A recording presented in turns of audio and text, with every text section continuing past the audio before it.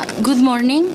Welcome to the first side event at Room 8, called Engaging and Connecting Youth through the Groundwater Youth Network by the Groundwater Youth Network. Welcome.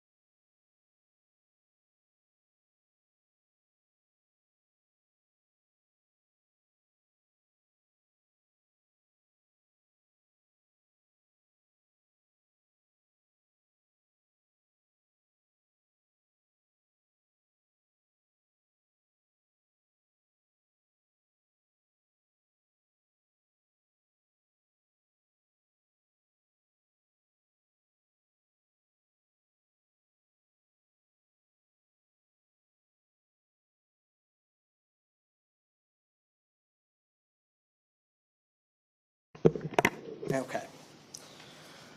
So, a major objective of ours over the course of the next few days is to leave no doubt that we're not only capable, but also prepared to take these challenges. In concluding, I believe that there's no limit to what we, the collective youth, can accomplish in this lifetime. So without a further ado, I will give it to a couple other of our volunteers to go ahead and explain to you guys what the challenge game is and what we will be doing this morning. Thank you. Good morning, everyone. My name is Alice Tilley, and beside me is Emma Davies. So we'll be introducing the challenge scenario this morning. So when you entered, we all gave you a post-it note, and you should be sitting with your corresponding colour. Now in front of you, don't worry if you're not, in front of you is a QR code. So one of the QR codes will show a challenge scenario. Second QR code is a framework. So what we'd like you to do, apologies to those online, I hope you could hear that. But just to recap, there are two QR codes. The first QR code has a challenge scenario, and the second QR code has a framework. So we would like you, not right now, but when we say so, is to please scan the QR code with the challenge scenario, read it through, and then the second QR code is to fill in a framework. We will ask you a few questions on how you think you might be able to solve the challenge. Emma, is there anything else you'd like to add? Yeah, I would just say, in terms of what you have in front of you to work with, we have the little post-it notes that you can maybe, brainstorm your discussion on. If anyone isn't sure of what the Wi-Fi password is, we have it on this door here, and there should be one on each table. And just discuss, be open, and hopefully we can come up with some interesting solutions. And we're going to give you 35 minutes. Okay. Yeah, let's go ahead and get started. Okay. Anything unclear? Yes?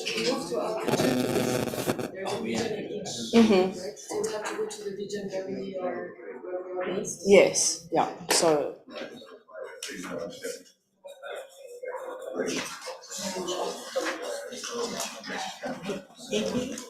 Maybe it would be useful if you say a few words for each scenario in its region. I think that I'm not sure that everybody understands. Yeah. So maybe each scenario has something different. So maybe we should point out that the scenario for Asia is this. So the others also know what is happening, not only in their QR code. I think it would be much more integrated in terms that they see that there are different problems, and not only one, and that just shared to all the regions. Maybe we can do that at the end, because I'm coming with you. No, I'm gonna come with you. Go around. Yeah, and also, Tell the people that okay, this is your issue, but or in the conclusion, maybe we should say something on all the scenarios that there are specific groundwater problems that you can find in these regions, and this is why we have chosen that. Say that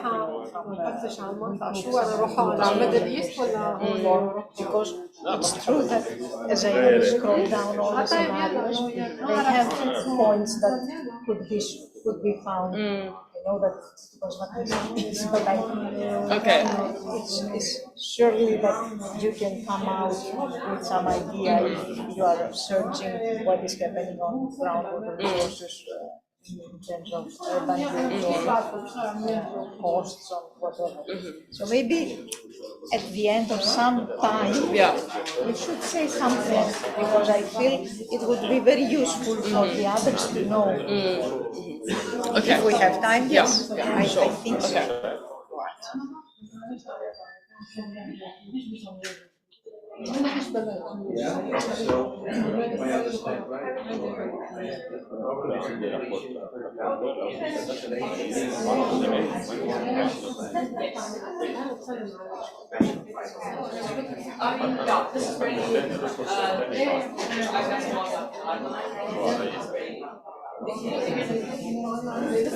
This is really,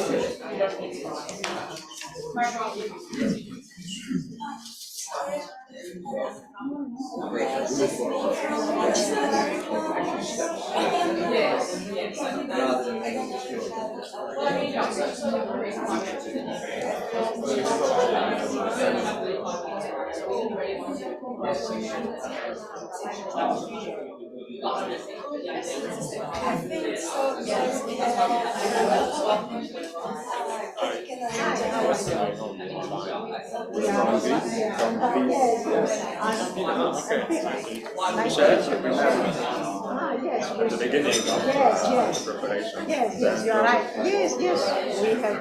Yes, finally we are here. It's good to know each other. Yes, it's very good. Hello. You are the session organizer? I am from UNESCO Center in Greece. Okay. And from the Secretariat? Yes. Nice to meet you. We are having an interaction game here. Which order they started? Okay. 9:30. So we are here.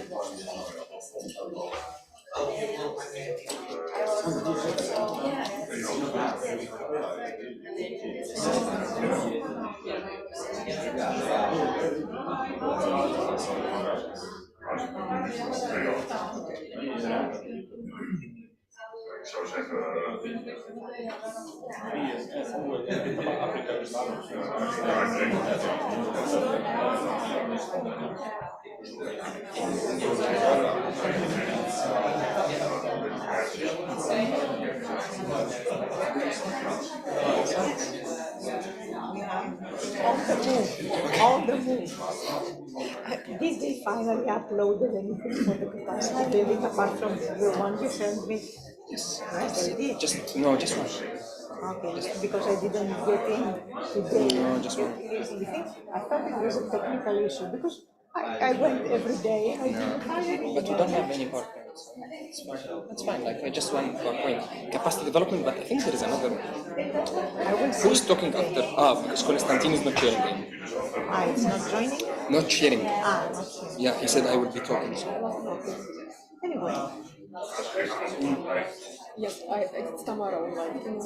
Yes, Tamara, hi. Yes, Tamara, good morning.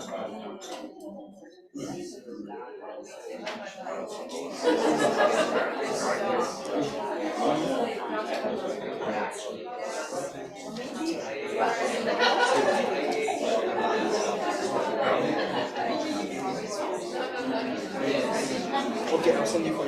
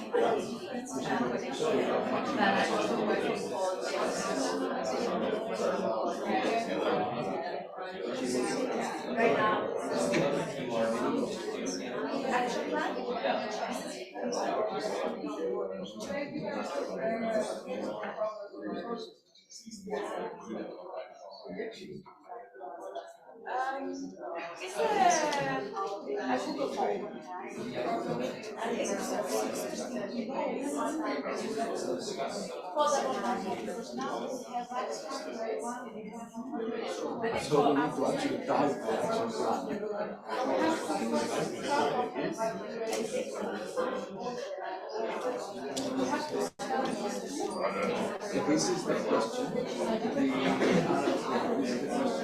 It says studying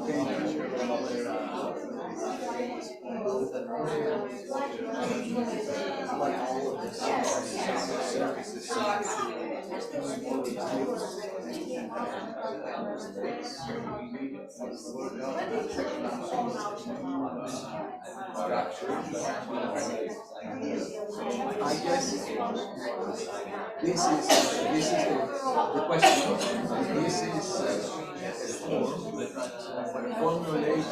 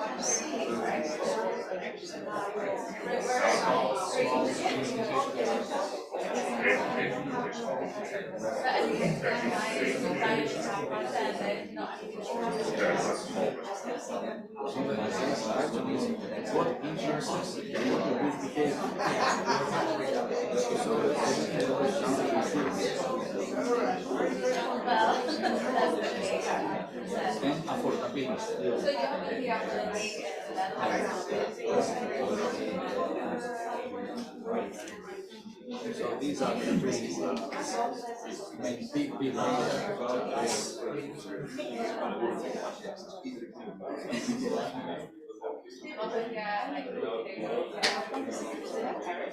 And I have to always report it. Someone from your side is taking notes and Yes,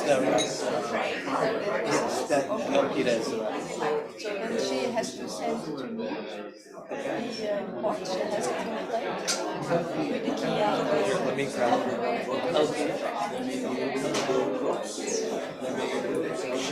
She's got some You are the instructions. right person now. Okay, so I am the secretary overseeing the reporting of these side events. This is a very special report. Our report is a particularly special because it came. So in terms of reporting, we have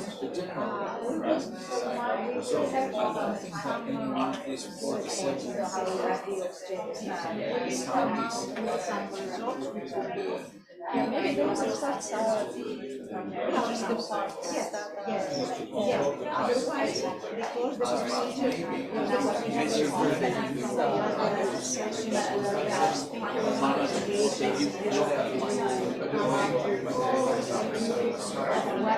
somebody says.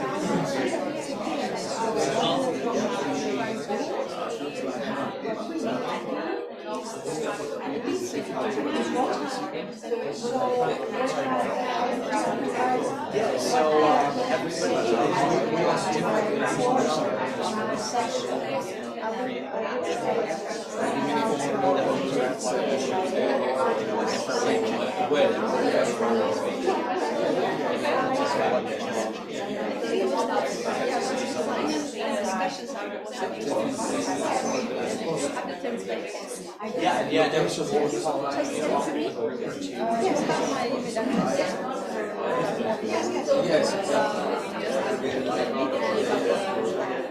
minutes or an hour.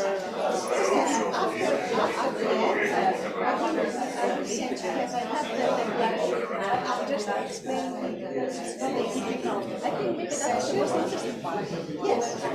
But still, don't expect to say that this speaker said that. This is like the more like side event was conducted in the form of a game and the discussions following the game focused on this, and I think that will be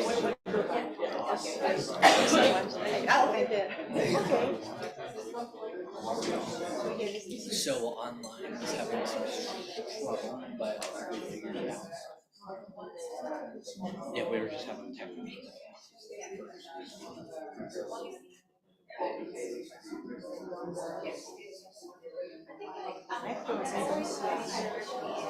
No, we were just, well, we didn't have a microphone at first. Wait, and then they were having trouble with like all the slides. Okay.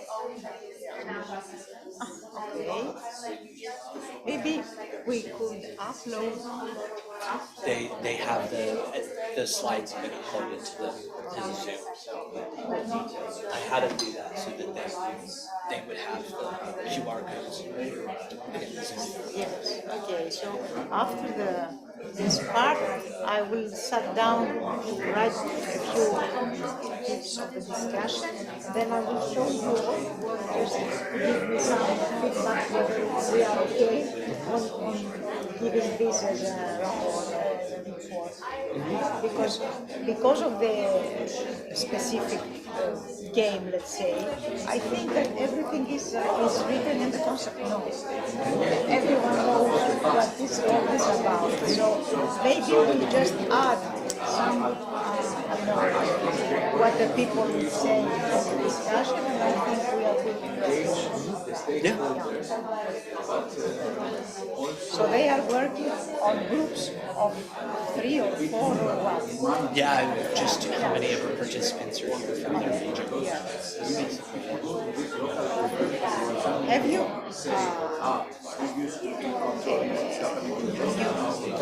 you may have given the scenario from the region, but it concerns another region. And yes, but why have you? It would be maybe interesting to see in their region what they say. Yeah. That was in parallel, not you are doing a perfect job in mixing up. Yeah. Yes, it's it's perfect. But I'm curious to know in this specific problem of their region, what would they? Yeah. Well, how would they look at it? How would they? Knowing that they know better what's going on? Conditions, and maybe we could ask them maybe in the 2 or 3 minutes that presentation. It's not. I will speak freely on the questionnaire because it doesn't have any value. Just say 30% of that. I don't feel that it's the sample as such to provide stable ideas. Yeah, and we've talked about that. I don't think so. But what I think is that we could mention a few things. I mean, the different opinion of males and females in the different regions, for example, and then ask them to think. Okay. Storing the groundwater. Can come back to what we said about. So keeping the water in the ground, like bring Recycling, and then collecting on the ground. So it's like artificial recharge, managed aquifer recharge. Yeah, I think like these types of solutions are effective in So you mentioned artificial recharge. yeah, when it rains, That's when it rains. Coming from this, knowing the specific circumstances. And another thing you said. for now we are proposing Yes, in this. Yeah, no, but I think the two things in Namibia, you mentioned collecting but rainwater. they're not doing any kind of grey water recycling. Okay, within the city. So it's grey water recycling. Okay.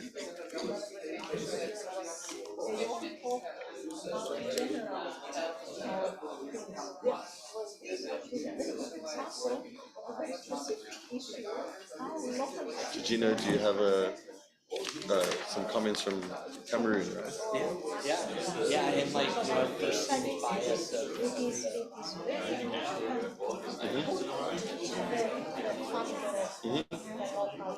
It's incredibly important because no one knows better than that. Yeah. Ways to do it. That's why we say decentralized administration and not go from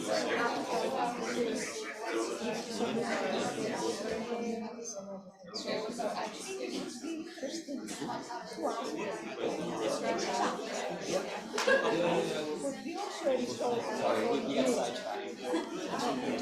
Yeah, I think it's very arid, and they expect it to become more arid, right? With climate change. And what water would you use for this aquifer recharge? Since there is no rainwater, what kind of source of water would you use for recharge? I'm just asking, not because you have to In Cameroon, they have the water, I suppose. Yeah.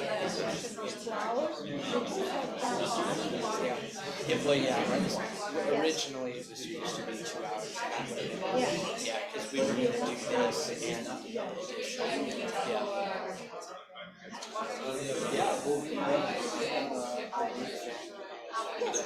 feel like it would be interesting. Now we don't have the time. Yeah.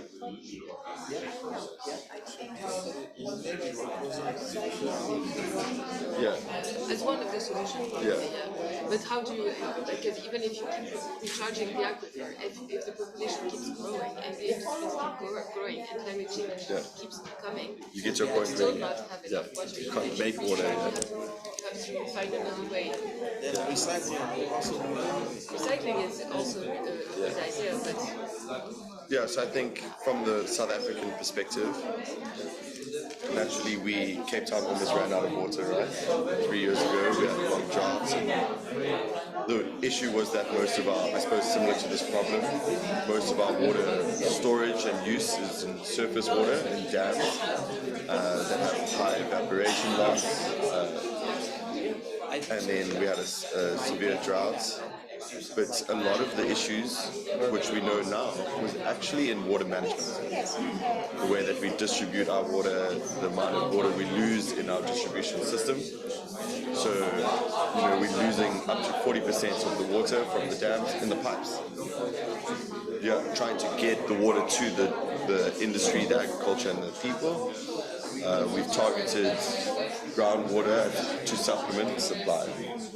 We do have managed aquifer recharge programs. In the bulk water balance, there is enough water, more than enough water. But the largest obstacle for us is skills and capacity to manage the water resources, conflict and disagreement within government organizations on who should be managing the water, whose responsibility, at whose cost it should be to maintain and build new infrastructure. These are more the challenges that we face, right? So the scientific skills are there. We've found the solutions, and then now we're in the next step of the problem, right? Where we've identified the sources to help us and adapt and mitigate climate change. But the real challenges are to implement it and have longevity in the solution as well. So we invest lots of money in a new program, a desalination program, and in 5 years there's no maintenance or something goes wrong. So these are more the challenges for us. But I agree, in this context, finding the right source, identifying the sinks where the water could be lost would be the first step. And then there's opportunity for growth, right? This is also a new economic sector. Managed aquifer recharge, there's new skills, there's new jobs. So I think that's the South African perspective. Just similar to what you experienced in South Africa. South Africa and Namibia are the same. Everyone's going? Very well. Okay, good. Yeah, we've just been identifying our own country's problems and the solutions, and then we'll get to, I think, trying to agree on that. Yeah. So, Namibia, I remember when the last time you came, you ran short of water, and now you're trying to manage what you have in the reserve and be able to still provide water to the city. How do you make sure that water is not lost? Like you said, you were losing about 14% of the water available. So Namibia said they make sure that everybody gets involved in the management of the water. So once the water is going down, they begin to sensitize through the radio, through television, and they let them know that, okay, this is the amount of water we have. Now you have to reduce your wastage of water. If you used to wash your hands like 2 times a day, wash more. All these things. And they said that we were able to really reduce wastage. Yeah, we did this as well. Yeah. Do you want to give us the Tunisian perspective? So also in Tunisia, one of the main aspects we're focusing on is the awareness raising, because actually, even if it's one of the most arid regions and the water stress is very serious and it's getting more serious, a lot of people don't know it. Just they don't know. They think water will always be there. And there's no, it's only almost 100% groundwater usage. There are dams also, and a little bit of surface water, a little bit of rain, but most of the water available is from groundwater. And so we have a big awareness raising campaign through national campaigns, like you mentioned, like TV, posters, and everything. Advertisements. And there are also some specific trainings for decision makers so that they have the right discourse, because there's also big populism in Tunisia. So every time the policymakers are afraid to say anything about water stress, because people will think it's the fault of the government that this situation is. So they need to be also more aware, even if people making decisions in the Ministry of Agriculture and Water. So we also have a university program and student, like a school program. So this is like a big behavior change issue, but we also take into account the industry. So I'm actually in charge of bringing the industry into the picture to reduce their water footprint through sensitization, but also pushing those that are already going that way. So I'm working only with companies who are already aware of climate change issues and water stress, and we try to support their activities to reduce water consumption from the aquifer and water efficiency and reduce pollution and reuse within the industries. And so that's also inside to so really getting the industries into the picture, the hotels, the agriculture, the textile industry. We also work, of course, with the Ministry of Water and Agriculture to improve policies and implementation of these policies, because in a lot of countries in Africa there are very nice codes and water codes and all this, but they're not implemented. So we're trying to work on the implementation side. And also creating incentives so that sometimes you see some things like there are subsidies for certain crops in Tunisia that are heavily using water. And we think that the whole thing about productivity of water is important, because if you use crops that are heavy water users, but then they don't even have a big return on investment, so it doesn't make any sense. So they should switch to crops that use less water and have more impact on the economy and have more revenue. So this would be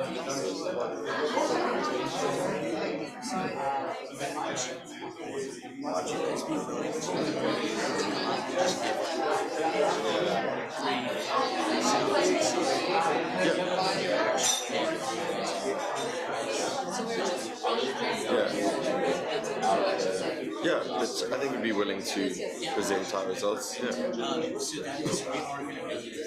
How long? To get a synopsis. That's fine. Maybe one important thing is that we decided not to work on increasing water availability, but really reducing the demand.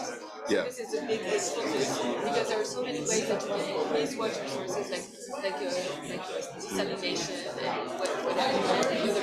But if you don't reduce the demand, it's never going to get better. So yeah, and it'll just carry on increasing. Creates a narrative. So should we say reduce demand or reduce wastage? Yeah, I think that's so I think in the way that they framed it seems in the way that they framed the question. Yeah, the way that they framed it. Yeah, they framed the question that it's a water, like the bulk water supply is not going to be grown. You don't have the money to desal more water. We could maybe work on some of the storage, but a smaller focus on moving surface water to groundwater storage.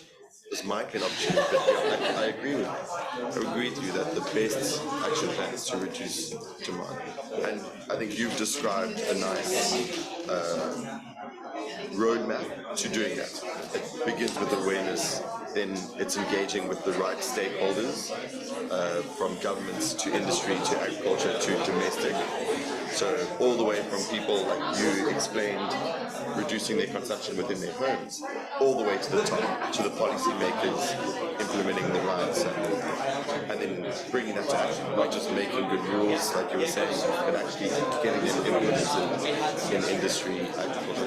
But I think you probably have the most experience in this, so I'd suggest that you maybe present the synopsis, and then we can contribute. Okay, so let's try to bring it together. Yeah. So how, just trying to answer the question. The question is, describe the action plan. How does it work? How will it be implemented? And why do we believe it will work? And then the second problem will be, what are the challenges and what are the opportunities as separate things? Yeah. For me, I have a problem with saying reducing demand. Because But how do you reduce it? Because you need, I mean, of course, there will be an increase in water users. But if all of the water users are aware that they should use less water, and use technologies to reuse water and to recharge the aquifer, then you have, even if you have more people or more entities, you still try to Reducing consumption. yeah, reducing what did you suggest? Demand. Yeah, it's more just that's a vocab thing. I think we're all agreeing on what we're trying to do. It's just a slight choice of words. It's like when I do a lot of work for when I work with the UN, you can't say water security because security means something else within the context. So I think it's just a vocab. But yeah, I think consumption. So reduce consumption from groundwater essentially. Right? This is the bigger issue. That's the biggest source in Jordan at the moment. Or the one that we're concerned about, right? The recharge. Yes. But we have only 5 minutes, so maybe we do it after. Yeah.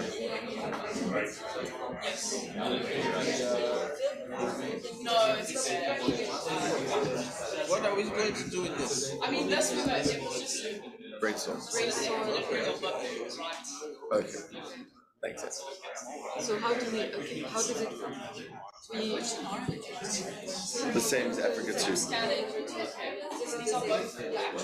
So we're both working on number 2. So how does it work? Focusing on awareness, on stakeholders, and applying the regulations. Yes. Stakeholders plus, okay, but all this, so, okay, applying regulations, stakeholders, awareness, and innovations. So awareness would be for public, for decision makers, and Maybe industry, like business, which includes the agriculture and yeah. So I think the one step that happens maybe before this is just constraining how much water is available, what are the sources, where are we losing water, and also there must be some research exploration for identifying new managed aquifer recharge sites. That's more of the science side. Yeah, I think maybe in innovations, yeah, managed aquifer recharge. And I think water management must be in there. It's actually management, so yes, of course, yeah, but cycle.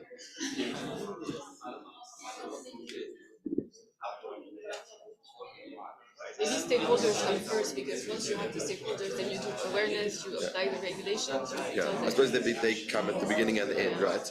Identifying all of them and then engaging with all of them. In all these different dimensions, right? Okay, so I think that's the framework. What challenges do we expect? Because I think at the end, why it works? It works because everyone is involved, and we're using less water. That's what's going to work. We're lowering the consumption, right? Sometimes the simple answer, we're going to use less water. This is why it will work. Okay. 2 minutes. Yeah. Cool. Yeah, we'll work on time. So challenge, okay. Awareness, stakeholders, awareness, enforcing, sharing. All right. Can I get everybody's attention? Applying. Awesome. So I hope that wasn't too hard and too stressful building those action plans. We tried to make that as easy as possible for you all. I know it's a very large task to do in about 35 minutes. We appreciate your guys' participation in that. And so I do want to ask Richard's group to go ahead and come up and give a little synopsis of their action plan. And then we'll also have either Emma or Alice go ahead and read what that scenario was.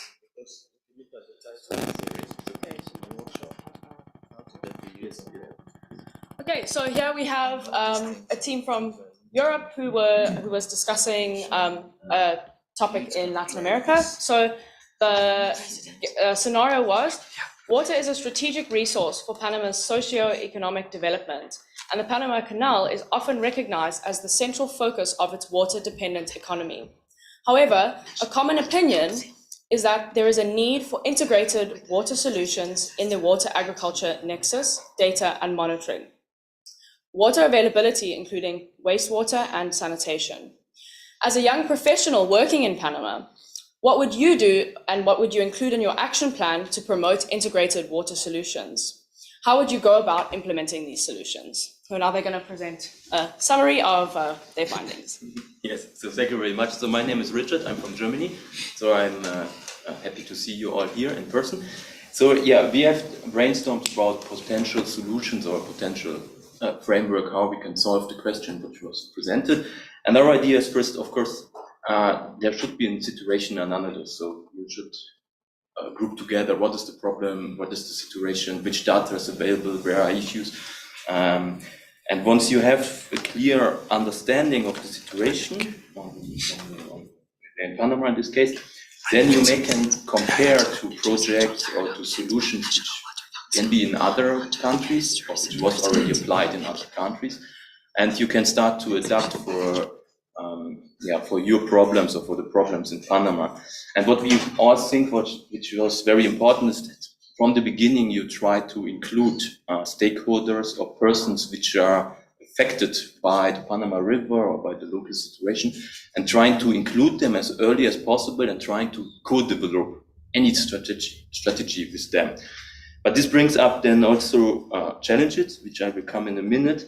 But once you want to apply your strategy in this region, of course, you will run in a continuous adaptation. So you need to monitor your strategies as well. And but this comes up with some challenges. This was the second question, actually. And the challenging we have here is the stakeholder engagement, because you can imagine you have different types of stakeholders, so different opinions, different regulations, or different aspects to consider. And you may come not to your solution, or you cannot implement your strategy. This can be a challenge, which can also stop your project. But if you succeed, you can establish some new human rights-based regulations, or some good regulations to use water in an efficient way. But if you not succeed, you may lose the stakeholders, and you cannot get the acceptance for the new regulations, and this is then again a problem. So it's somehow we think it's a hard trade-off between establishing some new ideas and getting stopped by local opinions or local issues. But still, I think a good idea here to solve the issue is starting with a framework development and trying to involve the stakeholders and the different situation from the beginning. That's what we have summed up in the brainstorm meeting. Give them a round of applause. All right, so we do have one more group that's going to come up and present their action plan. So Jared, if I could have you come up, or whoever would like to present for your group. So now we will have a group from Africa, and they will be speaking about an issue from the Arab states. So their game scenario was, in Jordan, there is infrastructure such as desalination plants, dams, and groundwater wells. However, with climate change making the desert conditions even more extreme and population increase, the use of groundwater is exceeding natural recharge rates. The over-extraction not only reduces water availability, but also puts potable water at risk for seawater intrusion. With limited funds to build more water resources, how will you manage the water resources to ensure access to water is maintained for both individual use as well as industrial, such as agriculture? Go ahead, guys.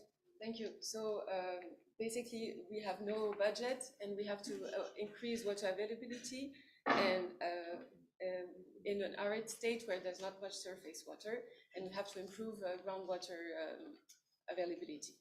So we all shared our experience and ideas, and we came up with a plan to focus on reducing consumption of groundwater by, first of all, identifying and entering into a dialogue with all the stakeholders. So these are all the whole public, the decision makers, the industries, NGOs, and we would go into a 3 steps approach, sort of like this, that you can't see. It says, okay, so first we would identify the stakeholders, then raise awareness for all these stakeholders, and then improve the enforcement of regulations and work on innovation and research. So why does it work? Because we would be, all of these stakeholders will be using less water. And how does it work? So we would focus on intersectoral dialogue between all the different ministries that are involved, and it would go into a national water council led by ministers and the president, and implemented by local experts, international organization, bilateral organization, NGOs, and also universities to involve the youth. And of course, we would need to find a mechanism for accountability through key performance indicators and all that. That's the idea. Perfect. Go ahead and give them a round of applause.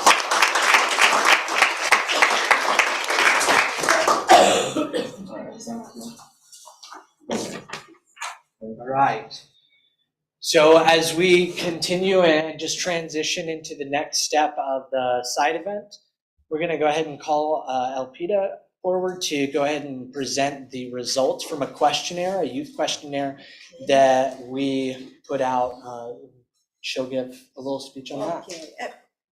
I won't take much of the time because I would like to raise discussion on the game. Just I wanted Elpida from Kolokitha, professor in water resources management in Aristotle University of Thessaloniki, Greece.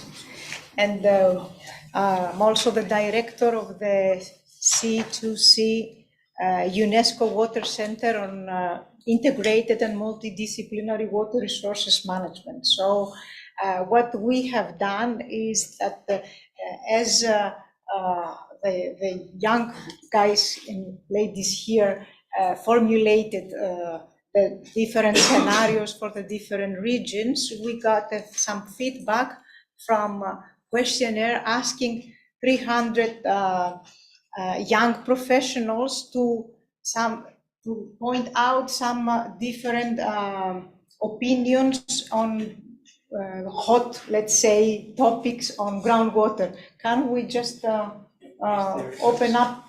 Maybe you cannot see the graphs, but it doesn't matter. I will just tell you the questions. The question here is whether you participate in a groundwater protection or management network. So we try to find out in which region we have people networking, and we came out that Africa, where people were doing good networking. So we have to work more on Arab states and on Asia and Pacific to involve more people. We have asked the people to give us an insight of what would be the biggest problem in the future. And of course, water quantity and quality were first at the preferences. Can we just shift? Okay, here. And then that was an interesting question that we have asked the people, based on your professional research activity, do you think that the measurable effects of the climate crisis on water resources are high, low, moderate, or none? This was an interesting question because we have matched it with age, and it came out to be, and I don't think we have it here, but nevertheless, I will tell you the results. It came out to be that the young people coming from the ages from mainly from 26 to 35, they think, according to their research interest and their research activity, that yes, we have a high impact, let's say, a high effect in relation to climate crisis. Whereas the older people thought that it was a moderate. And I feel that that was an interesting conclusion, because young people are more enthusiastic, have more, are more open to innovation. And I feel that the research activity they have give them the step to move forward. And this is a very interesting message to convey with all of you young people, that you are the ones that you give us the way in front. Also, there was another question that had to do whether which is the groundwater use priority for social sustainability. And we were asking about irrigation, urban, industry, and livestock. It was there also an interesting, some interesting answers, because we all thought that it would be urban the most common answer. Meanwhile, it was not urban the most common answers. It was, I could say, divided, because irrigation use in terms of the young people was the most precious, let's say, use compared to urban. And that was interesting. And we try to share it to the different regions. And we found out that Africa was the region that insisted, let's say, that irrigation use is the priority in terms of social sustainability against drinking water. Most probably because they thought that drinking water is by default, let's say, the first priority related to groundwater, since groundwater resources are the purest and the better to have it as drinkable. I think this, do I have another slot? No. I have one more slide. We do? We do, okay. So, and then we have differences in terms of gender. People that male and females have different perceptions on water, on social, on groundwater use priority for social sustainability. You can see that they think more males think irrigation is a priority against no, urban use is a priority against irrigation use, 30% and 25% against 15 and 15. And then we were also trying to relate the cost coming from the cost you need from groundwater use due to the increased energy prices. At that time, this energy crisis is having a great impact on groundwaters.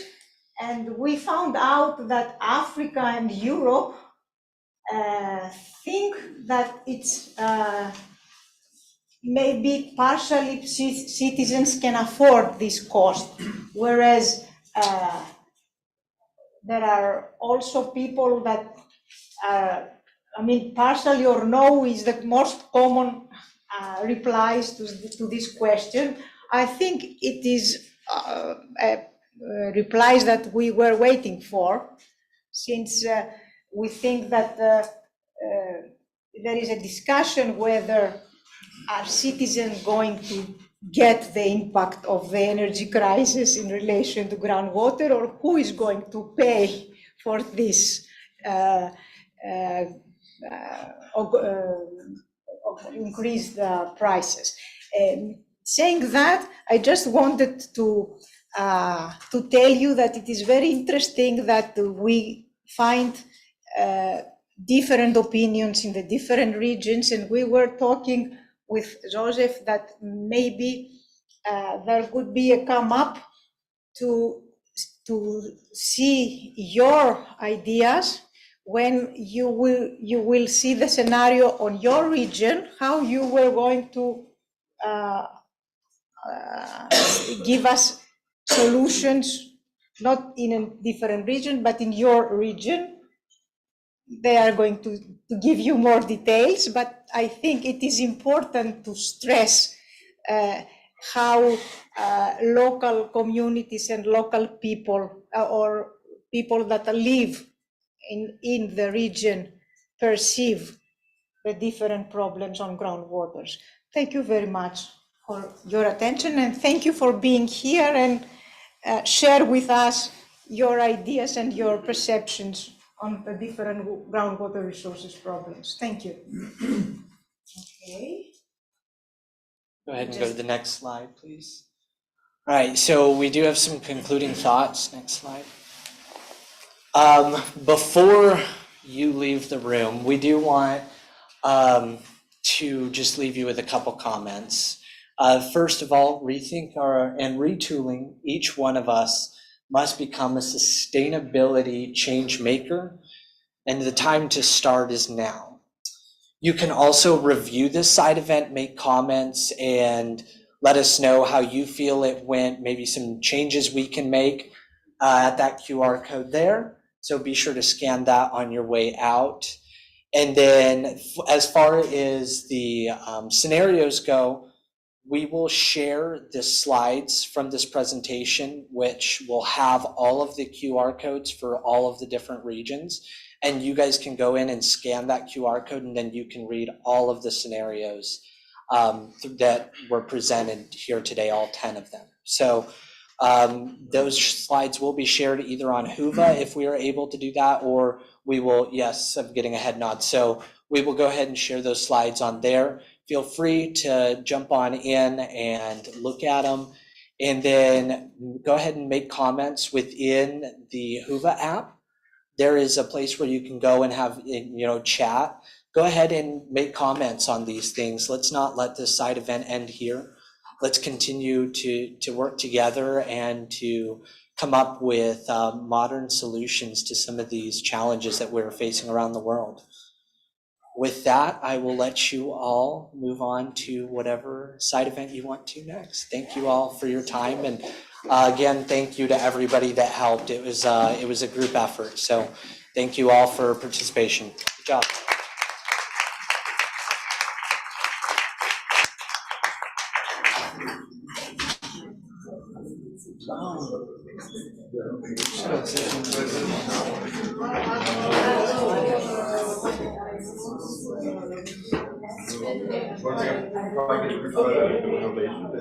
I will do innovation. Which 6?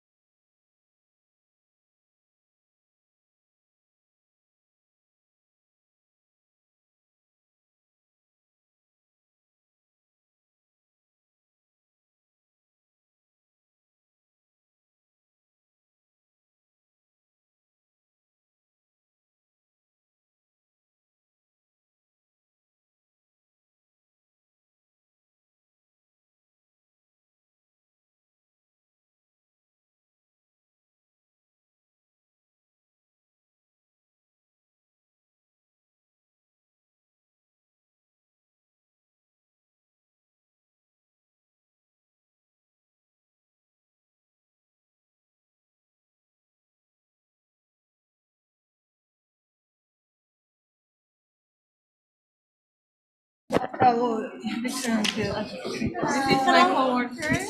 Okay, so, これを持って Good, yes. I haven't seen you because I was so. Yes.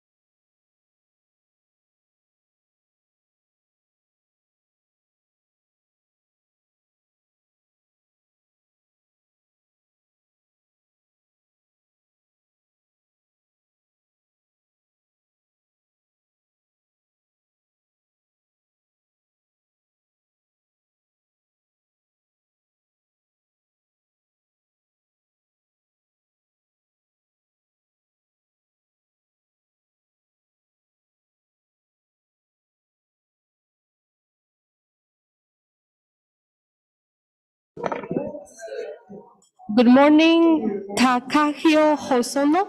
Good morning. Yeah, good morning.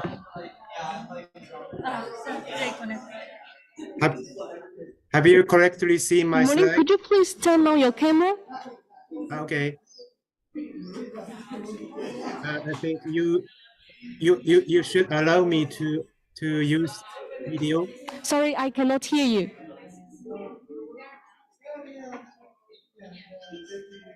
But I think you should allow me.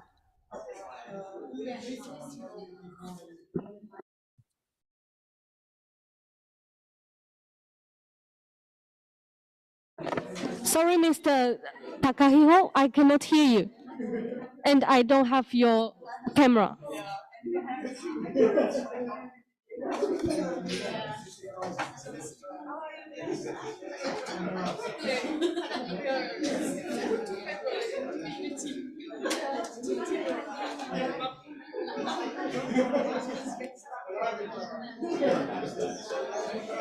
Yes, sir, I can hear you now, but we still don't have your camera on.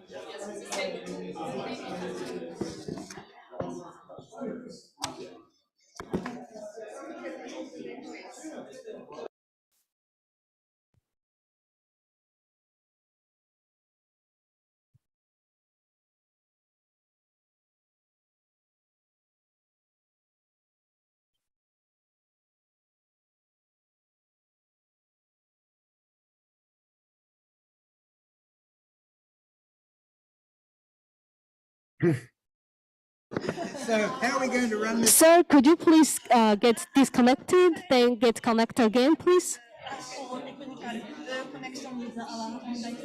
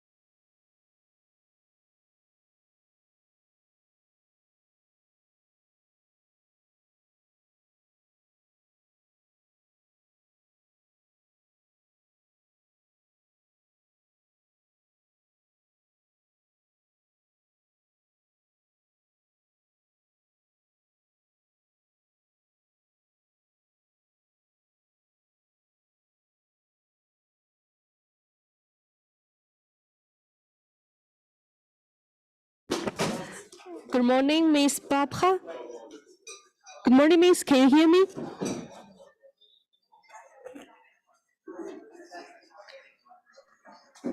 Hello, Yumika, do you hear us? I cannot hear. Yumiko? I think it's an issue with the Zoom. Hello. Because but I cannot hear either. I think it's like. Hello, good day from Almaty. Greetings. Do you hear us?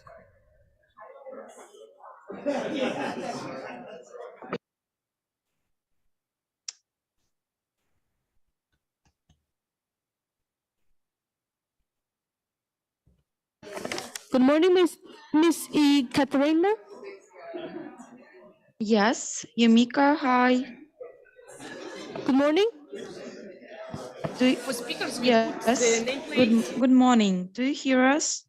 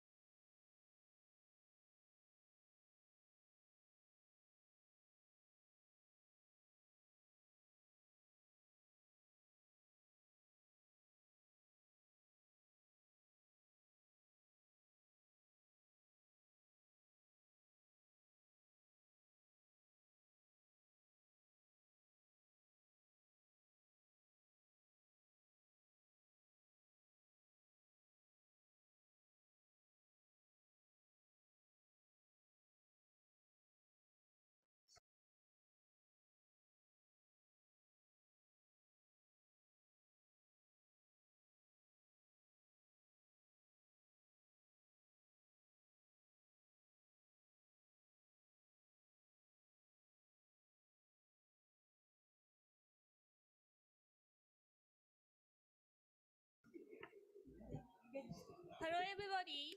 Thank you so much for joining our session about the sustainable and climate-resilient groundwater management in Asia and the Pacific, making the invisible and visible.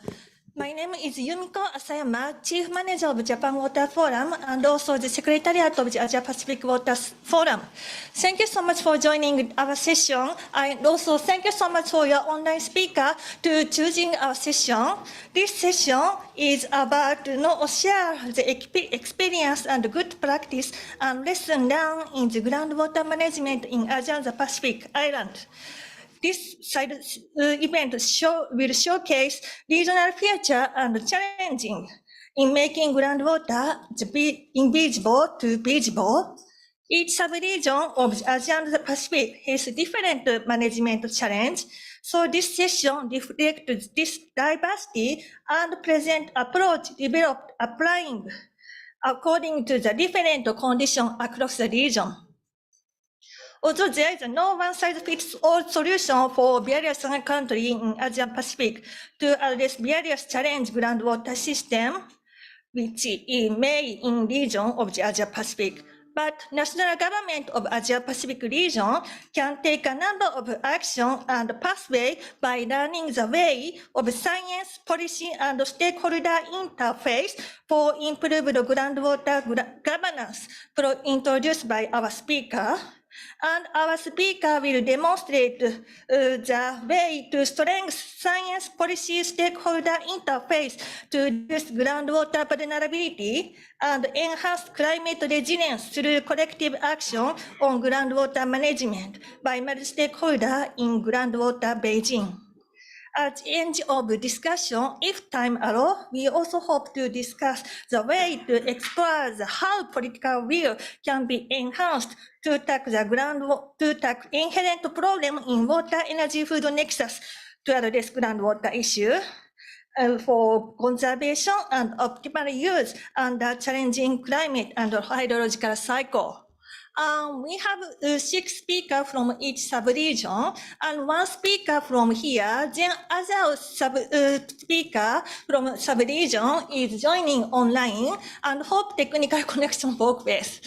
So firstly, I would like to introduce Professor Ian White, the professor of the North Australian National University. He will introduce the case of the North Pacific Island countries.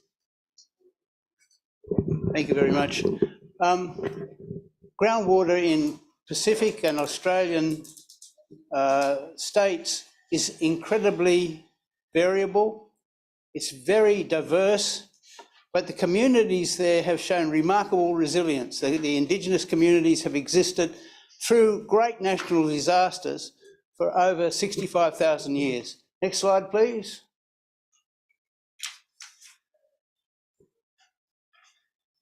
This is just one that we're experiencing right now, a triple La Nina. There have been 4 triple La Ninas since 1950. The latest one in the region, in Eastern Australia, we have massive record floods. Some towns have been flooded 6 times in the last 9 months, enormous floods. But in the Central Pacific, in the Equatorial Pacific, Kiribati is experiencing major droughts, so much so that on the 15th of June this year, the government declared a national state of disaster because their groundwater started to salinise. So enormous differences across the region, huge spatial differences. Next slide, please. What I want to do is, I can't discuss the whole range of things going on in the Pacific and Australia, just a few examples, and I want to use the UN World Bank High-Level Panel on Water's frameworks for water action, which really help identify progress. Understanding water, valuing water, and managing water. Okay, next slide, please. So in terms of that framework, the Australian government and the New Zealand government have invested major effort in trying to understand the climate in the Pacific. And that understanding has led to forecasts of the next 3 months, which are very, very accurate, of rainfall distribution and water stress. And this just shows the New Zealand NIWA predictions of 3 months in advance water stress across the region. And you can see that great spatial difference in behaviour. Some countries are experiencing severe water stress, some of them have excess water.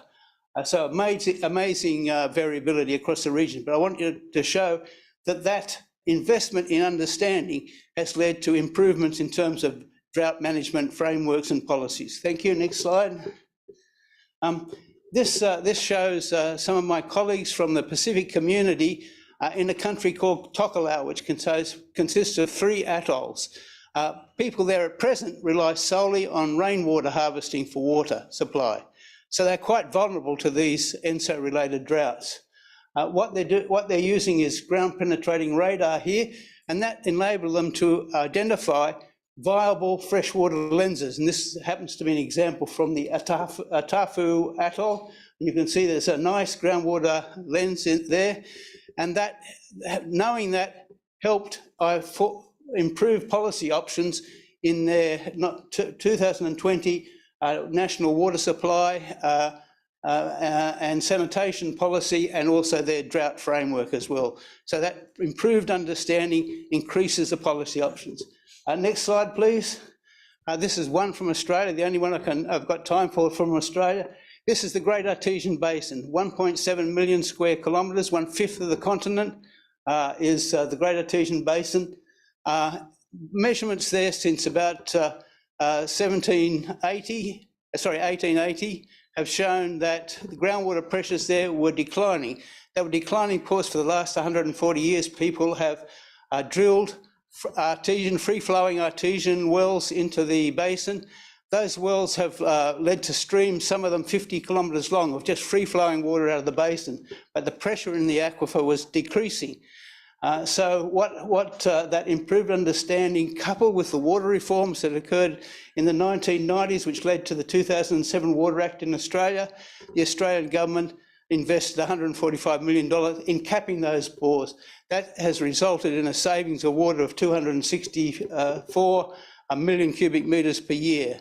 So again, the improved understanding has led directly to improved management. Next slide, please.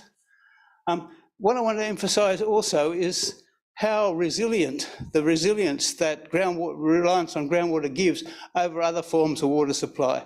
And this is from the Hunga Tonga, Hunga Hapai, massive volcanic eruption in Tonga in January this year, 2022, which deposited vast amounts of ash over the main island, Tongatapu, which completely blanketed rainwater harvesting systems. It also led to a tsunami, but because of the Water Act that had been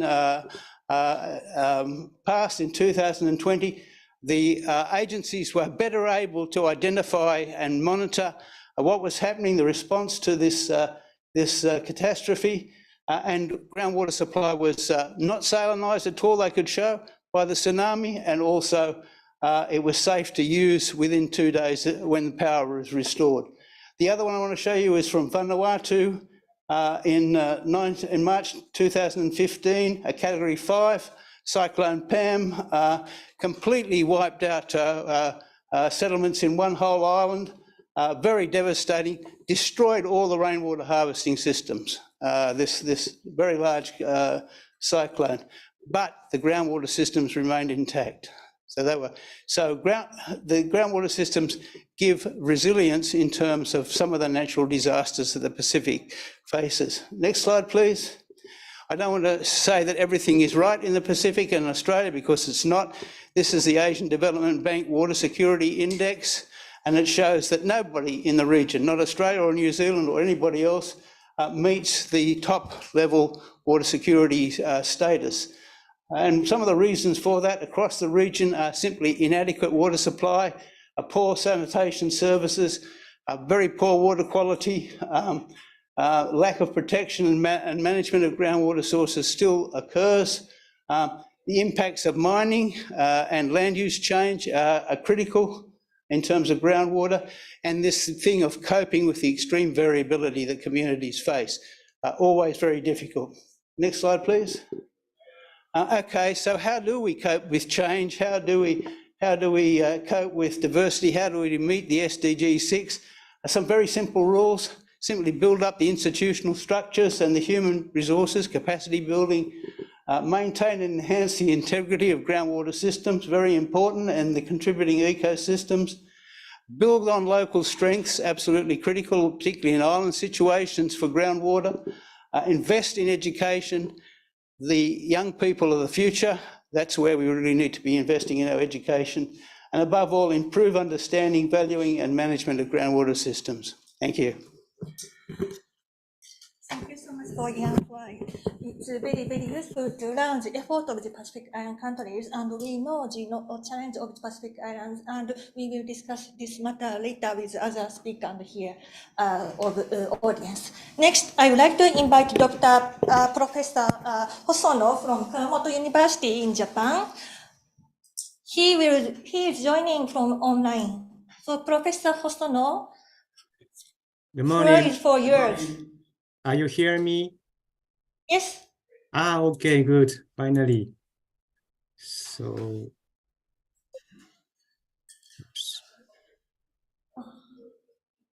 do you see my slide?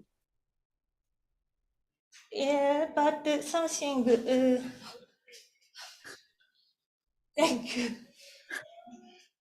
Good. There's some, Now I can see. Yes. is it okay? Please start. Ah, Yes, okay. that's okay. Okay. Okay. Thank you very much. My name is Takahiro Hosono from Kumamoto University, Japan. I'm very happy to join this session to report from Japan. My talk consists past problems, current problems, and future's perspective for the issue along with the title.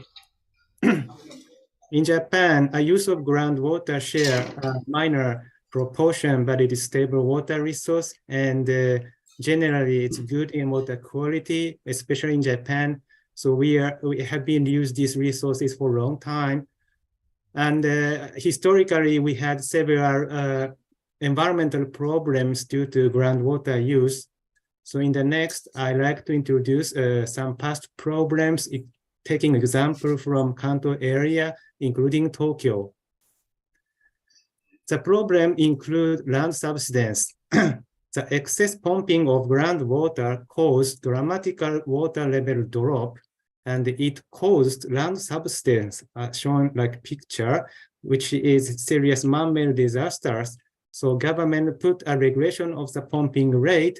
So then the problem seems to be recovered.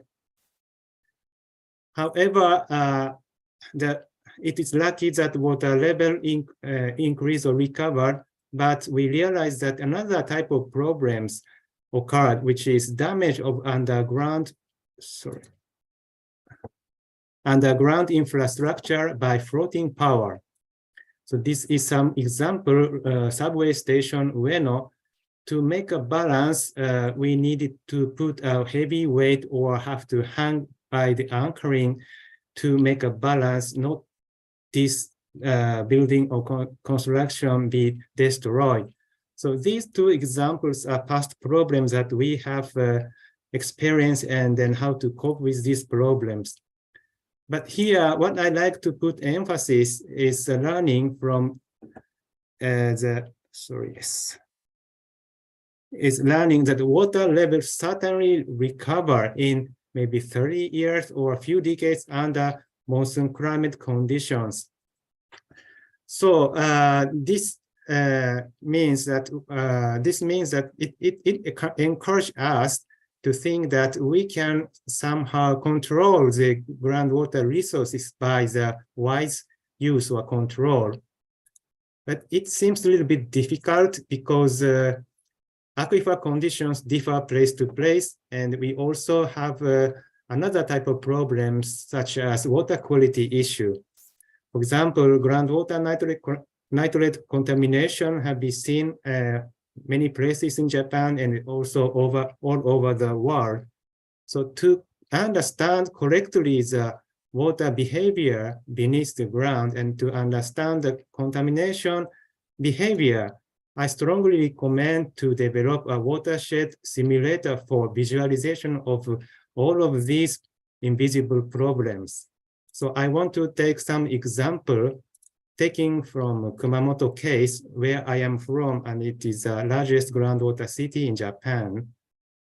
So for developing the model, this is, for example, Kumamoto, in any place we are interested, we segmented the area by the computer, by gridding, and then to allocate it some hydrogeological parameters by learning geological distributions and land use pattern. We also have to consider water uptake or irrigation, such kind of water use record, and also climatological condition, including precipitation.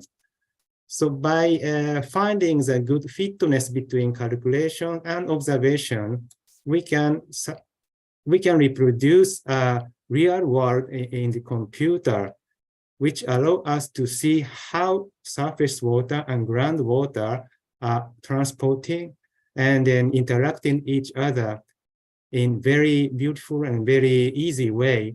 So this is model, so we can test many things. For example, if some overpumping is expected in the upstream area, we can estimate what kind of problem could be happen in downstream, in which intensity, as well as at which time scale. So we can use this visualization for more practical discussion. So by constructing the groundwater model, we also can add some law of contamination behavior in each grid.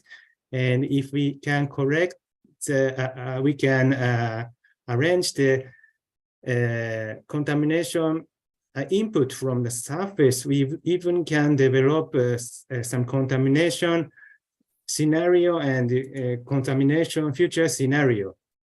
So for example, by this visualization, we can more easily discuss for the point we are concerning what intensity of the contamination could be expected at which time scale, and what kind of action should be made at which areas and when. So this kind of visualization make us more easier to discuss about the issue. So I think I propose that construction of such model for one region is very critical and key to enhance the discuss of the issue we are concerning. So that's report from Japan. Thank you very much for your attention.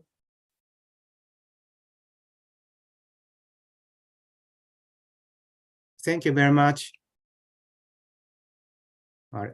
How Japan has improved groundwater management using best available science for the last 30 years or more.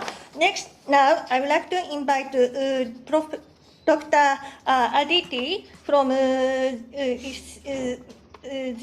UMI in India. Aditi.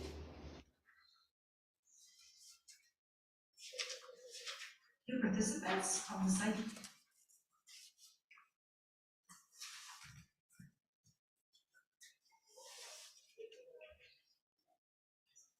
Aditi, can you hear us?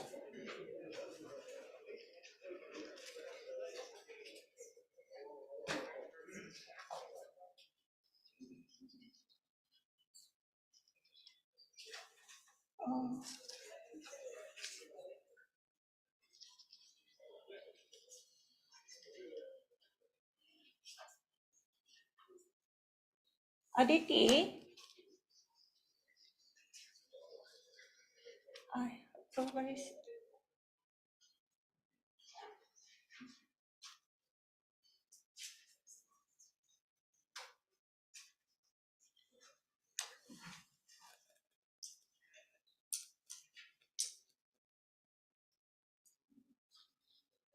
Aditi from UMI, Principal Researcher of UMI, India.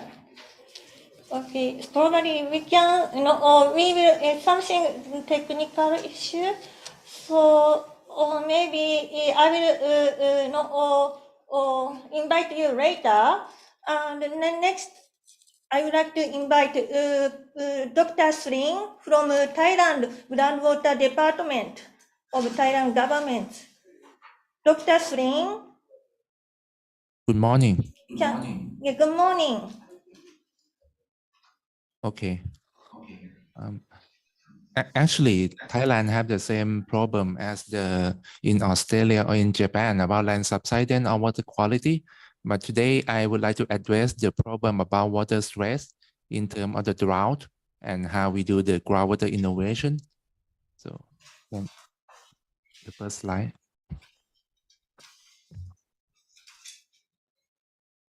By Thailand hydrologic sector. By slide 2. This is the Thailand hydrologic cycle. So if you see the annual rainfall is about 1,600 millimeter per year. If we multiply the area, the total rain volume is about 800,000 million cubic meter per year. So we have three components. The first one is evaporation, is about 60%, about 500,000 million cubic meter per year. So the rest will be the surface runoff and groundwater penetration. So for the surface runoff is about 25%, it's about 200,000 million cubic meter per year, and about 80,000 million cubic meter per year will store in the reservoir. It means that about 120,000 will go to the ocean, to the sea. And the rest is the groundwater recharge. It's about 100,000 million cubic meter. It's about 15% of Thailand hydrologic cycle. So next slide. So if you see the 100 million cubic meter per year for the annual recharge, and if we say that the safe yield is about 45%, it's about 45,000 million cubic meter. For the current groundwater use in Thailand is about 15,000 million cubic meter per year. So it means that groundwater availability that we can use safely is about 30,000 million cubic meter per year. Next slide. And if you see that you know that now we tackle the climate change, it means that the big water spread issue for the drought is really severe. For example, the duration of the drought, the amount of rainfall is still the same, but the duration is not the same. For example, maybe you say rainfall is about 3 or 4 months. Now the duration is shorter, to be like 2 or 3 months. So it means that the shorter duration, but rainfall intensity is higher. So it means that we have to tackle how to face the flood problem and also the drought problem at the same time. So what we do, we change, because we know that we have to do something for the groundwater development sites. And for the past, we use the small project, as you see on the left-hand side. We use only 1 borehole for 1 village. So it means that in Thailand, we have about 75,000 villages in Thailand. So if we do something like this for 1 borehole and 1 village, we should take about more than 100 years to finish. So what we do, we change how to think. So we think that why don't we do the big system? So that is why we change. For the left-hand side, we use only for the small borehole and use like the 3 horsepower pump. For the right-hand side is the IBF in Thailand, the first IBF in Thailand, riverbank filtration. So we use the pump about 200 horsepower. So it means that this one we can pump more than 300 cubic meter per hour from this size. And for the groundwater storage, if you see on the bottom left, we have about 20 cubic meter of the groundwater storage tank. But nowadays we have like the left and right hand side is 2,000 cubic meter each. And the water distribution tank is 300 cubic meter. So it means that the total size is about 4,300 cubic meter for the storage and distribution. So what we changed, so next slide. So the 3rd of April this year, we have the first Royal Initiative project that our current King Rama X, he come to open the ceremony for the event in the biggest size in Thailand. So I will show you in the small clip that how is the big of the site. Play video. This is the water distribution tank. It's about 300 cubic meter each, and this is the water just only in the top. So it means that you can put the water to without any problem to the, and the 2 storage tank is about 2,000 each. ไปต่อเลยหยุดได้ไม่เป็นไร next slide.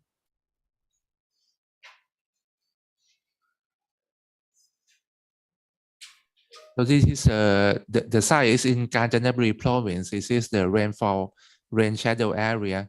So if you remember, I told you earlier that the rainfall in Thailand is about 1,600 millimeter per year. For Kanchanaburi province, this size is about 800 meter. So it's been 50% of the annual rainfall in Thailand. So the people need to bought a lot of water and pay a lot of money for their life. So what we do, we change the system that we told you. Next slide. So this is the whole district. It's about 13 villages, and we have the 2 distribution tank and the storage tank. So we put on the left and right hand side. The reason we design like this because it's different topography in this area. So we use the groundwater engineering to design this one. So this one can supply the water. We use the 8 boreholes. And the next slide, please. We have the 8 boreholes around the sites, and we pump the water from the 8 borehole to the storage tank, and then pump the water to the groundwater distribution tank, and then use the groundwater distribution tank to supply the water to our target. So the first one is they use for agriculture. They can change their life. So they do a lot of money because water is equal to life. So when they have the water, they change their life. They can plant a lot of things, plant the flower. They can use for the cows. They can use a lot of things for the groundwater for agriculture. At the same time, we also use the groundwater for domestic use as well. Next slide, please. So, and we have the agreement between our department and the local authority that they need to put the groundwater for free for drinking water. So it means that for the sites, in each site, we use like for 5 years for ROI. So the people can use the water for free. They can get the water and they change their quality of life. So it means that the money they can save for the water, they can put that money to do the other things. This is how our model. So this is how we made the groundwater invisible to be visible, to change our mindset for the small scale to be the biggest size. But also we have another challenge as well in terms of land subsidence, in terms of water quality, in terms of a lot of things like many speakers already say. So it is our challenge to regulate groundwater standard and volume for sustainable use as well. Thank you. Thank you so much for Dr. Srin for introducing the Thailand government effort to improve groundwater management for people and also for Thailand's economic activities. And next, I would like, firstly, regarding Dr. Aditi from UNI, she is now traveling to Nairobi and she has a very technical challenging to connect us. So she cannot make it for presentation here, but she will happy to share her presentation slide to you if you kindly contact us.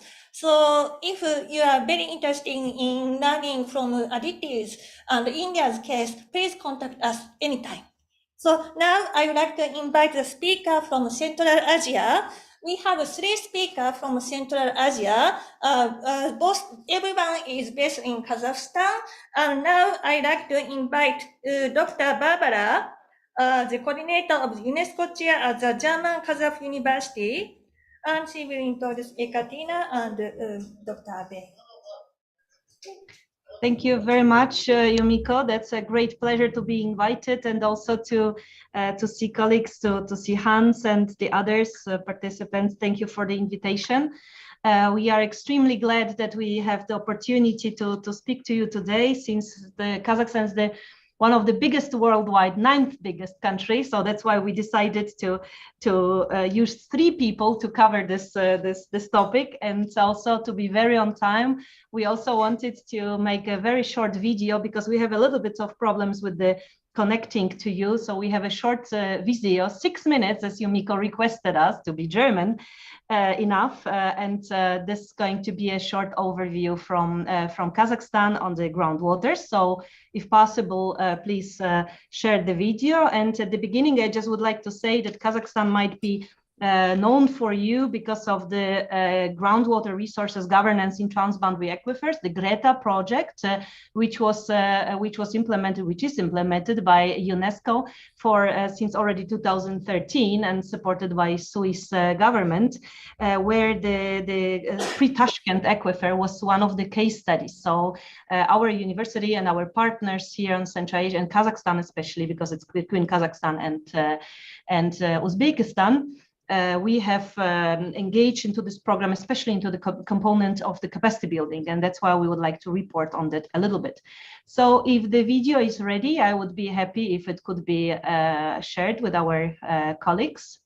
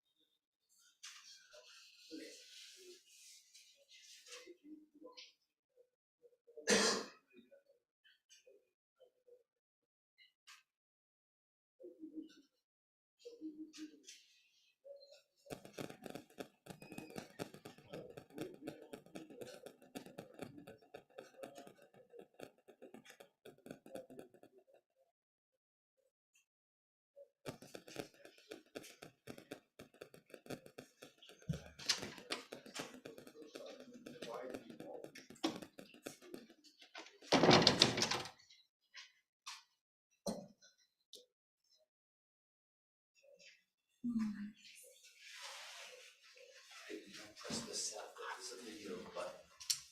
When you share, but if you press the right down the left, share sounds. Yeah. Share sound. Share sounds. Please click on share sound. Yes. Yes. Check. No.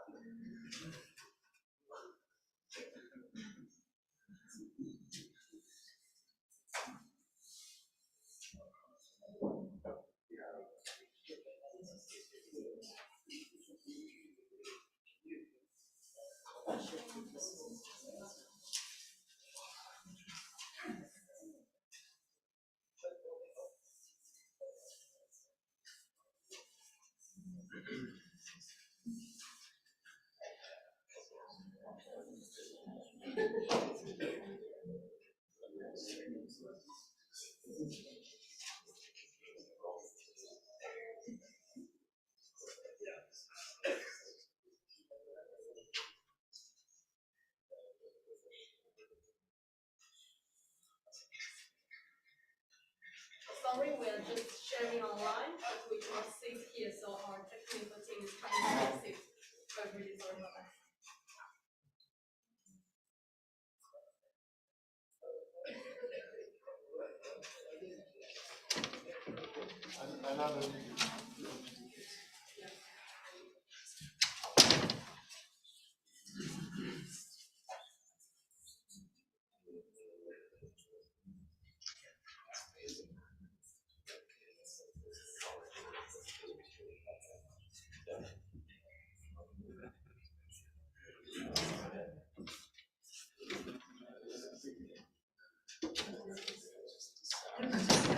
On-site event sustainable climate resilient groundwater management in Central Asia and Pacific, making the invisible visible. My name is Barbara Schubert. I'm the Vice President of International Cooperation and Sustainable Development at the German Kazakhstan University.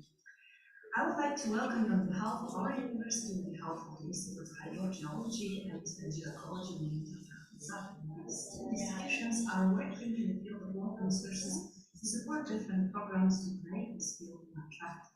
I would like to present a colleague, co-authors of the presentation, Dr. Abhay Jabasov, and is the head of the laboratory Groundwater Resources in the Institute of Geology, Victorina Grushkova, and colleague DTA. The presentation which we are showing you today consists of many activities which make our institutions focus on groundwater. Central Asia has a great potential in this field, but due to the weak management, it's not very well used. Our institutions are focused on improving this situation. And just a key overview is to say that Kazakhstan has a great potential in groundwaters, but not used it in full power. And this could be changed by improving management and institutional sectors in the field of groundwaters. There is also a need for more scientific research, monitoring, assessment, and forecasting of groundwaters to make sure that invisible becomes visible. And there is a need also to involve youth as the future manager of different activities in the educational program of groundwaters.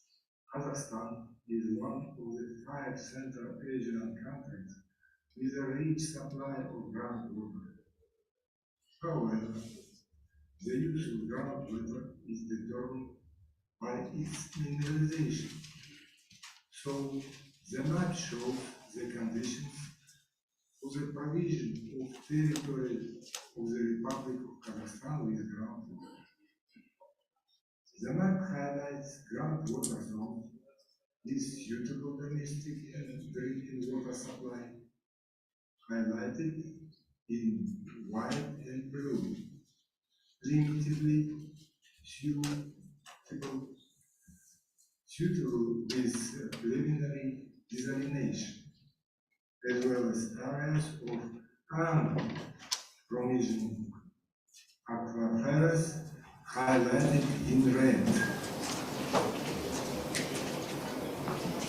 In general, the Republic operated 44.3 million cubic meters per day of groundwater reserves. The predicted operational reserves are 176 million cubic meters per day. Daily, it uses more than 2,000 cubic meters per day of groundwater for domestic and drinking water supply. The Institute of Hydrogeology and Geology, named after Mizrahi, is the only one scientific organization of Kazakhstan in the field of hydrogeology, geoecology, and rational integrated use of water resources. The Institute conducts major fundamental and regional applied research in the field of identifying scientific groundwater reserves and developing new methods for their assessment, hydrogeological stratification, mapping, modeling, GIS technologies, and etc. The Institute carries out commercial and government projects for assessment, monitoring, and forecasting of groundwater reserves in the Republic.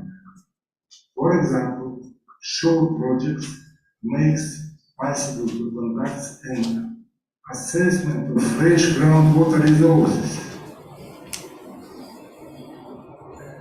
The Institute also promotes capacity building for young professionals in the field of hydrogeology and hydroecology through summer schools and conferences.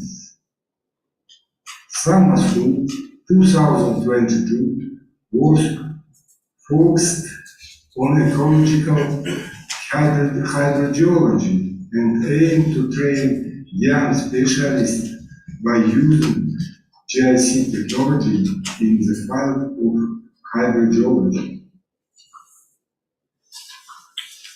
The Kazakh German University university provides research and capacity building in the field of water sector in Central Asia, including groundwaters. Hence, there are a wide range of the regional and international projects implemented by DKU. This year, DKU, with support of World Bank, was preparing the Kazakhstan Climate and Development Report, include water at all levels. There was made an assessment and prediction of potential natural resources for the Republic and was given recommendation for decision makers. For 7 years, Kazakh German University has been annually holding an Olympiad in the field of integrated water resource management among students from Central Asian countries, thereby contributing to capacity building of future specialists representing the region. The Olympiad covered the selected SDG according to international cluster including SDG 2, 6, 7, 9, 11, and 13. The regional summer school on the Aral Sea 2022 was held for the young generation which will influence the future situation in the region. The main objectives of this event were to expand knowledge in the field of sustainable management of natural resources, disaster risk reduction, and etc. This project contributed to increase the importance of groundwater and the prospect for its use in the future in the area of Aral Sea catastrophe as an alternative to surface water. Finally, we would say that groundwater in Central Asia has essentially a role for sustainability of the region and needs more attention from government. Existing gaps in assessment and monitoring of groundwater can be done by motivating and support hydrologists and scientists in the field of groundwater to conduct research and develop new technologies.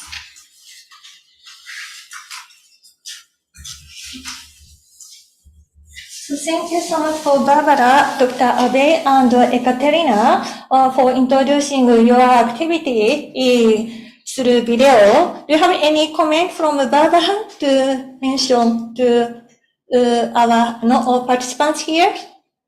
Otherwise, we will move on to the panel discussion. Okay, so yes, we will back to you through panel discussion.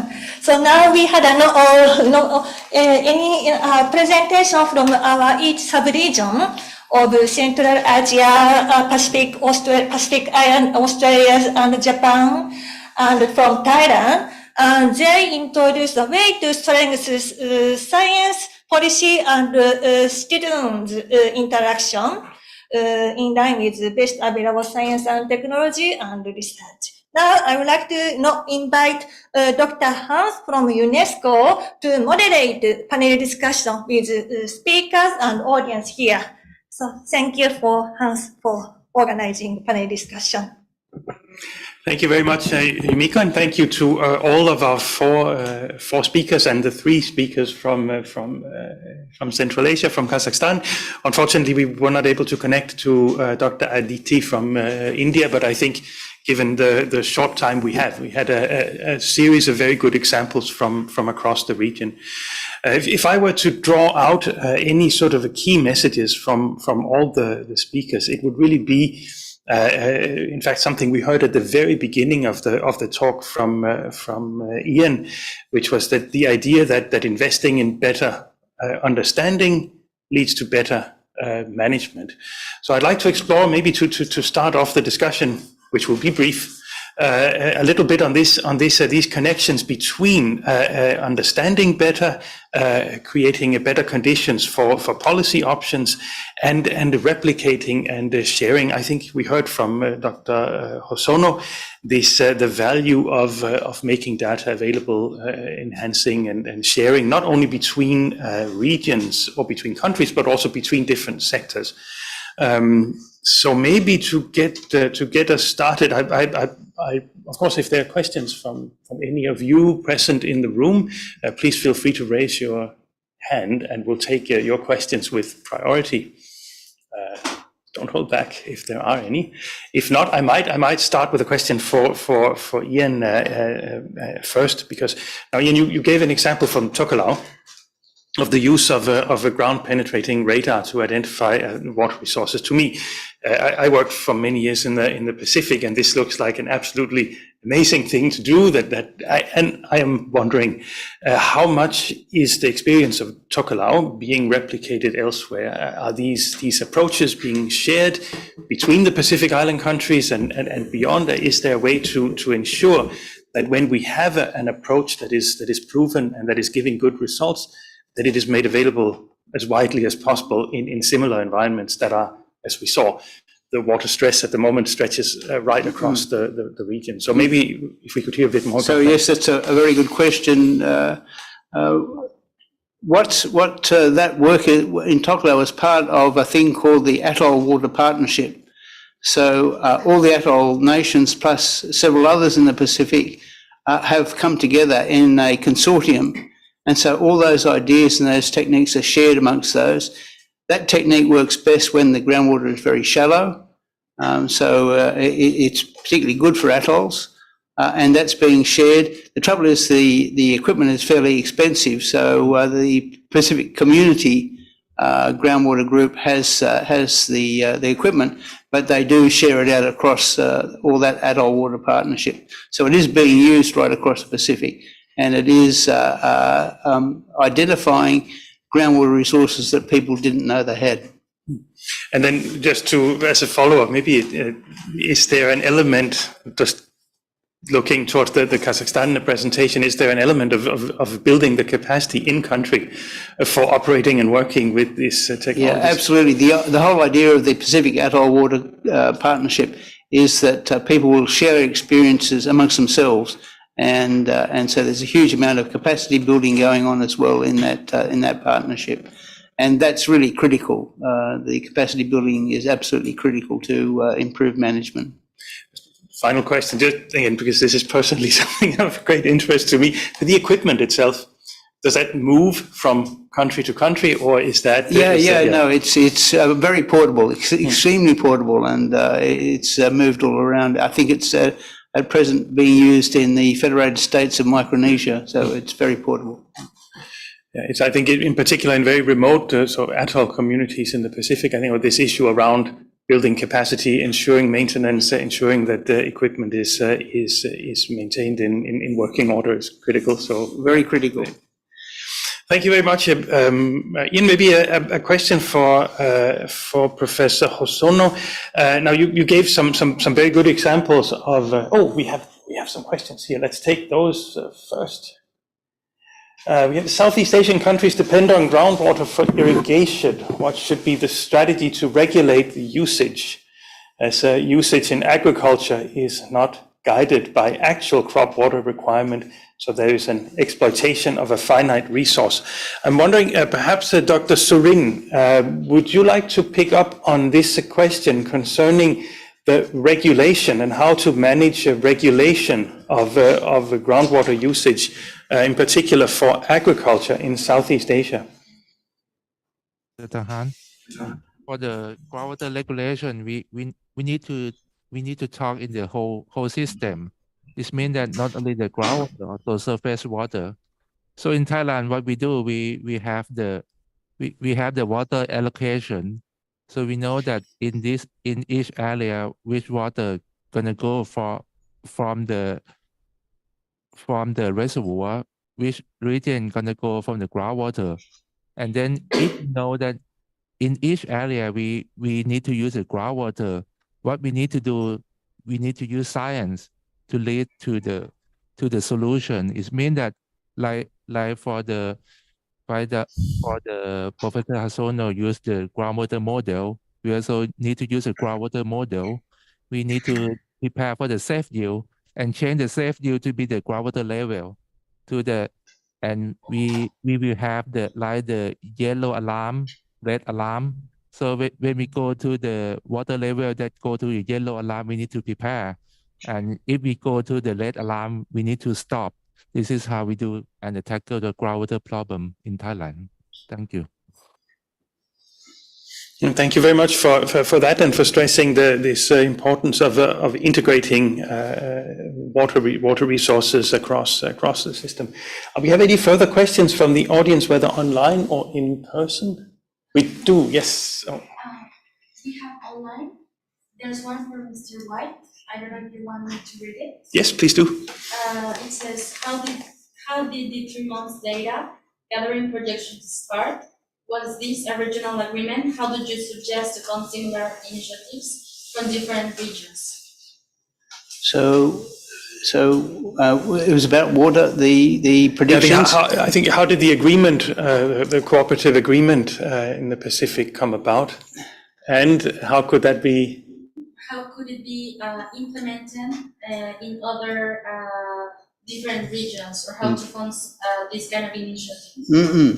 So in the Pacific region, there is a thing called the Pacific Community that deals with all the Pacific Island countries. They catalyzed it, so they got the Pacific Island countries together, and then a proposal was set up, and then they sought funding. And at present, that is being run from New Zealand, from the Ministry of Foreign Affairs and Trade, but they seek funding from all sorts of organisations. So they have a proposal that the countries came together to recognise needs, and then a program was put together, and it's been catalysed by a regional organisation that pulls together all those Pacific Island countries.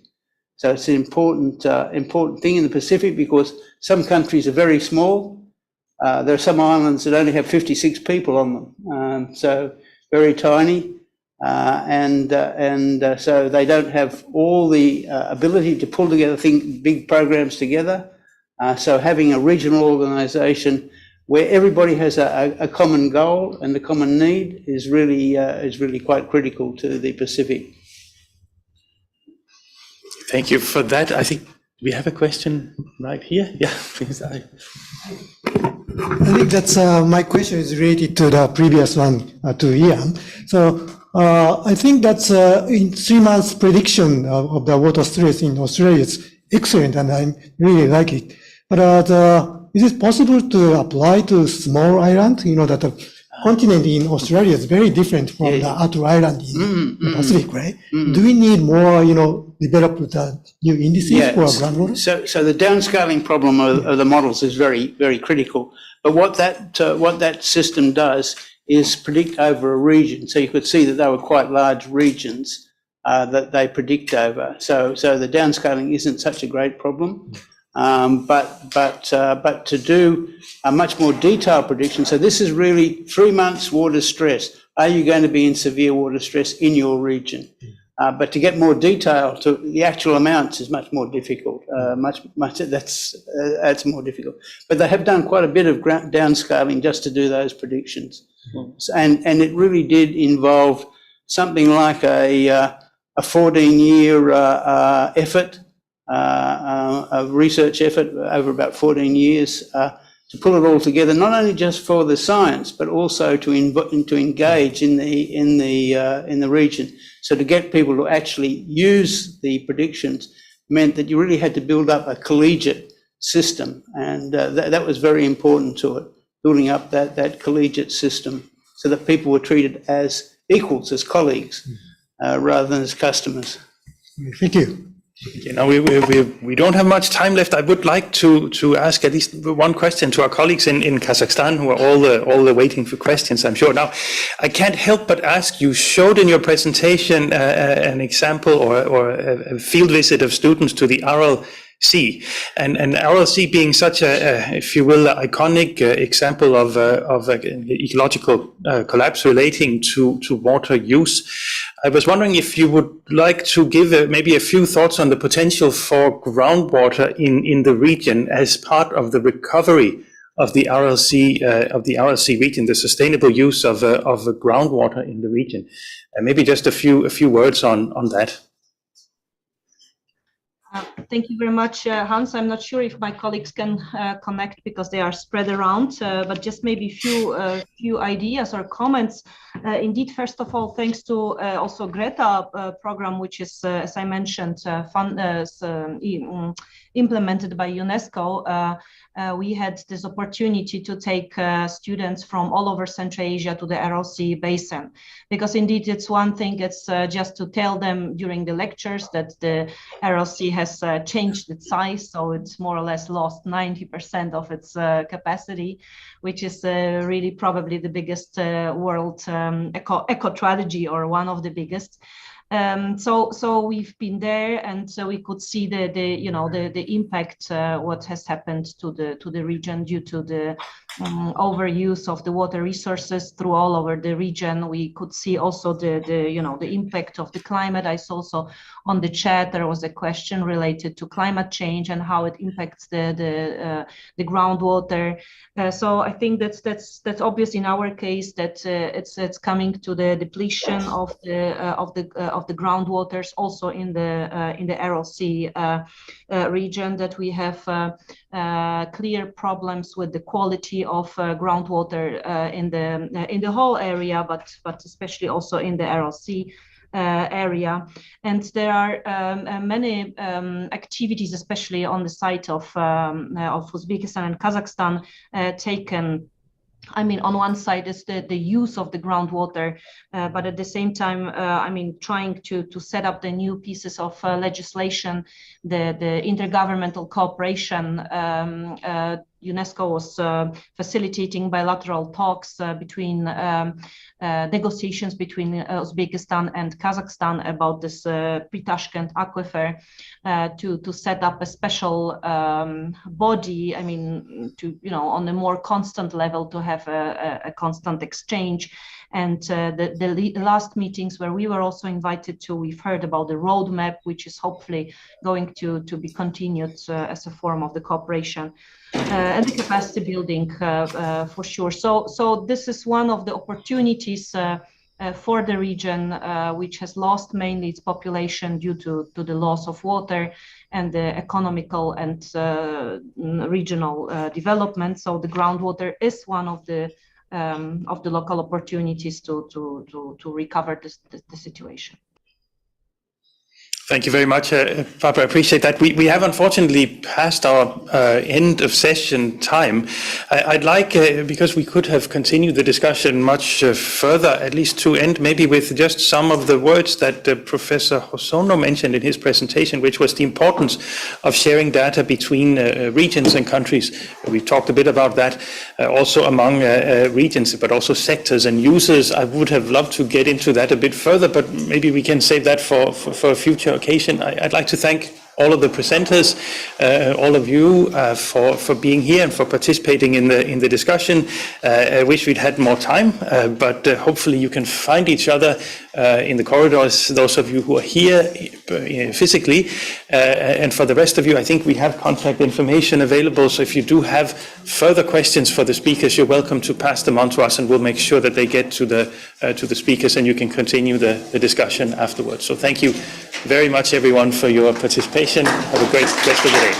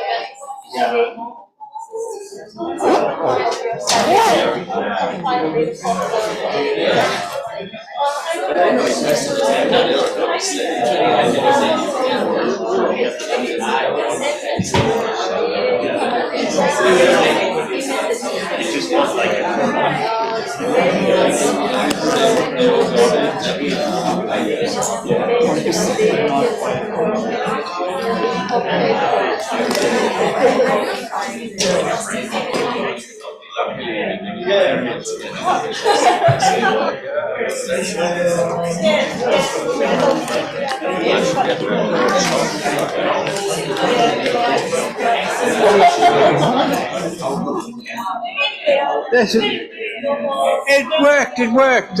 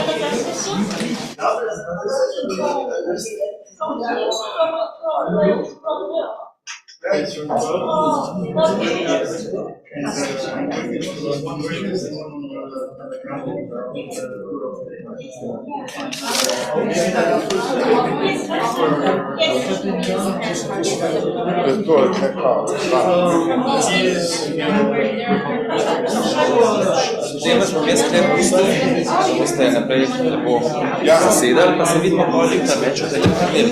Veleposlanica bo vesela. Ja, bom, hvala. Dejte, no, če ste tako prijazni. Kar velika družba. Ja, jaz imam svoje kartice s sabo.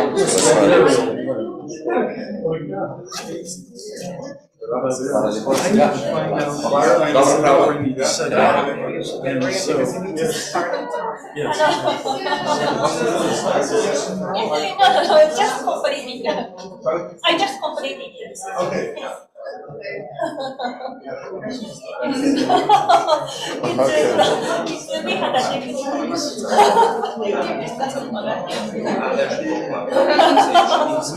I don't know, it's up to us now, George. I mean, shall we be here? Can't open it? Okay, let me copy it onto a thumb drive.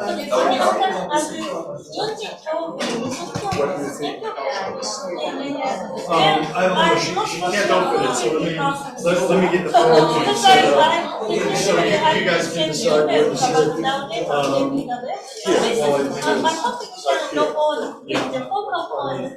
The rooms are really set up there. It's not really friendly design.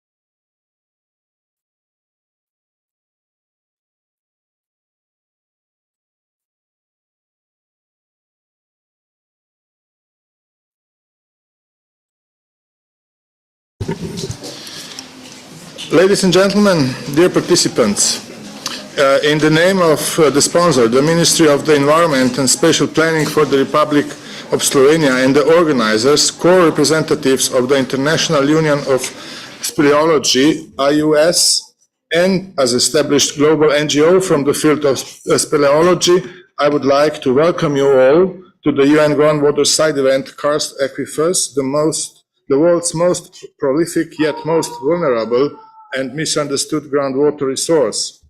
My name is Aleš Bizjak and I am the sponsor's representative.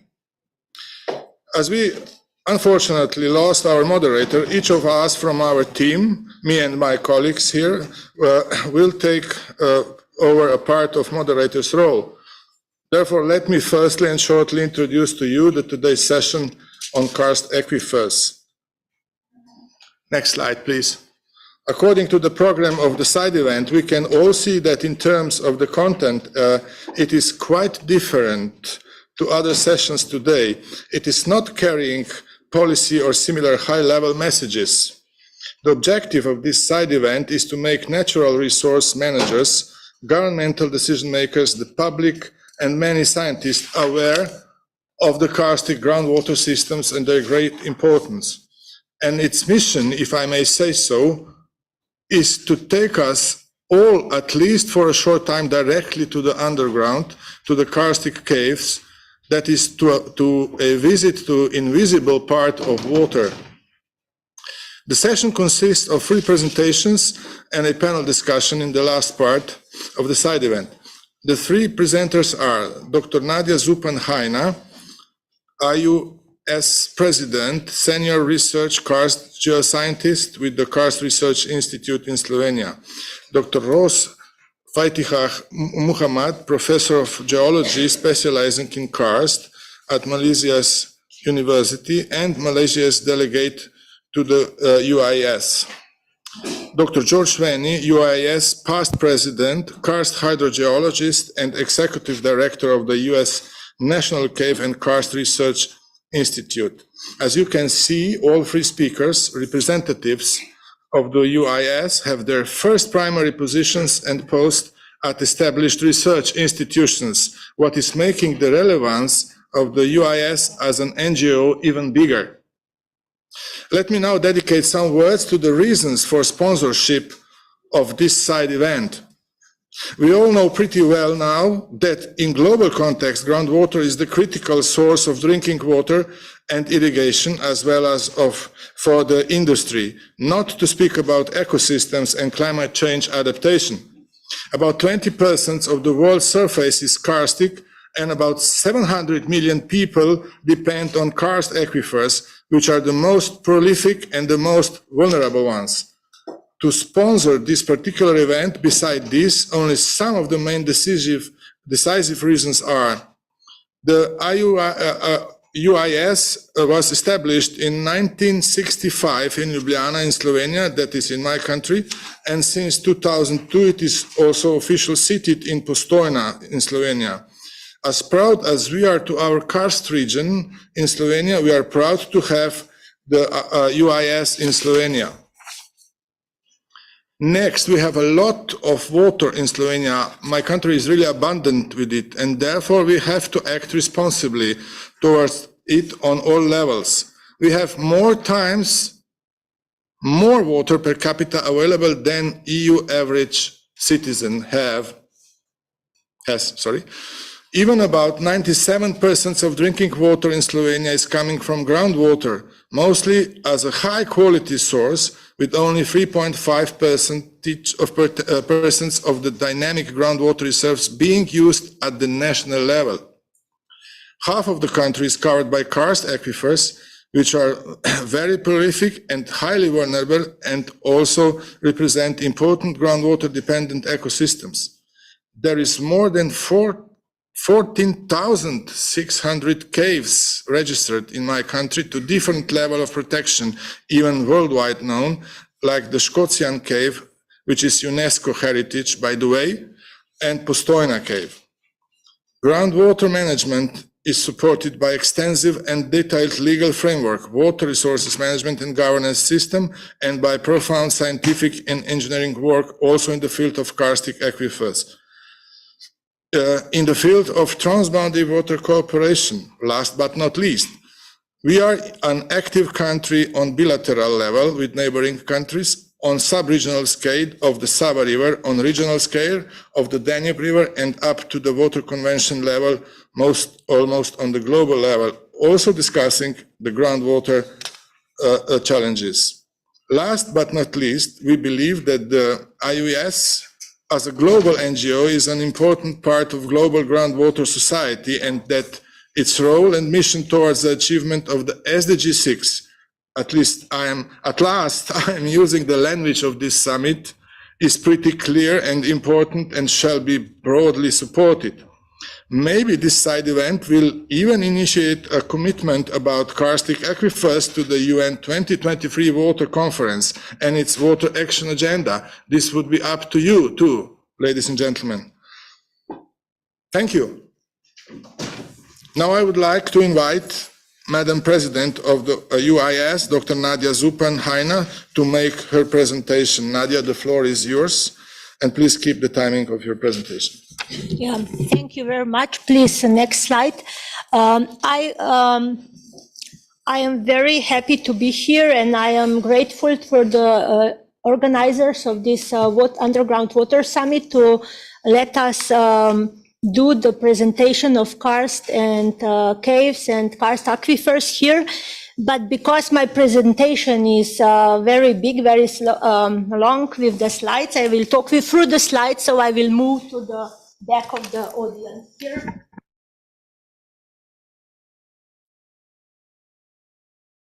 National Union of Speleology, which was founded in Slovenia, and it is non-profit, non-governmental organization that promotes interaction between the academic and technical speleologists of all nationalities, and the UIS has 57 member countries at the moment in the 6 continents, involving tens of thousands of cave scientists and explorers. It was founded in Slovenia because we have a long tradition in speleology, which is the science on caves and karst, and it has also the permanent seat there. And we hosted also the 4th Congress of the Union there in '96. The main publications of the Union are the International Journal of Speleology, then UIS Bulletin, and through the working commissions, we are preparing many various portals on the information about the karst and caves, so that all can be reached on the web. The main project in last year was the proclamation of the International Year of Caves and Karst, 2021, but due to the pandemic, we extended this project to this year, to 2022. And this event here at the summit, it is also part of these events, because we wanted to educate the world about the caves and karst and their importance as a little known resources. So explore, understand, and protect are the main themes of the year. So many different events were organized by member countries and partner institutions, and until now there was over 800 events reported globally. And one of the important was also the publishing of the book about karst, caves, and people, with the 64 photographers from 18 countries, which donated their photos for the book, and also these photos can be seen in these presentations. In this presentation, here I make a brief introduction to karst, caves, and their interaction with people. Karst is unique with its specific relief and karst large caves. 3 basic conditions must be met for their formation: soluble rock, water, and the development of an underground drainage system. But when we talk about karst and caves, we usually have association with well-known karst phenomena such as the world-famous tourist caves or UNESCO designated World Heritage Sites like South China Karst, Cygni of Madagascar, Plitvice lakes, or cave paintings. But in most karst areas, there is usually no water on the surface. The karst surface is rocky, without thick soil cover, and therefore unsuitable for cultivation. But the karst landscape is still inhabited by about 1.2 billion people. Different karst types and caves develop under different geological, climatological, and hydrological conditions. The availability of water is the most important climatic factor for karst development.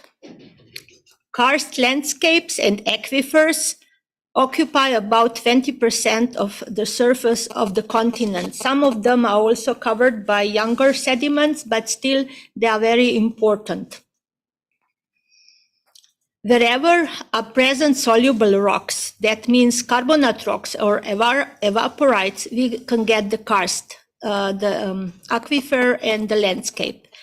But karst on carbonate rocks is known as a classical karst.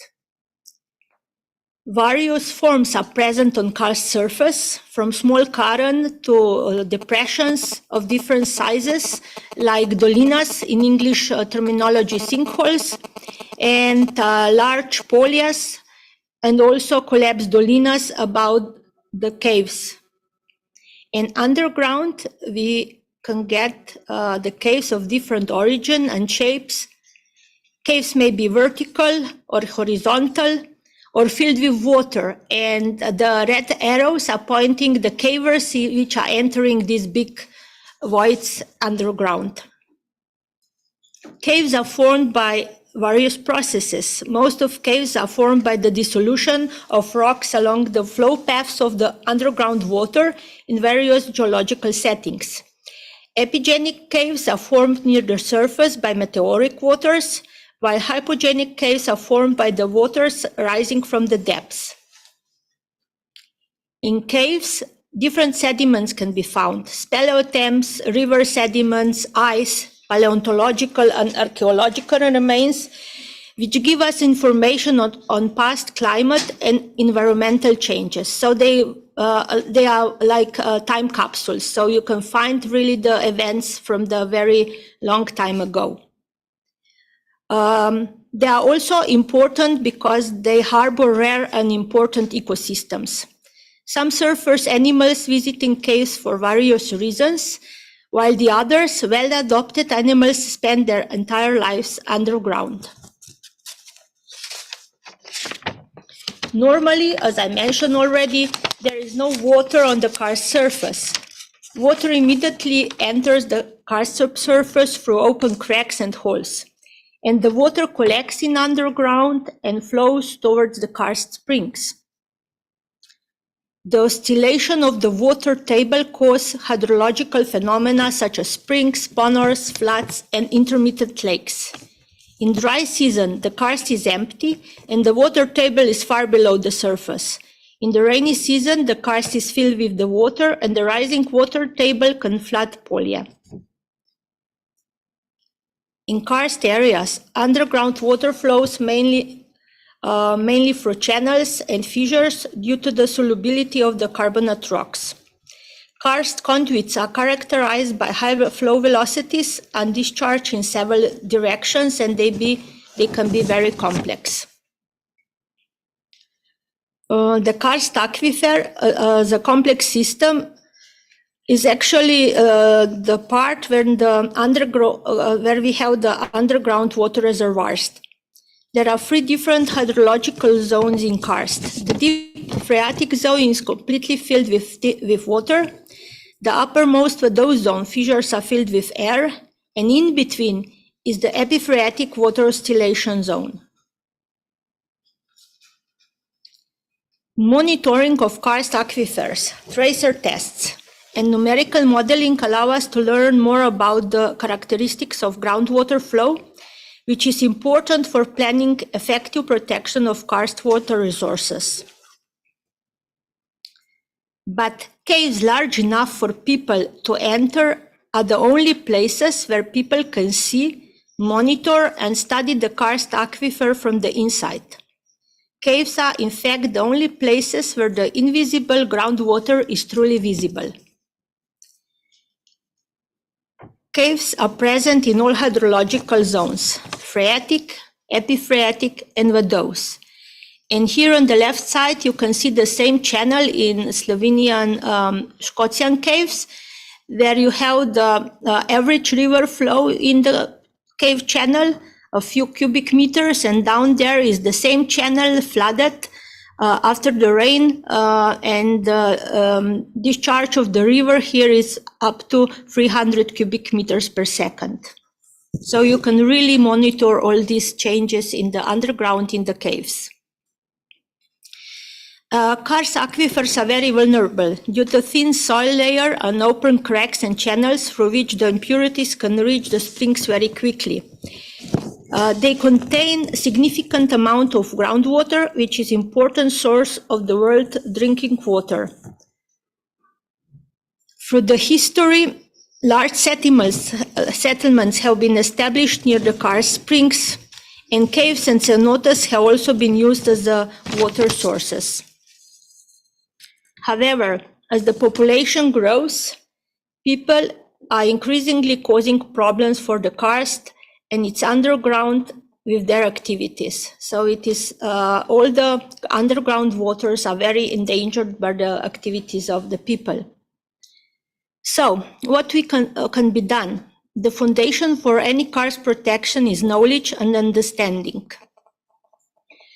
First, we need to recognize karst landscape, and then we need to explore unknown underground. Knowledge of the karst underground is possible only after caves have been found and documented. This is usually done by speleologists who can safely enter the caves. To understand, we have to monitor and study karst caves and karst aquifers. More data we have, better we understand the characteristic of the underground water flow, and better numerical models can be done. Once we have explored and understood karst and caves, we can take the action to make them protect. But the best protection of the environment is knowledge. Education at all levels leads to effective collaboration among experts, regulators, and operators for prudent planning and protection of caves and their contents, and the karst waters, of course. And this groundwater summit is one of the most important opportunities of its kind to introduce the importance of karst aquifers to general public. With this, I finish my presentation and I give the word to Dr. Ros Faitah Mohammed from the Department of Geology of Faculty of Science, University of Malaya. Thank you.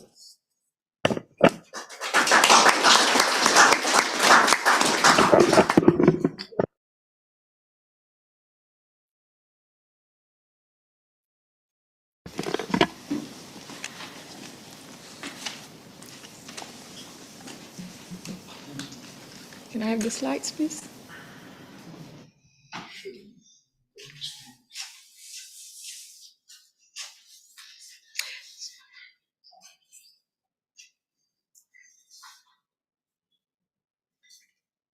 Did you change? It was all in one PowerPoint, so it should have just come up. Right, anyway, let me just start by thanking the organizers. I'm so happy to be here, and also the sponsors. I thank everybody for their organization of this event. I'm from Malaysia, so basically Malaysia, we don't really use groundwater for our water resource, so we have a lot of surface water, dams everywhere. However, our neighboring country, which is Indonesia, in certain parts of the country where karst is dominant, there has been acute water shortage due to the natural characteristics of karst.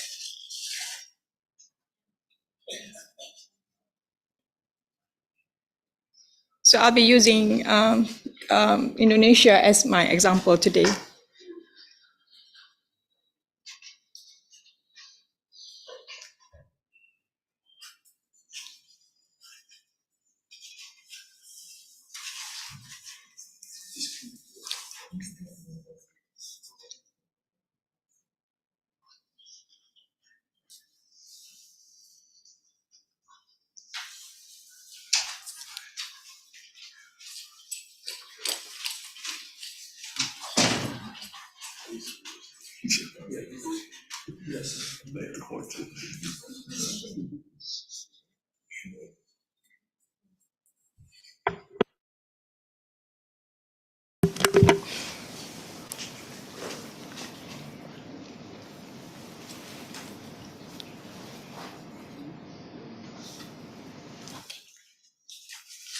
Next. All right, so continuing from Nadia, I would like to talk a bit more about the challenges.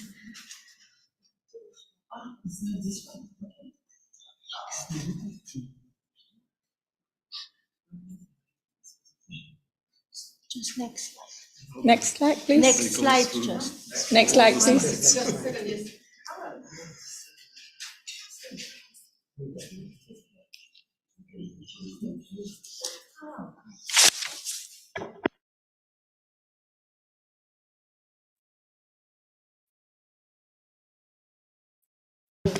Now it's this.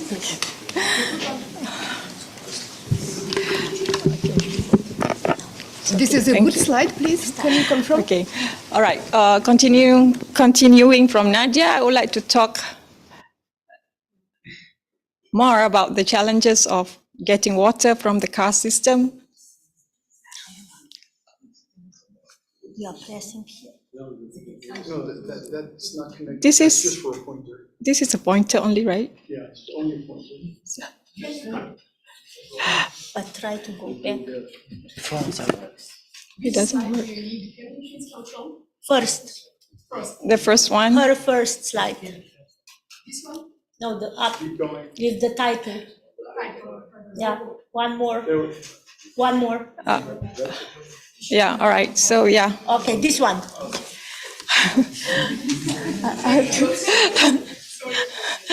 All right, so continuing from Nadia, I would like to talk a bit more on the challenges in Karst aquifers in terms of contamination, sustainable use, and also dams. Okay, can I have next slide, please? All right, due to the nature of Karst, water flows through narrow fissures, fractures, and cave system, often without filters, as you can see over here in the photos, posing a risk of contamination. Water often flows into subterranean river system, leaving the surface dry. So in this situation, finding water can be so challenging as surface is not underlain by thick enough impermeable material to store water. The water resources are therefore usually mainly stored in the karst aquifers as well as in underground river systems. In some karst setting, extreme weather and also high precipitation from intermittent flooding where excess water can be drained into surface network. Without filtering, this can pose a risk of contamination as well. Can I have the next one, please?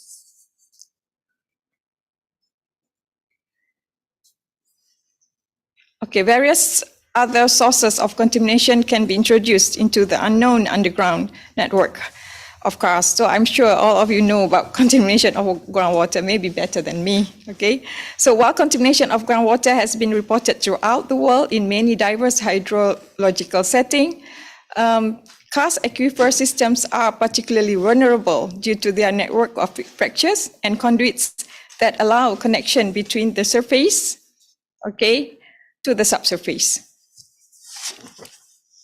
Good. This rapid movement of water gives a little opportunity for chemical transformation and also microbial degradation reactions. So this really poses a high risk of contamination. Okay, can I have the next one, please? So this one example is from the Karst region in Gunung Sewu, in the district of Gunung Kidul, in southern coast of Java, Indonesia. So shows an extreme contrast in between during the dry season and also during wet season. So as you can see over here from the cover of vegetation, you see the difference of how the water doesn't, the surface doesn't retain the water for the survival of the plants, vegetation on the surface. Okay. Even though large water network of underground river exists, very often there is limited accessibility to those rivers due to their deep underground location. Next one, please. As a consequence, water extraction can be extremely challenging and risky. In this instance, this is a development of underground water extraction and system by Karlsruhe Institute of Technology and University of Gießen that has been described as a water storage with reinforced concrete dam or barrage, with aims for storage of the continuously flowing water using hydropower driven conveying system and centrifugal pump. So the formation of the shaft, as you can see over here, as a vertical entrance was necessary to bring building materials, pipes and pumps, etc. So the project that has been initiated in 2002 to its completion in 2013 has experienced various challenges. So one of them is intense rainfall events in the underground site, and it's actually caused flooding throughout the system. And also a big earthquake has caused partial blockage due to the underground rockfall, causing the backwater flow to the construction site. So this is just only a few examples of how challenging their construction was. Okay. Can I have the next one? Thank you. All right. Many villagers or people living in this Gunung Kidul district, they rely on transporting water through bamboo pipes or PVC and finding water in underground river, which outlets can be kilometers away from their houses. And water are usually also sold, and this is too expensive and not practical, especially for farmers, right? And in certain areas, there are a number of what they call as depression topography or ponors with impermeable layer at the bottom, which form an important water storage. And in this case, this has become a communal water supply. And the example is from Telaga Namberan. Okay, it provides a relief to the people in the dry season, especially in the dry season. Okay, the people benefit from the lake for normal use, domestic use for bathing and washing, and even used for fishing. And recently, they also use this as a recreation site. Can I have the next one? So another effort is by pumping directly from inside the cave. So as you can see here, the cave is located here. And this pump is actually located about 100 meters deep in the cave, in the dark cave. And the water is transported through the piping system to a station outside the cave before it is distributed to a few villages around this area.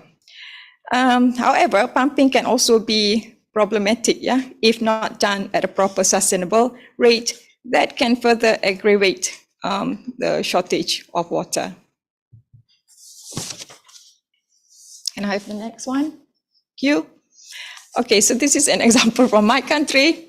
So what I want to mention here is, all right, in addition to the difficulty of getting water from the underground, water flows from Karst without filtration can pose problem when they connect directly to the surface water system. So for example here, this is a huge Karst hill, and the water from the Karst is, it's a huge hill. So it's a lot of water has been stored in the fractures system in the Karst here, and the water can just flow directly either underground or through the surface water when there has been intermittent flooding. So this river is actually being fed to the water treatment plant here. So anything happen, any activities of human activities over in the Karst area may also affect the surface water that has been fed and treated in the water treatment plant over here. All right. Next one, please.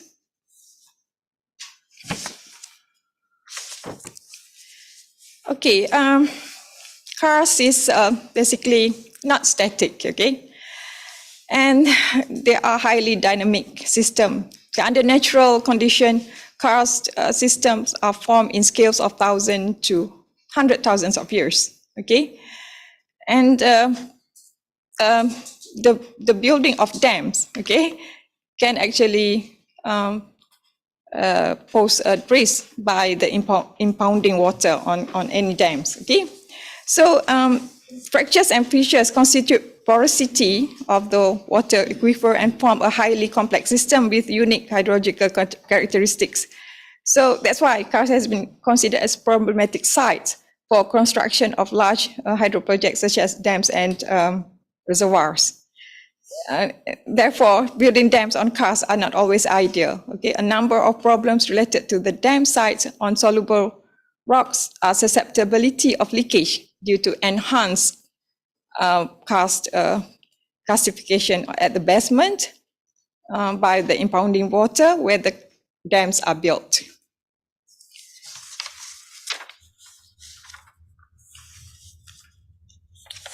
Okay, next one, please. Okay.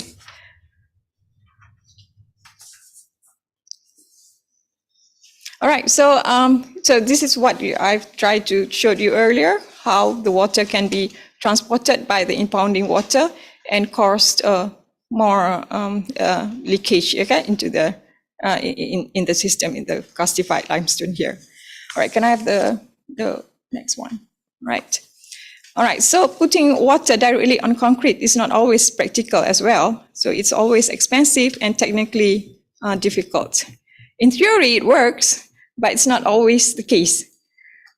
In this case, no proper filling of membrane can also leads to collapse, as you can see over here, and repair is extremely expensive. Okay, with that, I think I end my presentation, and I would like to invite Dr. Josh Winnie to continue with the next one. So Dr. Winnie is a Karst hydrogeologist and also an executive director of the U.S. National Cave and Karst Research Institute. So over to you, Josh. Okay, thank you very much. Next slide, please. Dr. Mohammed had just talked about many of the challenges involved with Karst. If we look at an urban area, for example, we will see dams, we will see homes that can lead to contamination, roads for contamination, industry for contamination. We didn't have time to talk about quarries that can also cause many problems. So what I'm going to do is talk about some basic solutions to dealing with Karst problems. There's no time to go into the details, of course. And for most of these, you do not need a Karst expert. But certainly, if you go into the details, you really do need a Karst expert. But these concepts are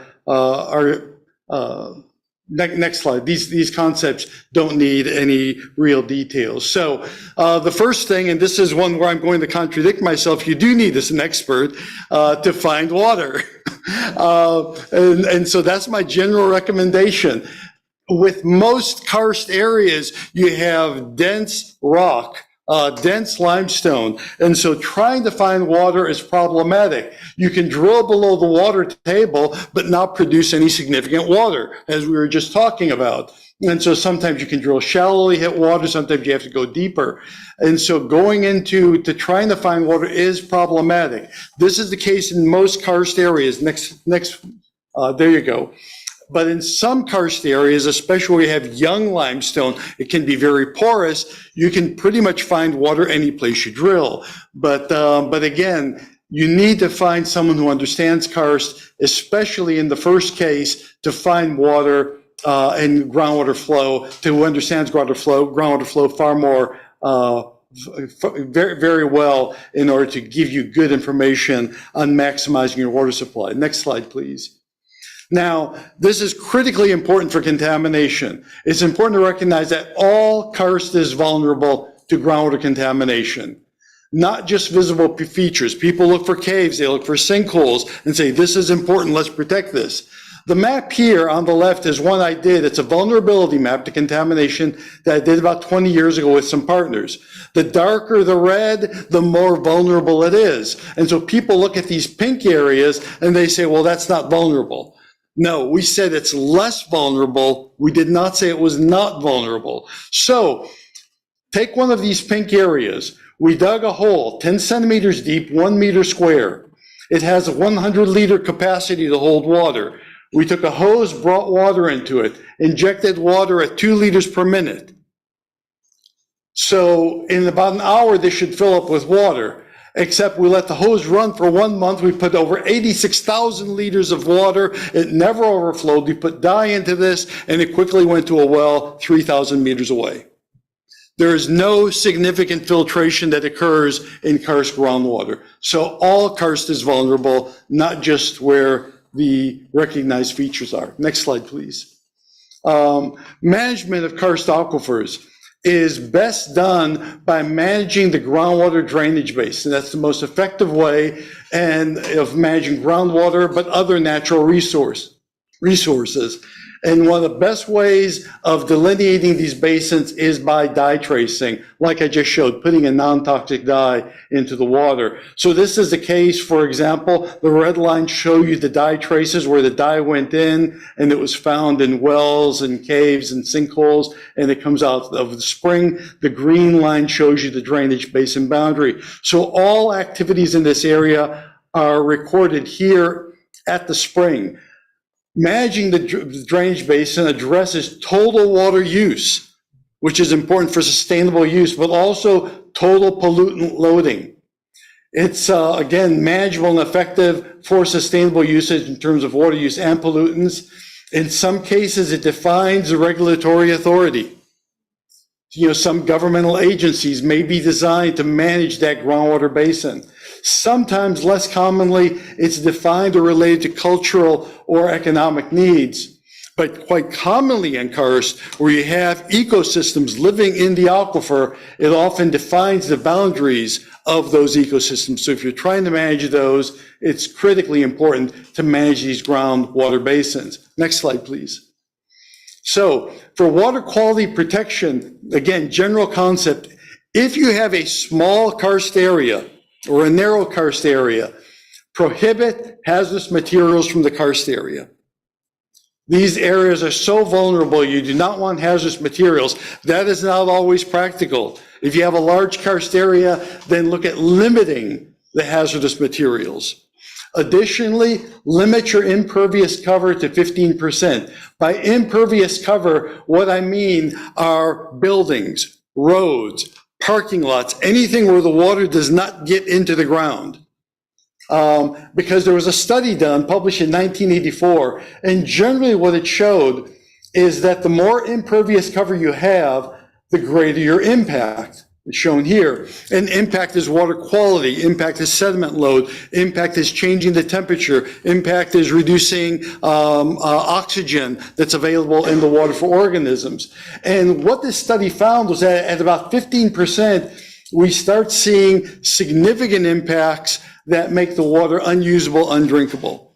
And so limit impervious cover to 15%. So in this case, we did a lot of research. We found caves in this area. We found caves along the stream. Didn't find much here. So it was less sensitive, still sensitive, but they were going to build it. People said you couldn't do it because it would be too expensive. And in fact, people paid extra to buy homes here because they were surrounded by parkland. So it can be done. It has been done. Next slide, please. So sinkhole prevention. We didn't really talk much about sinkhole collapse. It sounds like an engineering issue, but it's very much a water issue because most collapses occur because drainage is not properly managed, both on the surface and in the subsurface. So if we properly engineer drainage structures on the surface, then what we do is we minimize sinkholes from occurring, collapses from occurring, but additionally, the water that comes into these features can be filtered, it can be cleaned before it recharges the aquifer or discharged into a river. So it improves your water quality. Next slide, please. Again, this sounds like an engineering issue, but to follow up on repairing a sinkhole once it collapses. So here we have water that runs off of a roof of a building. It goes down to the ground again and again and again in one spot. And as it goes down, what happens, it begins to wash away the soil into an underlying cave. It creates a soil cave, and then that collapses. So to fix these things, again, it's hydrology.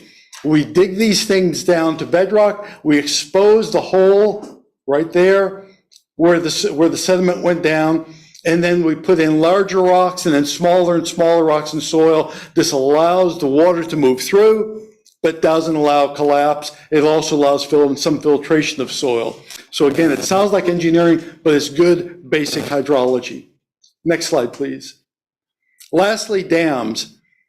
If you want to build a dam in Karst, don't. It's just that simple. But if you absolutely have to, be prepared for high expenses. Spend a lot of money on research.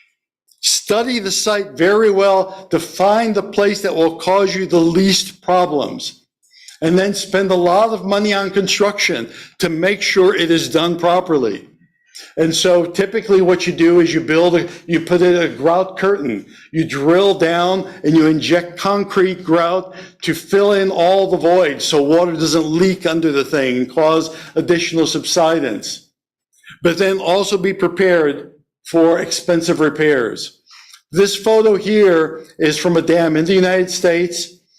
After the dam was completed, they did a lot of research, they did good construction, they then spent almost $500 million to repair this because it was built on Karst. There's a textbook that says, Karst, expect the unexpected. And unfortunately, that's a problem. Next slide, please. So as Nadia had mentioned earlier, we're wrapping up the International Year of Caves and Karst, which is extended over 2 years. Explore, understand, and protect are our themes because you must explore Karst in order to study it properly, to do the research, to understand it, and from there you can protect it. The website is here. Information about the International Year. We've got little leaflets up here. Please take some with you. And we hope the theme and the purpose of the International Year will continue far after 2022. So next slide. At this point, we have a few minutes for questions. And so if you have questions for any of us individually or as a group, we will be glad to answer them. So, questions?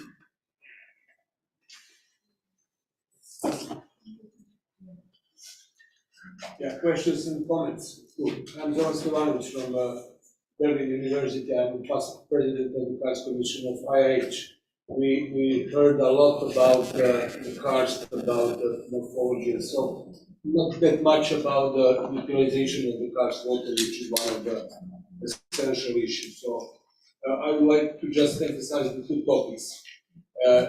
One is how much to ensure that we will use the water from Karst in a sustainable manner, and also in the parallel to ensure ecological flow. This is one of the highly sensitive issue everywhere.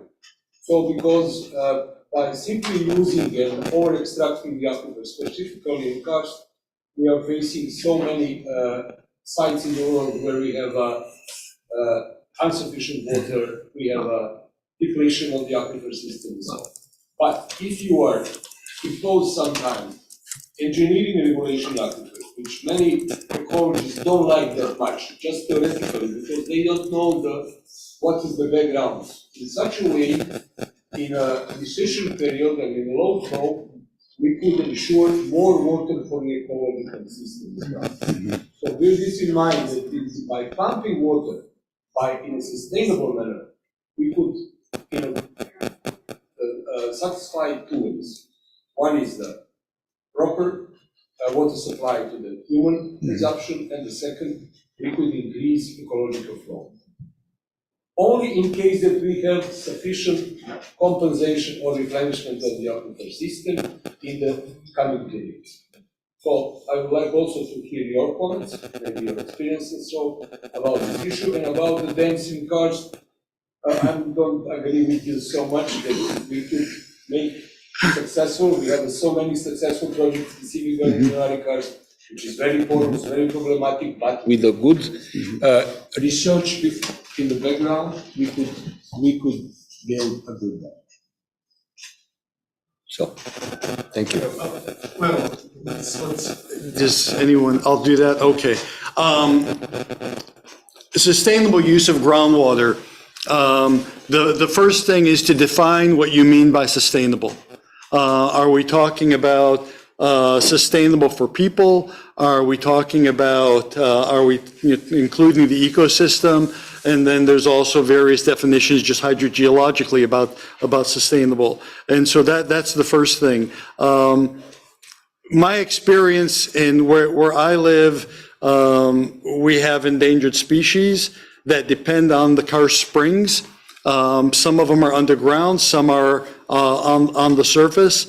And what we've learned, this is in Texas in the US, we've learned that if we maintain a certain base flow of the springs, enough water in the aquifer so some extra water can spill out of the springs, it's an artesian system, then we also protect the water for human use.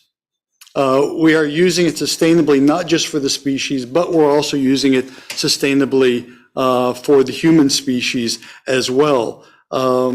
It's a very complicated question. It often requires a lot of detailed modeling of how the aquifers work. My experience is that Karst models, groundwater models, computer models work well when you're talking about water budgets, mostly.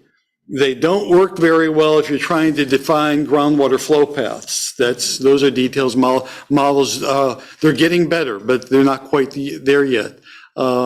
But yeah, it's a very complicated question. Define what you mean by sustainable. And if you're going to include the ecosystems, then and I would think of spring flow as well for the cave ecosystem, because even if you don't have endangered species or species of concern at the surface, if your springs stop flowing, then the chemistry in your aquifer is going to change. And so will that affect those species in the aquifer? And in most cases, there's not enough study to know, but I expect that there would be some change. So, may I do some just replica regarding generic Karst dams? I think they are not good done. They are leaking, they are not good, sustainable to the ecosystems. Most of the primary ecosystem is not existing in Karst polys anymore. And there is a lot of, how can I say, the rest of the constructions there still. And the leakage is really enormous, but they had the luck that these are waste enormous big places where you have a lot of water coming, a lot of precipitation. So the aquifers is all the time filled by the fresh water. So there is not a problem, and they can really have good exploitation of the Karst springs at the coast. So it is really good, but the leakages are enormous. as I know from my experience. I'm not the hydrogeologist, but I'm just a karstologist, which can see that the problems are really big. And usually when you have the dam in the karst, in China, in Indonesia, in United States, generic karst, usually you have leakage, and it just starts with the small conduits, and it just, as you saw in my presentation, they grow in 1 minute, they can enlarge enormously. And they really can do they can really empty the dam and the water resources behind. So that's my comment on that.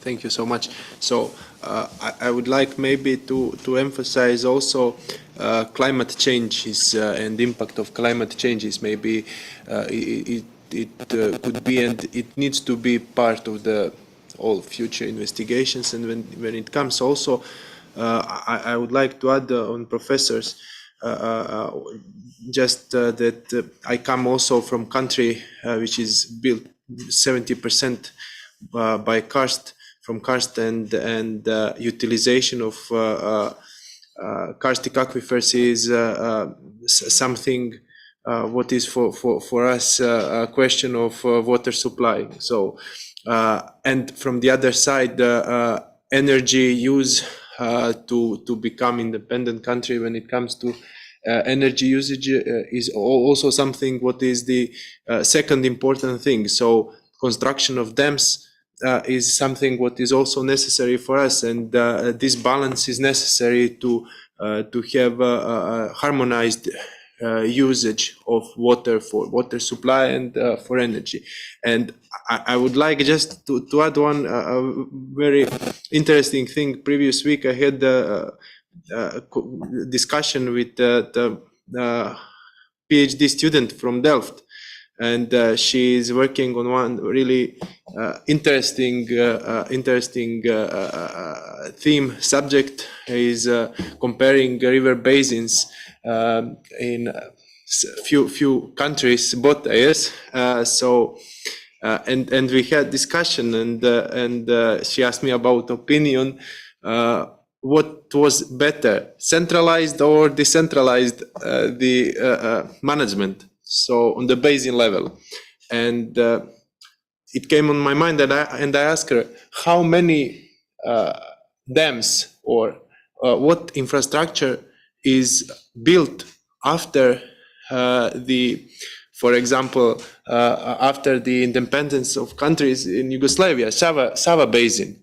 And he said none, almost none. So also that is somehow important to have regulated management on the transboundary level of aquifers, and that is also what it needs, by my opinion, to be a part of investigations and further projects. Thank you.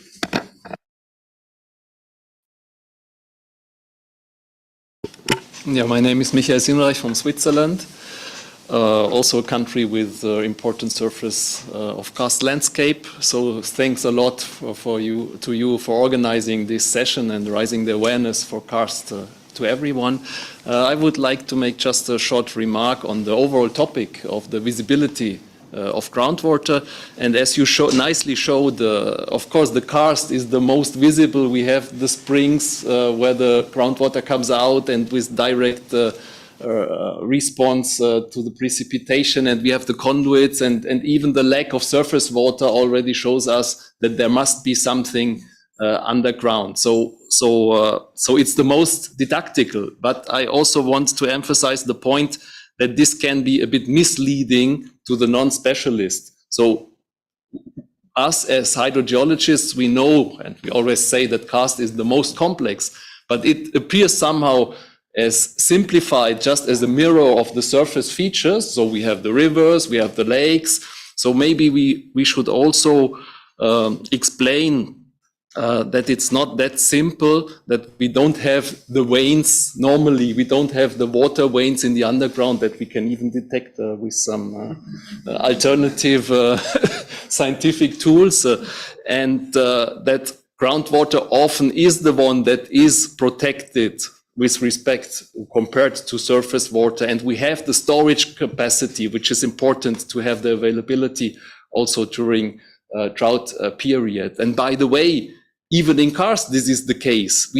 We emphasize, and this is true, it's vulnerable, it arrives quickly, but we have some storage and some attenuation capacity also in the Karst. And quite often when we have springs from porous media and karst springs, they get dry, the porous, but the karst springs, they go down, but they have some sustainable yield at low levels, but there we have the resources even during long periods. So we have to use this ambiguity of karst to emphasize there is groundwater. You can see it even in tourist cave as a non-specialist, you see the groundwater. And on the other hand, it's not always like this. Groundwater is even more than what you can see. One of the challenges in explaining karst is that it looks different everywhere you go, it seems. In my, where I live right now, it looks just, like mountains and rock, and unless you really pay attention, you don't notice it.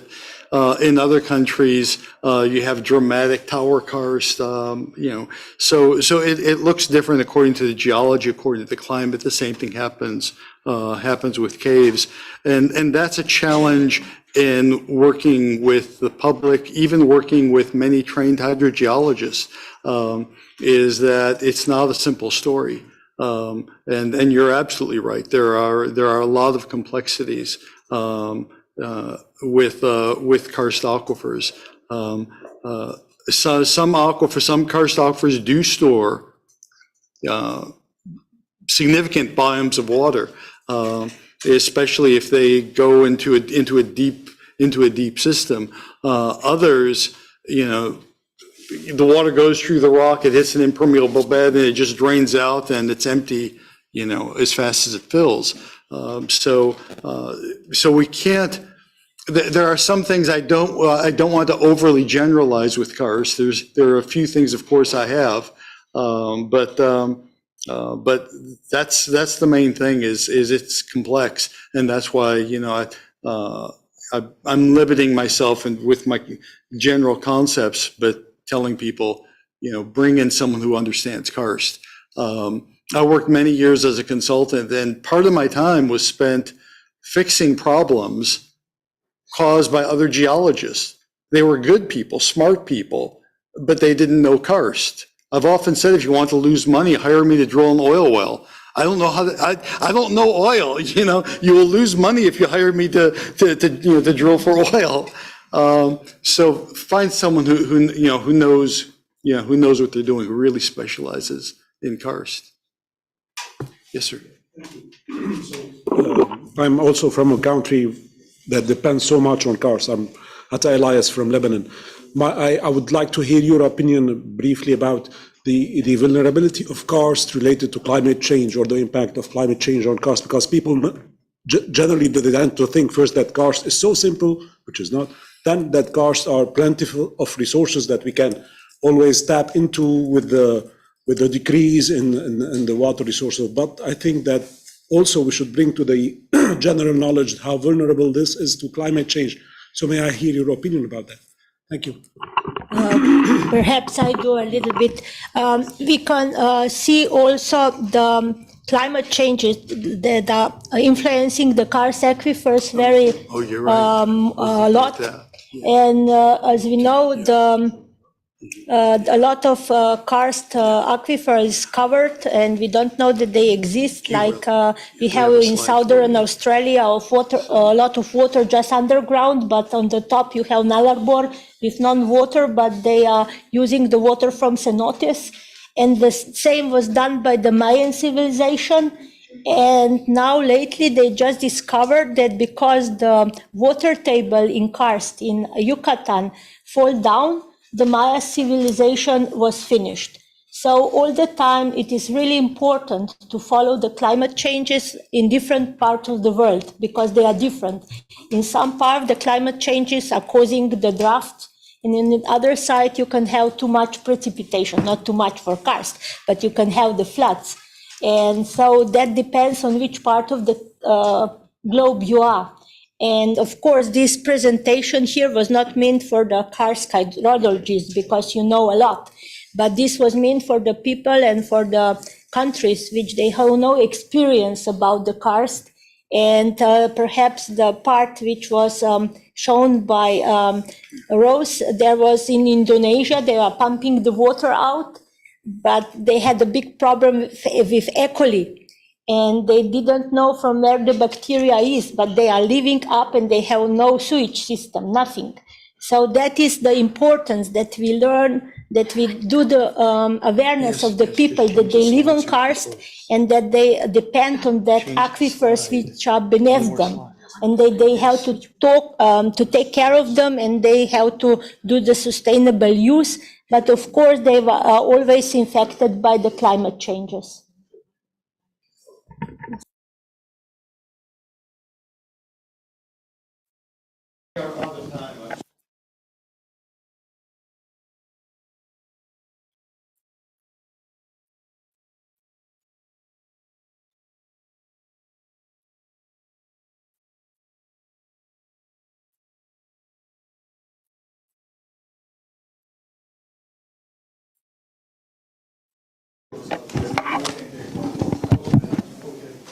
It's not a question, it's a comment in relation to this overall session and your comment where you mentioned that the Maya disappeared. I'm actually Maya, so I'm here. And the other is that I think there are two things I'm missing in this panel. One is about how people ascribe meaning to water resources in general, because for the Maya, water was a very important sacred and spiritual resource. And I think this is something that hydrologists should be also work in the future. And the other thing is that overall we should be working how the knowledge we produce as a scientist, how we contribute to groundwater literacy for the people, because the Maya, they didn't have these models, but they possessed very important knowledge about the functioning of the natural world. So we should be focusing on that. Thank you.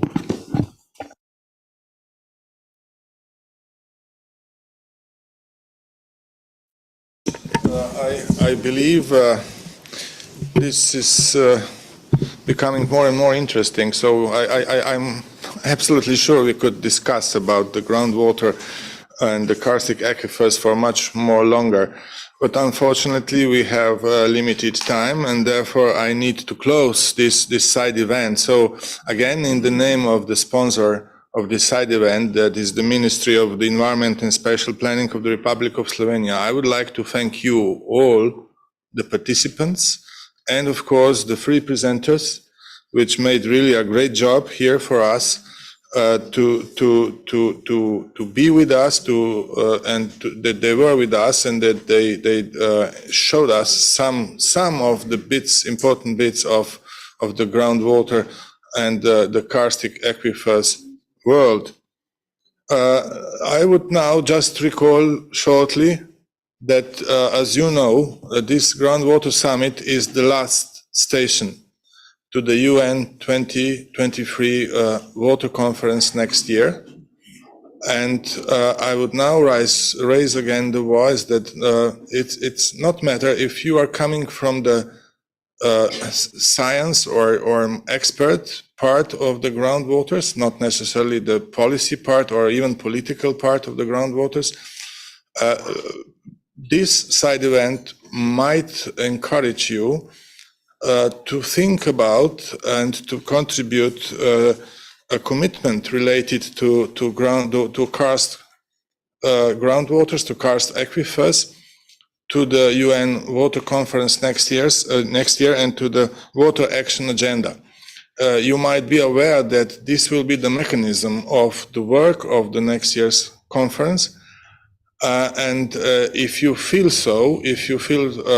that this is a content which shall be replied and seen also at the next year conference, then again, you are warmly invited to come together and to network and to contribute to the New York next year?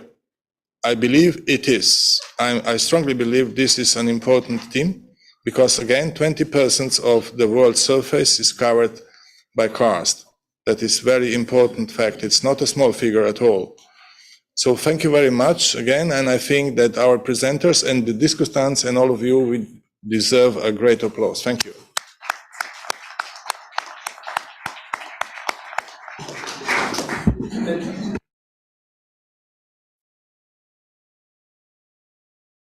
The invitation, if somebody wants to meet and after this meeting and just go talk some more, you know, we're available.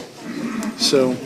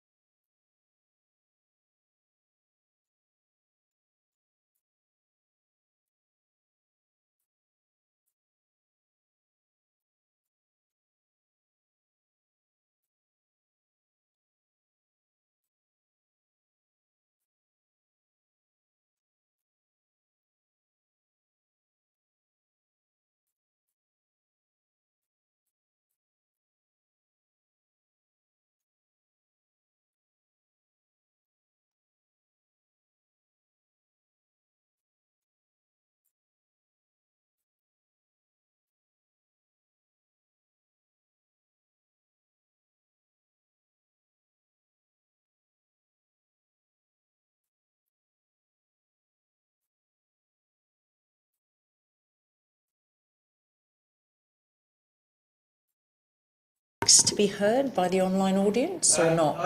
I picked it up. Yeah. Yeah. Did you?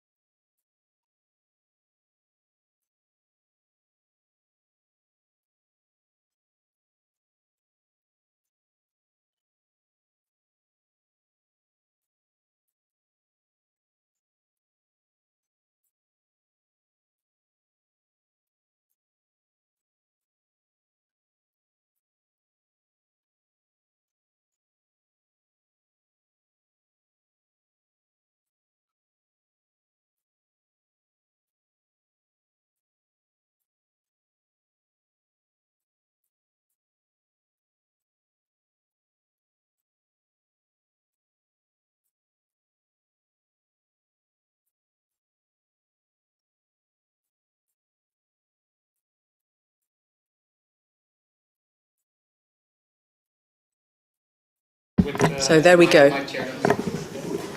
There we go.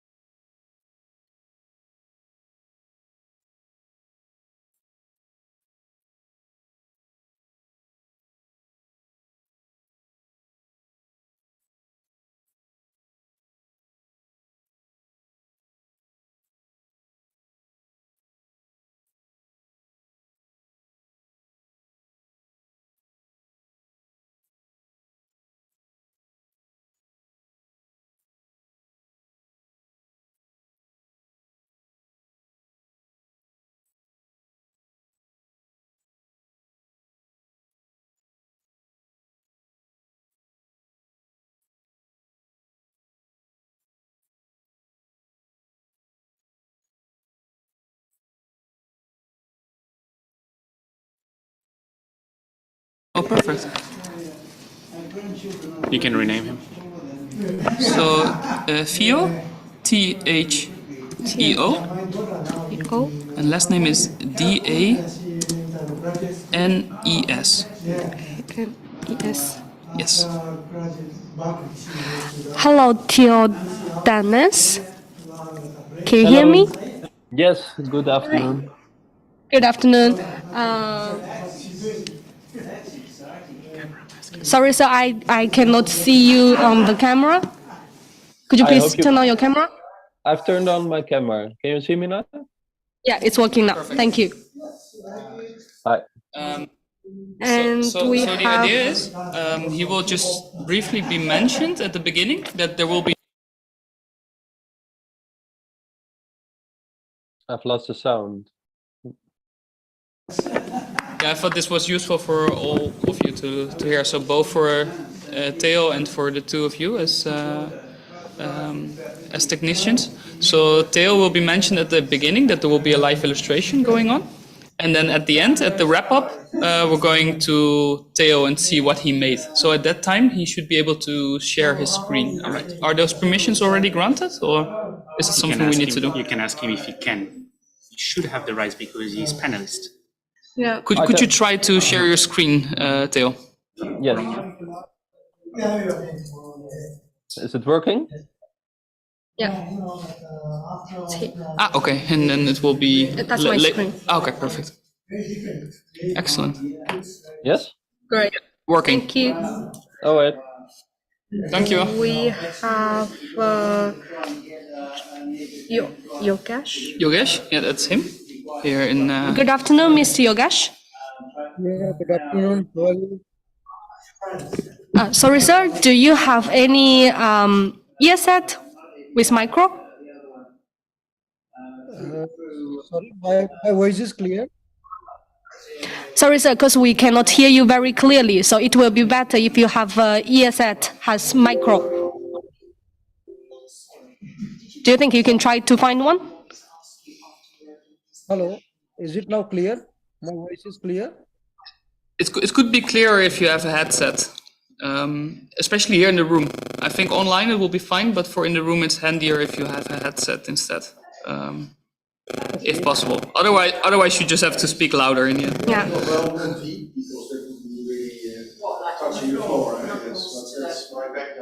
I'm a bit sad you didn't do this though. Oh, yes. Or this. That would be TikTok. Something like that, yeah. I'm so happy the screen is already on. Yes, sir, you can try to talk. I would go to do TikTok I could. I think it's worse. We started modern jazz The group, classes. with Yeah, Hank and, yeah. We have the necessary Yeah. diversity of cultures and backgrounds to do a nice dance for theatre. Because Hank can do something Dutch, and then you. So can you try to say anything? So there will be Japanese. Am I audible? I think it's even better without, huh? Yeah, I think it's worse now. So maybe we just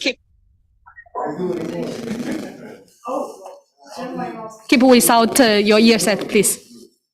Exercise. I don't know, Chinese. Is it Chinese? Chinese. Is there a Japanese form for that? No, we don't. And during the session, would it be possible to have your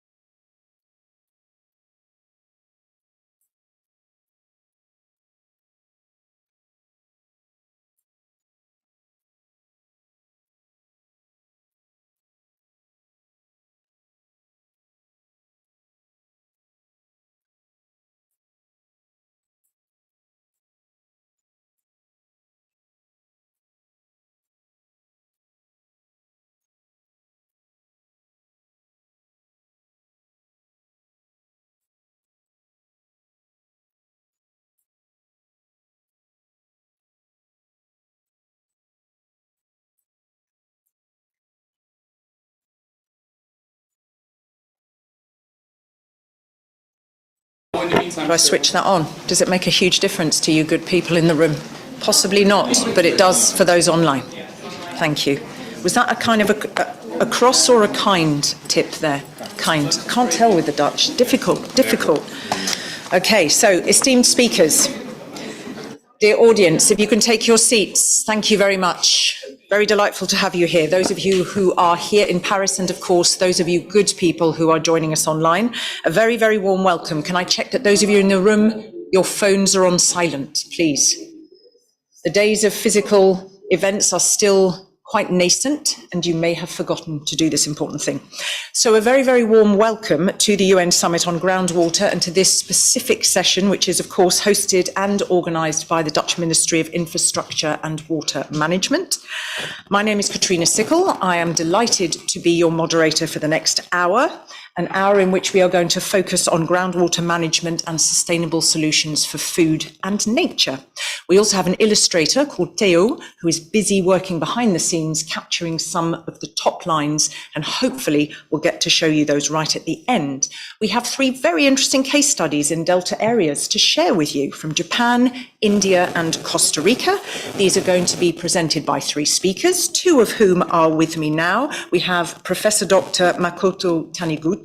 He is Deputy Director General of the Research Institute for Humanity and Nature in Japan. He's a groundwater hydrologist and a cooperation member of the Science Council of Japan, and he's also a very busy author and editor, among many other things. We also have to his left the lovely Gabriela Cuadrado Quesada.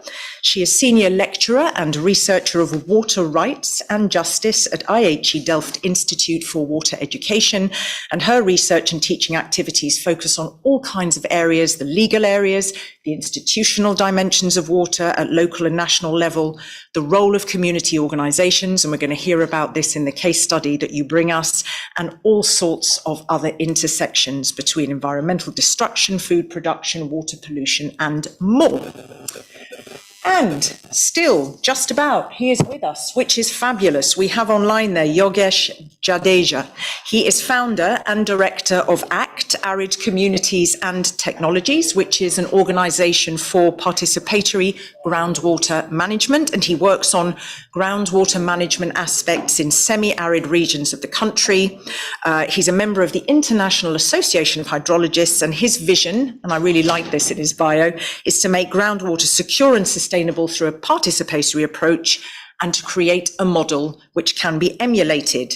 Now, why did I actually share that? Because that's the reason behind why these particular case studies were selected. Yes, livelihoods in Delta areas are very much under threat, but the examples shown today really do focus upon a broad variety of practical approaches that have been and are still being, we know that, and not solutions, all of them yet, taken on the path for meaningful solutions for all the different stakeholders involved. So we're going to look at the difficulties, the challenges, but we are going to look at specific aspects that could be adopted or adapted or replicated in other areas of the world with similar issues and issues that you may be dealing with. So we do want to hear from you. Here's the deal. When you have a question, half a sentence long, whether you put it online in the chat or whether you ask it here, please. But don't worry, anything we miss, very importantly, will be captured by these lovely speakers in videos taken after the event. So don't worry if your question does not get addressed. That's it from me. That's the preamble. Let me hand over the floor to the gentleman on my right. He's going to officially open proceedings. It is the Special Envoy for International Water Affairs at the Government of the Netherlands. His name is Henk Ovink, and I pass to you. Thank you. Thanks very much, Katrina, for opening this up, but also already shedding the light on the importance of this. There's no way we can escape. When we talk about groundwater in the context of anything we do, we find ourselves currently in a very challenging situation. We're running out of groundwater. It's becoming more polluted and more saline. And that impact on our environment and our economies is something we created ourselves. And because we're also the driver of climate change, as a big magnifying glass and exacerbator of these challenges, we only see groundwater security to adopt a new way of thinking about this going down. Well, at the same time, we know groundwater security actually underpins almost everything we do. And you can summarize it in the way that we're losing our groundwater at a rate and a scale that is unprecedented because it's more polluted and more exploited. And these are our freshwater oceans under the ground. So on the global scale, we continue to have the same amount of water drops, but they're more in the sky because of climate driven by humans, and there's less in the ground. And what we have in the ground is more polluted and more saline. And that is undermining everything we do. We feel this in our deltas, under the threat of climate. And we will hear amazing cases from Japan, India, and Costa Rica, and I really look forward to that. Cases that show with that understanding there can be action, and with that action, scale and replication of reversing course and building sustainability and resiliency. Also in a very inclusive way, capacitating individuals, community, as well as their governments. Touching upon food security, energy security, and security at large. So I look forward to hear this from the government of the Netherlands. We're not only one of the supporting governments from ICRAC, and of course one of the drivers from why we are here, UN-Water and the whole Groundwater Summit. We also are the co-host for next year's UN 2023 Water Conference, and we want to hear from you in that context, because we need examples, best practices that can be scaled and replicated across the world, because we're off track. So, my couple of minutes, hand it back to you, Katrina. I look forward to hear more and also see at the end where we are in the context of next year's conference. Thank you very much. And just to be clear, as I was, you've got some really lovely, those of you who are not here, we've got some great exhibitions. I hope, who has literally looked at every single piece of work in the exhibitions?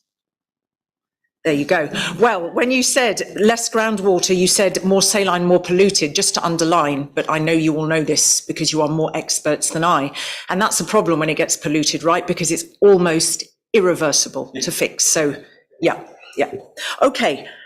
Thank you so much for that. I will be calling upon you at the end, if I may. Let's get stuck into the first of our 3 case studies. Now, I don't need to headline this, and I'm not going to invite you to speak quite yet because we have a lovely little video to give you the top lines, and then we're going to hear a delightful elevator pitch from each speaker. So let's hear the first case study. Let's see the first case study from Japan, if we may. Let's see if we can get the video. And all your Christmases aren't coming at once, are they, Stefan? No, in the corner there. We're trying. For our first case study, we're going to Japan. Japan is a country that for long has struggled with land subsidence and groundwater salinization due to groundwater abstraction. The problem started with the high water demand after World War II, after which the government introduced groundwater regulations for the industrial sector in the 60s and introduced direct law for prevention of subsidence in the 90s. Our first speaker, Makoto Taniguchi, will explain which actions were taken to improve the situation. Thank you. Now, this is a very interesting one because, as you already heard there from the time, this has taken time. So it's fascinating. So over to you. Thank you. All right. Thank you so much, Katrina. My name is Makoto Taniguchi from Kyoto, Japan. As you saw that the video, we had a very severe land subsidence in the coastal area of Japan during the industrialization after World War II, because government made a big pot to import fossil fuel into the coastal area. And also we had abundant water, including the groundwater in the coastal area. So energy and water make a synergy for making the economic development. On the other hand, we had a trade-off between economy and the environment, including the land subsidence and also saltwater intrusion. So this kind of the trade-off synergy occurred in many Asian coastal area, one after another, including the Bangkok and Jakarta, and Manila, and so on. So we know the causality of the, this land subsidence of the exclusive groundwater pumping and also land subsidence, but it's happened one after another. So another problem related to the groundwater in Asia is groundwater governance. Usually groundwater is treated as a private water, even that the water move one to others in a aquifer. So the free rider of the groundwater use is a big problem for integrated the water management for future groundwater management. That is the current situation of the groundwater problem in Japan and Asia. Thank you very much. And if you have questions, we are going to hear more. That's not all you're going to hear. We are going to go more into the details. We're just getting the top lines. One quick question for you. You said there right near the start, and there was this trade-off between the economy and the environment. And I know from all the different sectors I moderate in that the social, the economic, the environmental. Right. So there must have been quite some shift in that time then, because we can no longer have this trade-off. So there has been a progressive understanding. Right. And the first stage of the industrialization after World War II, we consumed a lot of water and energy for more, metal type of the industry, and we consume a lot.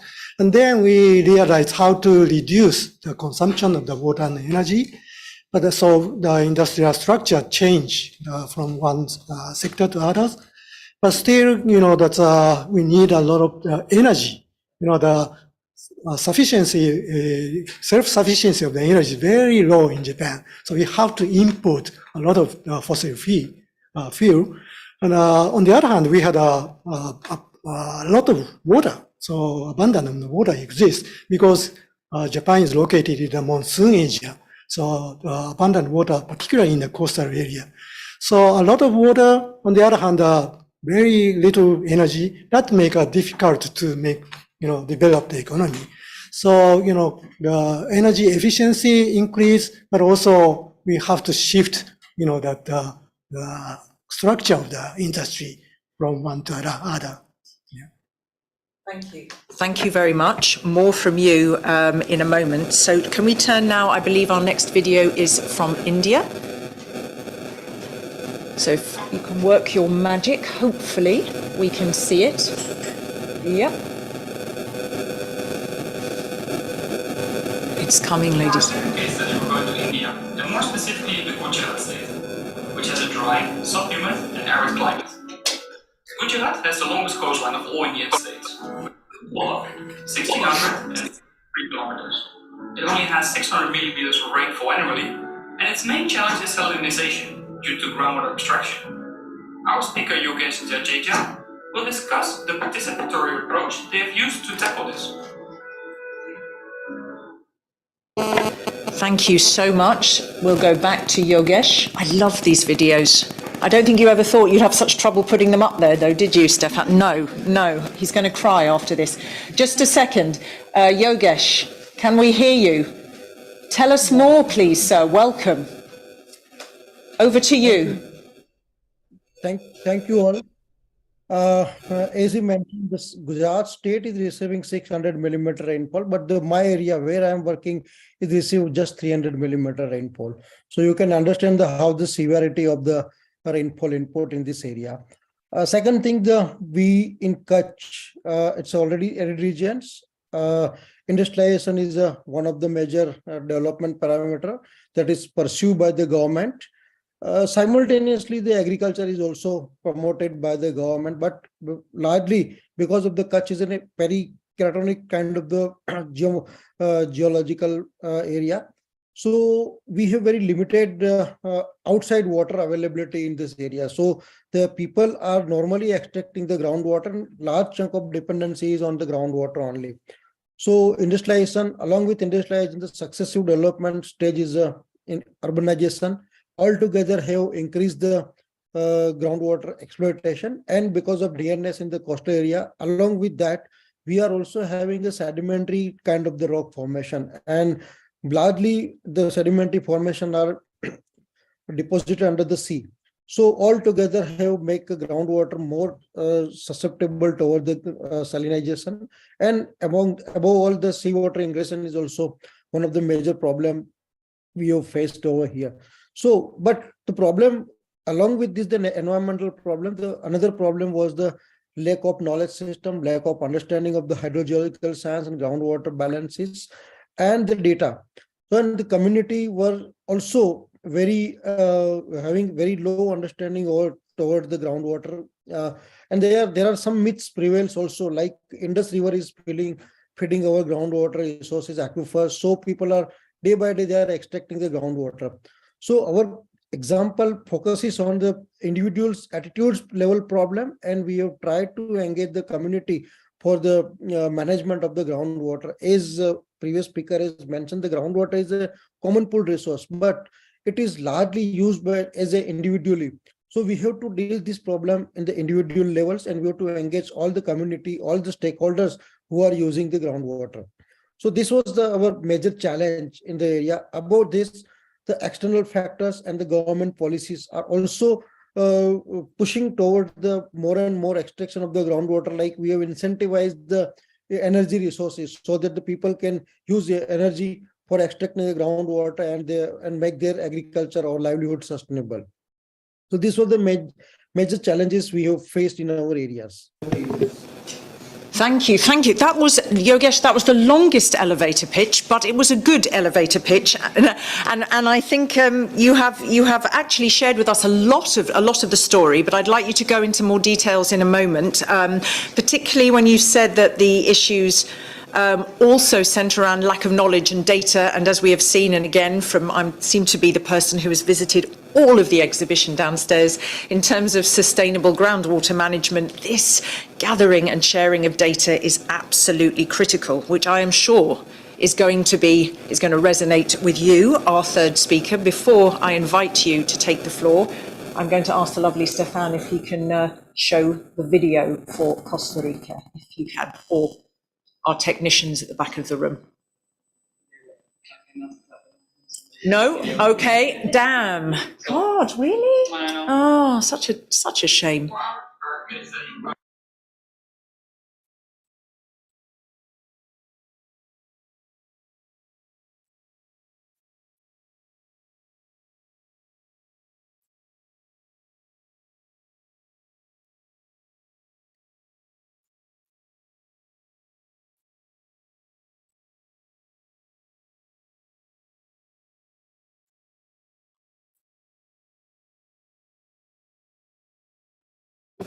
Over to you. Tell us about the water boards, please. Thank you, Katrina. Well, just to start with to understand or to explain better a little bit of the asadas. The asadas started out as an informal water board, an informal supplier of water for the communities that didn't have water in their houses, right? And they didn't have water because the government was not able to fulfill its responsibility as a water provider, right? So what they did was, the same people from the community, they always tell this story, they started digging and going to the rivers and just making the canals and just building the infrastructure, the tubes, and connecting everything, the rudimentary aqueducts to bring the water to all these families. However, this has changed over time. Currently, now the asadas, not only in the Guanacaste province, but in the whole country, they are one of the main actors in water governance, also in groundwater governance, and they are closely working with different institutions from the government. However, there are different problems. So just to start explaining a little bit more, these asadas, or rural community, they don't like the word rural, they say that we are community water boards. So these communities water boards, they have created a space for political participation of all their communities, right? So people feel empowered. And if you go and talk to and interview people there in these areas, as I have, they tell you that, okay, we love to have the asadas here because we don't go to the Costa Rican Water Institute and knock the door and tell them we have this problem, right? But with the asadas, we can do that. So it's like our neighbor, and we say, okay, we need this, we need that. So they have created this space, and some scholars, some researchers and practitioners have described the asadas as the most participatory figure in Costa Rica when it comes to water governance. So until now, they have been, as I say, they started in a very rudimentary way, but now they are one of the main key actors, and they are doing a lot of key issues. For example, protecting the main aquifers used for water consumption in the communities, also doing monitoring of aquifers, and I would say one of the most important things, they are creating environmental awareness in their communities. Despite the important role of the asadas, they face many challenges that I will talk a little bit more later on.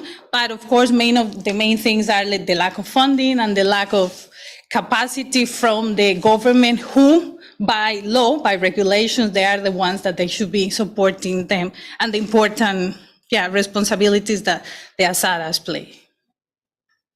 Thank you very much, and very fascinating. And I know you have so much more to say, and very interesting. At the beginning, you used the word, there was this kind of rudimentary approach, and now it's become so much more formalised, but also the observation where they don't want to be called rural. It really is the water boards and this connection with the government. Just before I move on and ask if this resonates with those in the room, Yogesh, just to be clear from you, this issue of community participation and awareness, can you just tell the audience the name of the group of young people that you train up to take on, to be on board in the management here of the aquifer? What is that group of young people called that you are working with to take responsibility for the water governance at local level? We call them the Bhujal Jankars, these young people. So Bhujal means groundwater and Jankar means inform. So we train the cadre of this youth so that they map the aquifer, they monitor the aquifer, they analyze the groundwater situation, and then they give the data, information and knowledge to the groundwater users to take a better decisions. So decision making starts from the small level, like village level, panchayat institutions, or group of farmers, or this kind of the people, so that with the help of science and data, they can estimate their groundwater, and then they plan the water utilization. So this is the important aspect that we have chosen to, and we initiated this process like beginning from aquifer mapping with the help of this youth, so that they understand the whole aquifer scenario, whole localized hydrogeological science, and then based on that, they create awareness among the users at the smallest individual to group of groundwater users to an institution or even industries. So these people, we call them Bhujal Jankar. In short, we can say the BJs also. And this was the very interesting experiences of us. Thank you. And I just want to pick up on this issue momentarily of timing, because I know that when we spoke before this event, you were saying, there was this 3 or 4 period of understanding the aquifer, then there's another 3 years of mapping the aquifer, and this sense of timing is very critical. If I turn to you again, the example from Japan, I mean, you spoke about the situation arising after World War II. It's been an incredibly long evolution. I mean, I think one of the messages is we need to be looking at this much more closely, because it takes a lot more time to manage than surface water issues. Is this correct? Yeah, that's right. We have to think about historical, change, what we manage the groundwater, not only the land substance due to excessive groundwater, but also groundwater contamination due to other type of the industry occur. And also that's green revolution, how much groundwater extract for food production. So, we have to learn how to, historical event change the groundwater management for long term. That's, we have to think about, not only current situation, but also, more historical events too. Just before, because I promised I'd opened it up to the room briefly, I always like to say anything you want to what did you hear, or anything you want to comment or add that resonated for you in your 2 fellow speakers' situations? Well, I think one thing that I was thinking while listening to them is like with groundwater, we always have that, let's say, situation, that issue that we have done it in the past, that we treat groundwater as it was like surface water. So we start like, okay, let's put this, let's arrange this.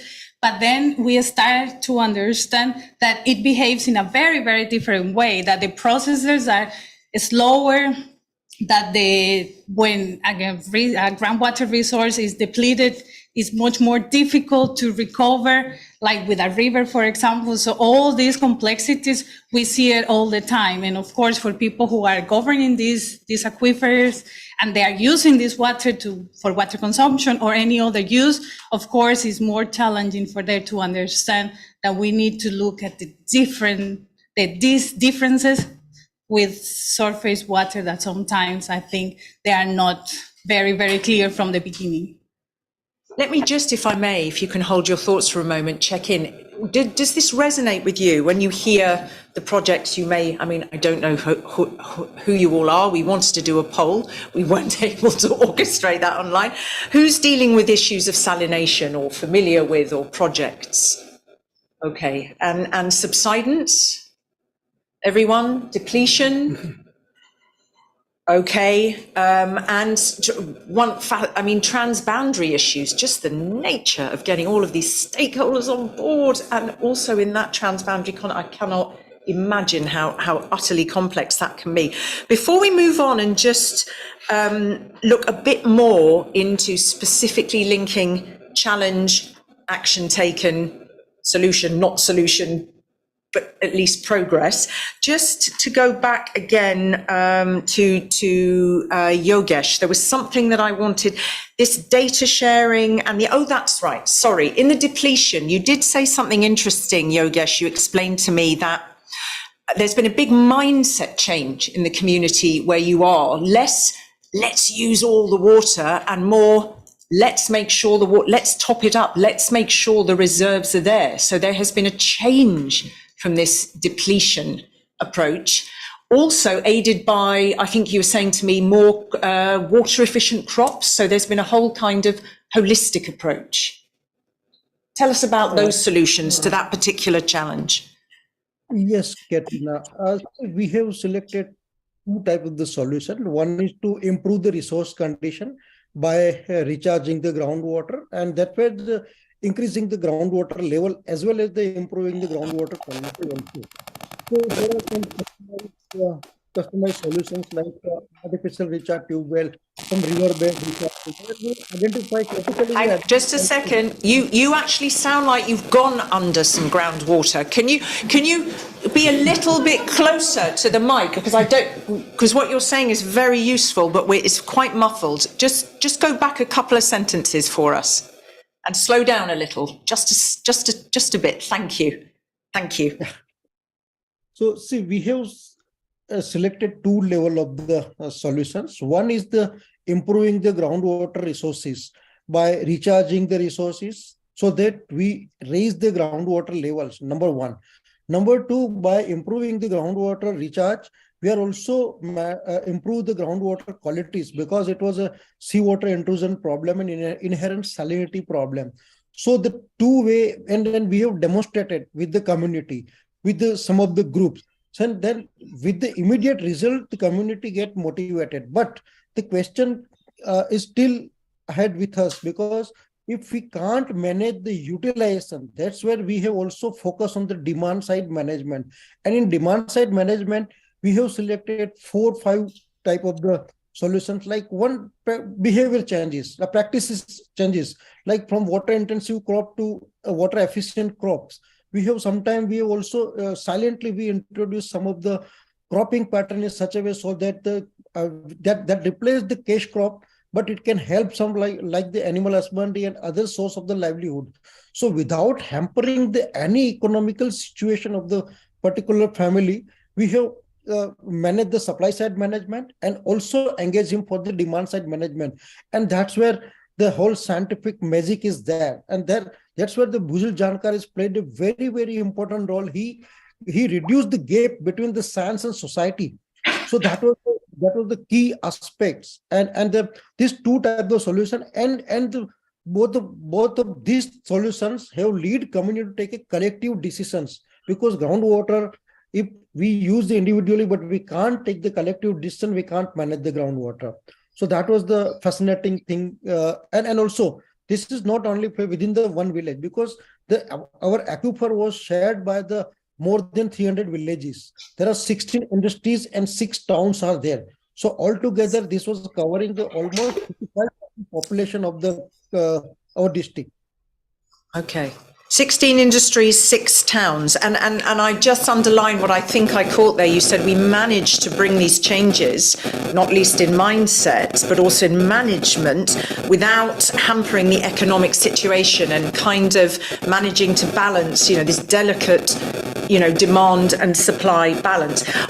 Not now, because I'm going to turn to the other 2 speakers, but we're just going to take it a bit further and extrapolate into how this links kind of to policy.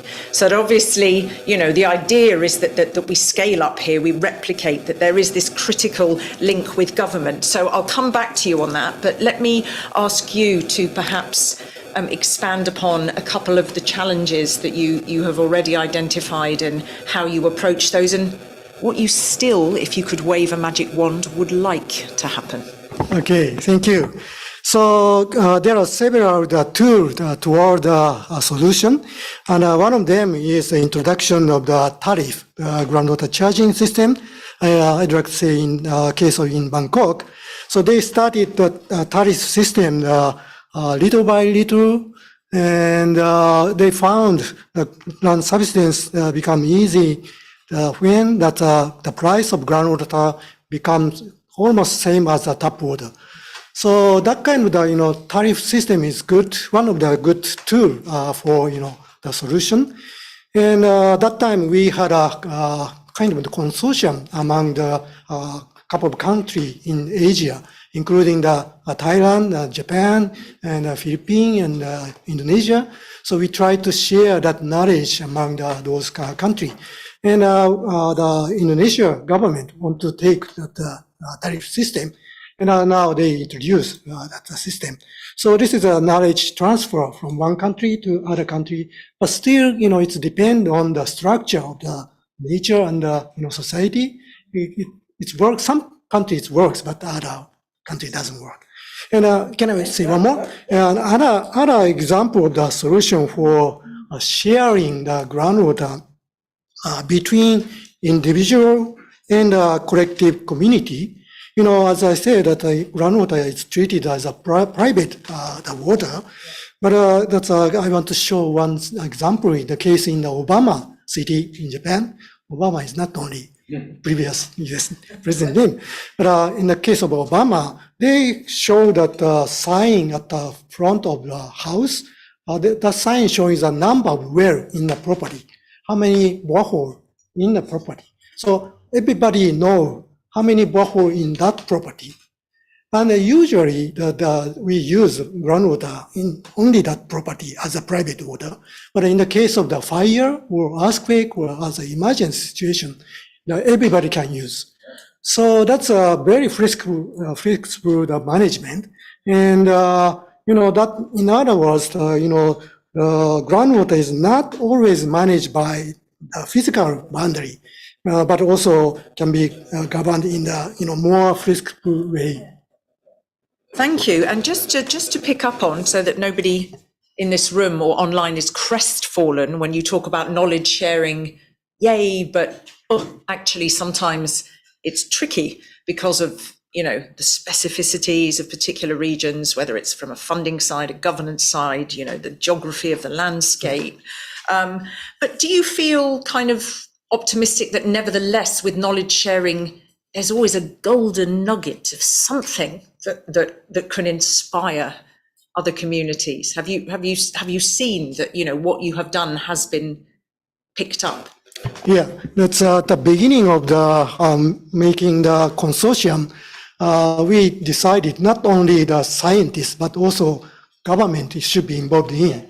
That is one of the key how to transfer the knowledge from the science.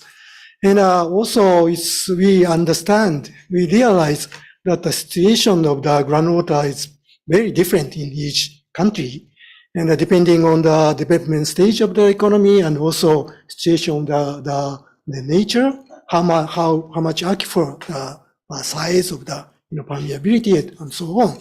So we can share some part of the knowledge, but not all. So that's depend on the case. Yeah. Thank you. We'll come to that in a minute. Have a read in the room. I hope, Yogesh, you can see, but let's just hear, first of all, from you, importantly, those challenges. And I know you were one of the first to say, Kat, if we call them solutions, it might be a little bit too promising, but certainly the actions and the initiatives, but what you still need to see. Yeah, well, just to clarify that, I just mentioned that I particularly don't like the word solution, because I think that most of the situation and issues, problems, they continue, and you address one thing, but then something else comes up, and it's always like that, right? So it's a continuous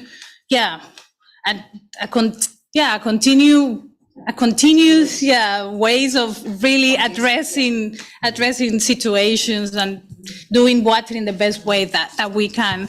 So just to explain a little bit how I'm looking at this when I'm talking about the asadas, and particularly in the coastal area in the North Pacific of Costa Rica, the main problem that they have, of course, the asadas continue to face the problem of the growth of tourism, because that is a very nice area with white sand beaches. So of course, there is a push for continue to develop the hotels and associated real estate. And of course, all that comes with a lot of water use and swimming pools, jacuzzis, golf camps, and et cetera, et cetera, et cetera. So of course, that is something that for many of the communities there, they will tell you that there is not, let's say, is not well synchronized, the development that is coming from the center, from the national government, saying that, okay, let's keep promoting tourism there without taking into consideration the situation of groundwater, the vulnerability of groundwater, and also the climatic conditions of that area. As we saw in the video, is one of the areas where it rains the less in the whole country. And sometimes during the summer, there's no rain at all, right? So everything gets really dry, the rivers are dry. So they depend 100% on groundwater. So of course, that is a situation there. So talking about the positive things and the ways to address things so far, I would say that the asadas, one of the three main things that I would say that they have been very successful at addressing is the first one, the monitoring of aquifers. So they have been able to say, okay, we have this, how much water, we know like what aquifers have been, suffering from saline intrusion, so we are not using this. And the other ones, let's try to avoid that to happen again. So there is a lot of more, control there and better use. So they know at least, or they are starting to understand how groundwater systems work and how to use them in a really sustainable way, right? Then the second will be buying and protecting strategic land. So all the asadas have been having this campaign of buying the land around the recharge area of the aquifers. So they have been doing like many different activities like bingos or things like that, just to get the money and buying that in the name of the asadas to avoid any other person to buy these lands in the future. So avoiding the hotels or anyone else to buy these lands. And as I say, to protect these important recharge areas. And the last one that I already mentioned before is creating the political spaces for the communities to really participate, to empower, and to have discussions with the government, different institutions, and even sometimes taking, like environmental suits when there have been cases that, okay, there's no more water, however, there is a new hotel and they're getting a new water permit, and all the problems that they come along with this, right? So that has been something very important that the asadas have done so far. Thank you very much. Thank you so much. You are so well prepared. Honestly, I terrorized my speakers into shaping their responses because we only had 60 minutes in this session, and you've just done splendidly considering what huge brains you have. So one more question to Yogesh, then we'll see the ones come. I'll take a couple online and a couple of questions from the room. Some last words from you good speakers, and I'm going to hand back to you. Okay, so that's what's going to happen next. Just, did you get a chance to explain enough very briefly, please, Yogesh, this, this link to policy, how what is effectively very local can be scaled up, and where the uptake is and how you see that expanding, its replicability and its scalability, particularly at kind of policy making level. Yes. See, based on our experiences, we regularly inform the policy, and in the policy level, there are three major aspects has been adopted.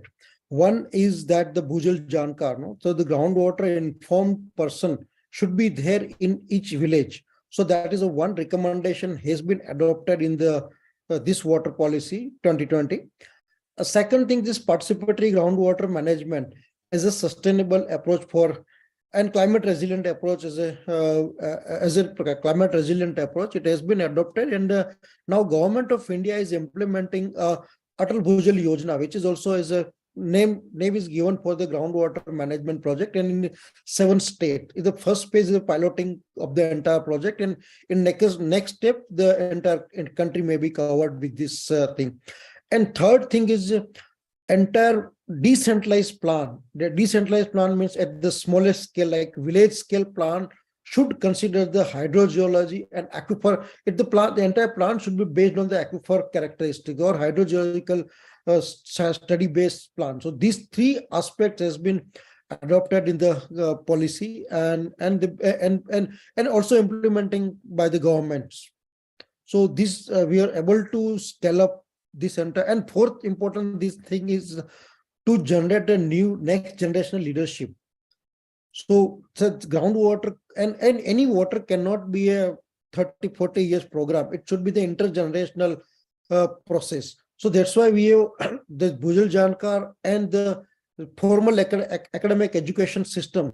We also try to influence the academic and student system so that this kind of the ground level experience goes in the education system, and the new next generation leader we can generate. Thank you. Thank you so very much. Should we see if there's a couple of questions online, and then I don't know if anybody's got a question for any of our speakers in the room. We have some. Here we go. For everyone, what are the measures of groundwater management and sustainability? I think we've spoken about, well, I think you've done quite a good job already on that, but if there's anything that you didn't talk about or any particular measure that you would like to underline, please do so. Hold that thought. Africa has a lot of groundwater, but people in Africa are really suffering with no water or food. So how can people in Africa effectively manage groundwater to enhance better solutions for food and security? And of course, with climate change, with all these extreme events, we are faced with them more and more and more happening globally. How can we protect groundwater resources? Again, anything that you haven't touched upon. So shall I come to you first? Yes, thank you so much, Makoto. Okay, so I will try. I'm always thinking to think about how to groundwater management and sustainability in a 3-layer. The first layer, that's a more the outer layer, is groundwater itself, how to manage groundwater. And second layer is how to make a sustainable society. But the third layer is more humanity part. That's more how human think the groundwater itself, how to share the knowledge, how to mind change, that kind of the humanity part. So there are 3 layers exist for groundwater management and sustainability, and we have to connect all together to make the whole issue. That's what I'm thinking. Thank you. And of course, the humanity part, which was so beautifully, the example that is so beautifully given by Yogesh. Shall I come to you, Yogesh, and ask if there's anything you want to add to that? And then I come to you also, Gabriella. Should we just stay with this issue on measures? Anything you'd like to underline and keep it beautifully concise? Thank you. See, sustainability means that is one thing, collective decision making, that it attracts me a lot. Like the collective decision making on the groundwater utilization part. That is one of the sustainability measures that I see. And direct connect of the community for groundwater management. That's another thing. And maintaining the balance between the groundwater quality and groundwater level. These 2-3 things are, I think, they are the measures, and everyone should do this.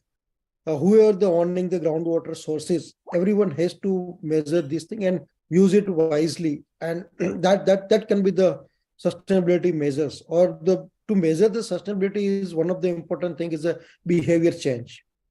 So these 3-4 parameters, I think we should measure for that.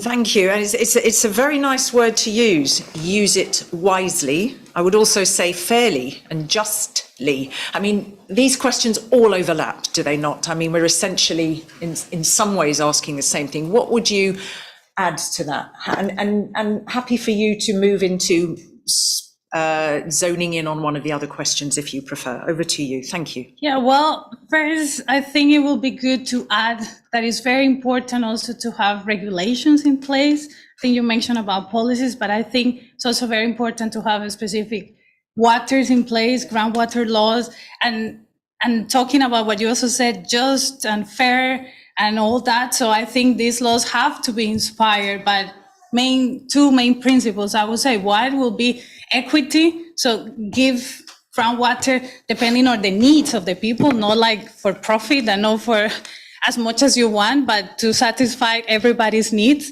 And of course, what is needs then is a more difficult question, but to think about, having always as a first need human consumption, and then depends on where you are, what are the main activities that need to be addressed in the law, and have, let's say agriculture, food production, etc., etc. So I think that would be one thing. And also talking a little bit about what you said, like when we're talking about transboundary water issues, we know most of countries, they have transboundary issues. So I think it's also very important to think about global conventions like international water law. That is also something that comes to mind. I think it's very, very important to have all these kind of mechanisms in place to really think about how we're going to distribute and allocate water fairly, just, but also in a sustainable way, right?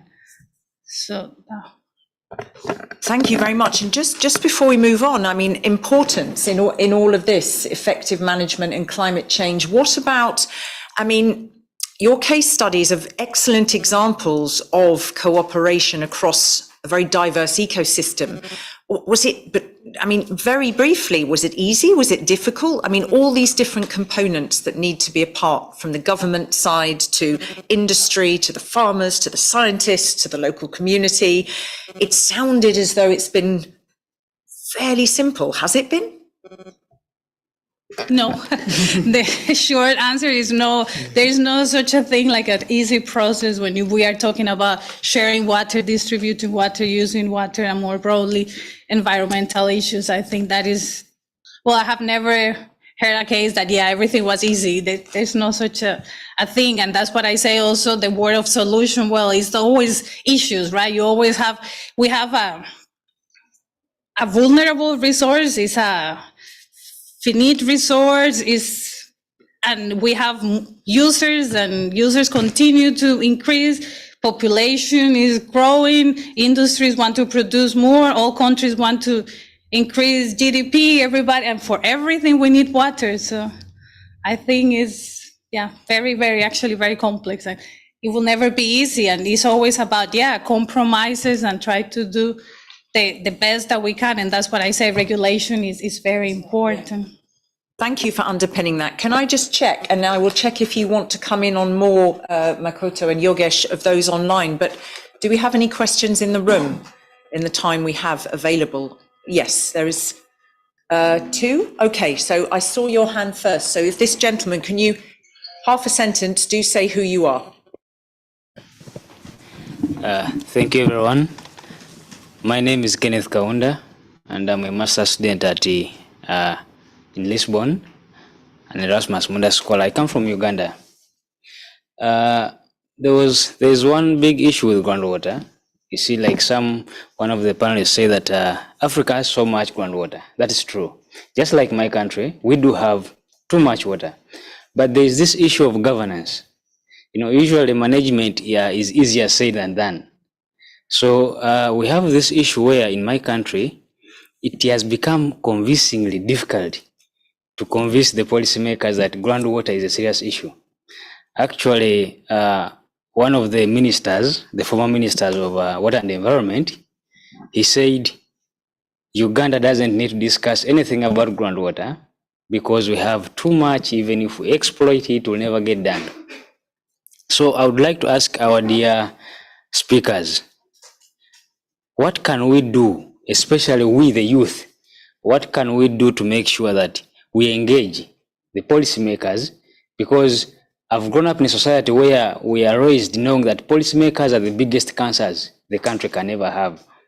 So we have policymakers who have not done anything within the water sphere. They have no knowledge about groundwater. So if you discuss this with them, they barely understand. Okay. One big problem we have, for example, in the Albertan region, I'm summarizing. Okay. We have had so many young children who are suffering from fluorosis because of too much fluoride contamination. But these individuals still insist that that's not a serious issue in the country. So I don't know how we can convince them that some of these issues must be raised. Thank you.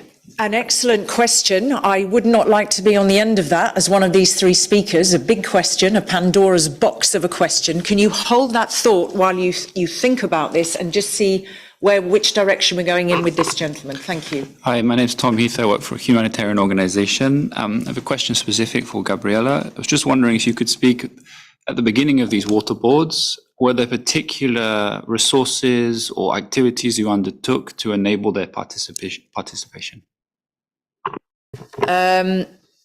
I will just treat this one first, because yours is, I think, a bigger to hear from everybody, and I'd just like to round that off for this gentleman, if I may, and then I will turn to our speakers in general. How do you engage those policymakers who are like the see no, hear no, speak no evil? How do you do that? And specifically getting young people to be able to be taken seriously. But over to you first. Thank you. Thank you very much for the question. And yes, just the simple answer is like, they really didn't do anything. The government didn't do anything to engage them. There was a necessity from them because they didn't have water. So imagine like the houses started to, have one house and then another house, and then there were little communities, and everybody was, like, I don't know what we see in many other countries, I don't know, going to the river, bringing water or whatever. So then they thought, okay, we need to do something. So they started thinking, okay, where is the closest water sources, and let's just bring, some, as I said, very rudimentary, like the little aqueducts, and put in the connections. And in some places they still have, I have some photos that maybe I can share and show it to you how they started. And that was a little bit of the beginning. Of course, then the government realized, okay, they're doing a very important job. So later on, they also started funding them, and they say, okay, if you need to improve, and increase the infrastructure that you are building, we're going to give you some funding. So then the government started doing a lot of things, or some things, but it was later on. I hope that answered the question. Thank you. Thank you very much. I will start with Yogesh, and may I ask, in your, in responding to the question that's come to our colleague from Uganda, of course, if you are specialists in this domain, if you can call upon other case studies about that where there is a similar, situation that presents itself, obviously, please do draw upon them. Yogesh, what advice would you give? Because that's very hard to our gentleman here. How do you engage policymakers that just are unaware but don't even want to become aware, and then they are aware and then they say, but it's not a problem? Is like many countries, India was also having a more focus on the surface water development. So after independence, up to 60 years of independence, we were focusing on the surface water only. But what happens with the surface water in the command area, the lot of the agriculture was survived by the groundwater. And when the groundwater has started depleted, then the all surface water resources are also face the limitations. At that time, the problem came on the surface. So that was the one opportunity in front of us where we have demonstrated some of the groundwater management program across the country with 3, 4, 5 organizations.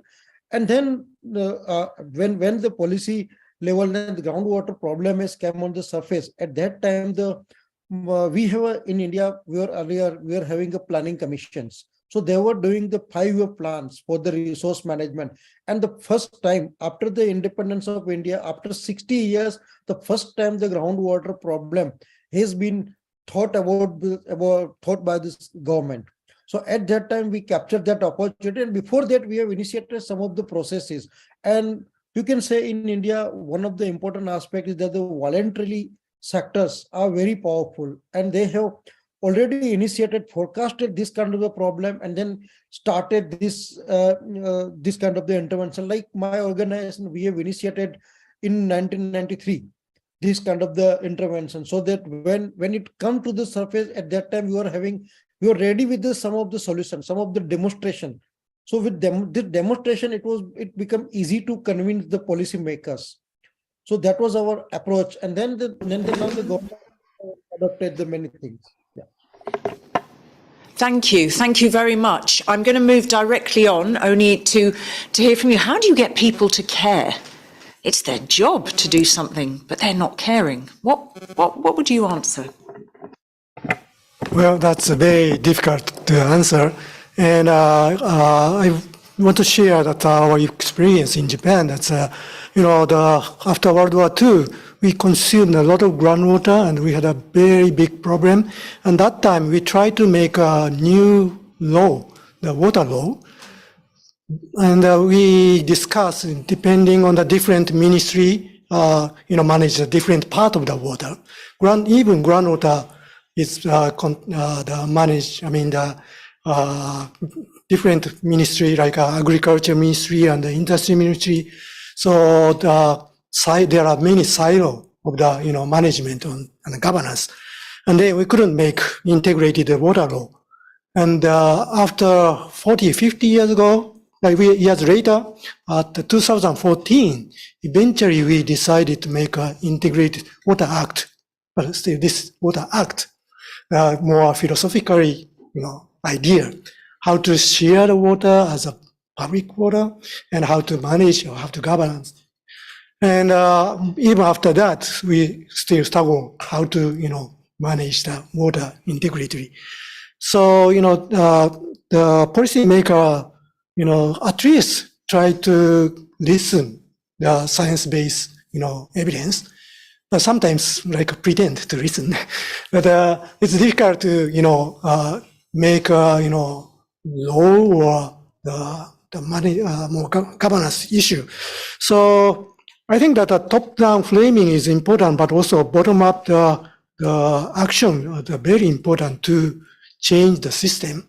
And in that case of the Water Act, we made that local, problem we show up and how much we had a problem in each local state area. Then, government realized we need kind of the top-down framing. So that kind of, the interaction is important between top-down framing and also bottom-up action. Yeah. A last word to you, Gabrielle. For you, sorry, I forget your first name, the gentleman who asked the question. I mean, you can see, sadly, you're in good company in terms of trying to convince policymakers and the length of time. However, let's just hear, because as you said at the start and you just answered, there was absolutely no help. It really did start from there, and then the kind of the policy making, and then you said, moving to regulation is pulled in. What can you say when you're faced with this kind of don't want to know or? Well, what I will suggest, and every time that I hear things like that, what I say is that it has to come from the people who are suffering, right? The community has to organize themselves. They have to bother, and I really mean bother, like doing something to be heard and telling the government, okay, you need to care about us. We have this situation. Because I think if we hope for them to hear us and come, you can be waiting for a very, very long time. So I think the first thing is to, start saying this is, And again, I think that's why the legal aspects for me are very important, because if you have something that you can use to demand their attention, you say, okay, the government is responsible, for example, the human right to water, and you are supposedly responsible to do this, so you can have something that you can, use to go and call their attention. And of course, there's also, again, civil society organization, demonstrations, complaining, going, with everybody making noise and say, there's a problem and we need your attention and we need to. So I will, that's my activist part of me that will say, okay, let's go and do something ourselves instead of just keep waiting for the government to address the issues. Absolutely, but hey, no apologies for the activist side. I think the activist side married with what we heard there is the demonstrations and bringing the scientists, the scientists who know how to deliver that information so that you can't be batted away. But I think you said bother them, go and bother them and make some noise. I think make some noise is a good, not saying it's easy, but I hope there is something in there from these good people. Can I hold that thought now? Because we need to round. I've got a nice little, I know that, I have the time. I'm giving it to you, Henk. Tell me what you heard. You can do the summary. You can do my job for me. Well, I would not have that ambition. But I want to say that, first of all, I want to thank you for shedding another light on how to do this. I think it is very complex because it is connected to our vested interests. We have a hard time understanding how to do this, not only government, private sector, individuals, communities too.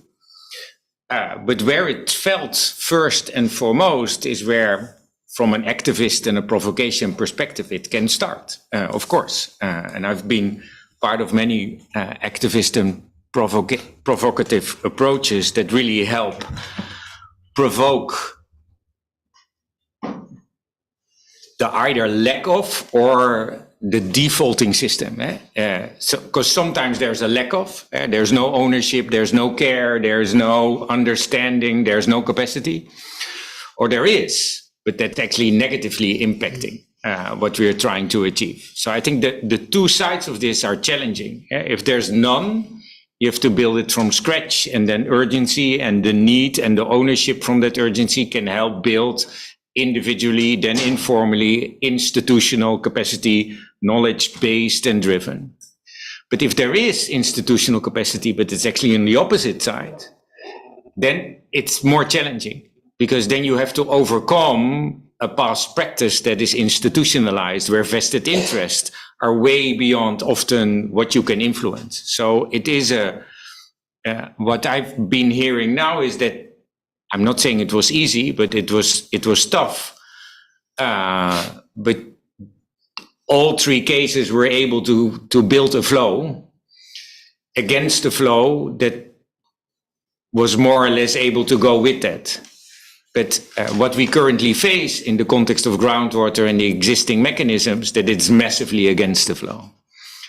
So our depletion, our pollution, and the salinity, climate, and subsidence that come with that are the mainstream of what we face when we look at groundwater security. So thanks so much for showcasing and going in depth in these amazing opportunities. For the conference, I think perhaps join forces together and bring forward these cases, but also seek opportunities for scale and replication. The conference is an opportunity to not only put a spotlight on the learning that you had and the capacity that you built, but is really aimed at how can we bring it further at scale in other places and across the world. So if you can start a coalition of the ones that are not yet there and the ones that you're bringing on board, that would be amazing. So I look forward. And let us know how we can be supportive from the Netherlands as a co-host, but also from our government in either working with you or identify partners that you see to bring these lessons forward. So thanks very much. And also Katrina for your excellent moderation and putting a spotlight on, I think the core of the challenge and the core of a way forward. This is not about solutions. This is about how you do this. This is not the what you do, but how do you do it. It's different in every place. And the capacity, formal or informal, is different everywhere. So you have to reinvent it in all places. So thanks very much. Yeah. Thank you. And I would just say, just to reiterate the overlaps, and then we're going to see the lovely illustration of the top line. Oh, you already have it. Look Yeah. at that. My God. Was that done in an hour? Oh my God. Could we just please, blimey. Wow. Oh my God, that's impressive. Blimey, if only everything could be sorted out at that speed, it would be absolutely fantastic. I did hear very much make a sustainable society, groundwater in itself as a precious commodity. I heard about the humanity aspect. I heard about the regulatory aspect, but the global conventions framework. I heard about equity, monitoring, data, the local level ownership, the sharing of that knowledge, that expertise and that awareness. You've all been fantastic. Thank you so much to our three speakers. Thank you to the Dutch Ministry of Infrastructure and Water Management for hosting and organising this session and so much else. Thank you very much to our audience here and all of you online for being part of these discussions. And thank you so much to our marvellous illustrator, Theo. Honestly, you kind of need to be everywhere, I think. And on that note, I wish you all a very, very good day. Thank you.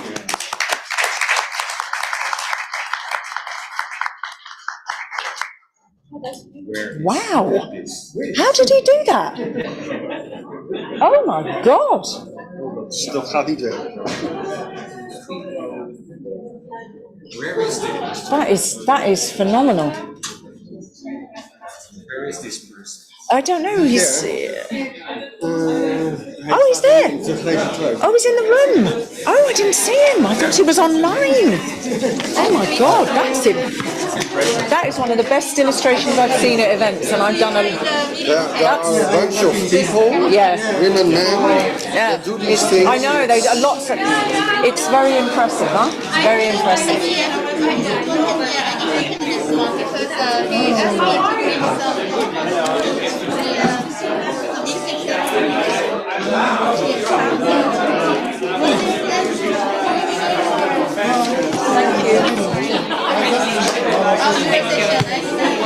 Ik wil nog even een robotje doen. Okay, Danny.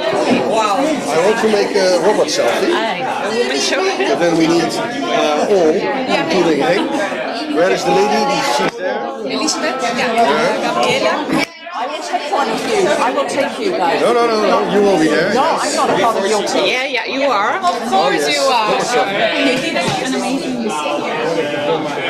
You connect. Where? Yeah, thank you so much. Your contact. Yeah. You were fine. Very clear. Thank you. So how we do it like this, yes? Here, you have to come in.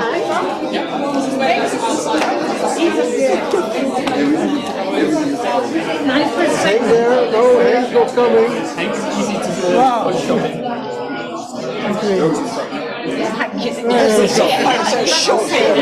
These pictures are everywhere. I can get rid of the background.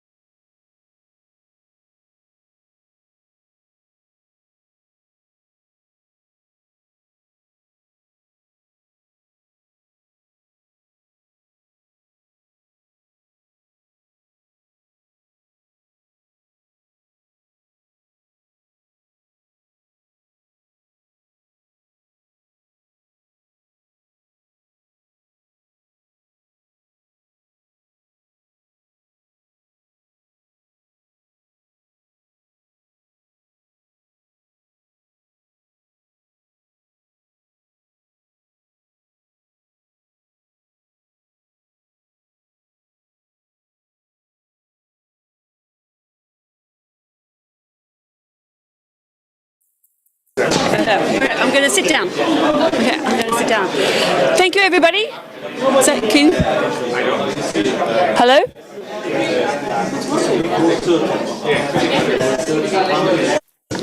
Hello? Hello? Hello? Try yours. Hello. That worked. This one doesn't work.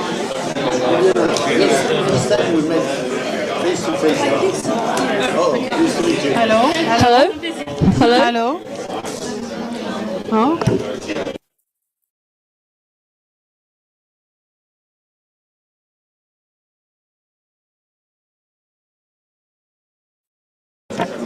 Hello? All right, I'll just stand. All right. All right, hello everybody.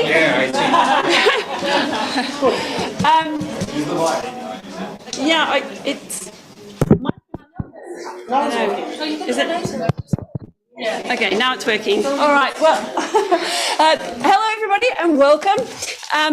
This side event is on acceleration of capacity development actions in the water sector. We've heard a lot already about the importance of capacity development, and capacity development has a lot of very diverse aspects and elements. And I am from the International Atomic Energy Agency. My name is Jodie Miller. I manage the Water Resources Program at the agency. And one of the things that we do is we do technical capacity development. We develop methods, scientific methods, we develop instruments, and we use those to help member states analyse their water samples. And that's the type of capacity development that we do. We have some ideas about how the types of capacity development that we do could contribute to SDG 6 and acceleration. And we have some people who are joining us today to discuss what capacity development means to them and how it can add value to the water action agenda. So if I could have the next slide, please. So these are our speakers and our panelists today. We have Ms. Najat Mokhtar, who is the Deputy Director General of the International Atomic Energy Agency, my boss. Professor Eddie Moore, who is the Rector of IHE Delft. Thank you. Professor Viviana Ray from University of Pisa. We have Ms. Agnes. Agnes, I'm never very sure how to pronounce your surname. There we go. Who is from Kenya. I've not improved in 20 years, so I know when to cut my losses. And then we have Francois Berton, who is from the World Bank. Afternoon. It's not Washington.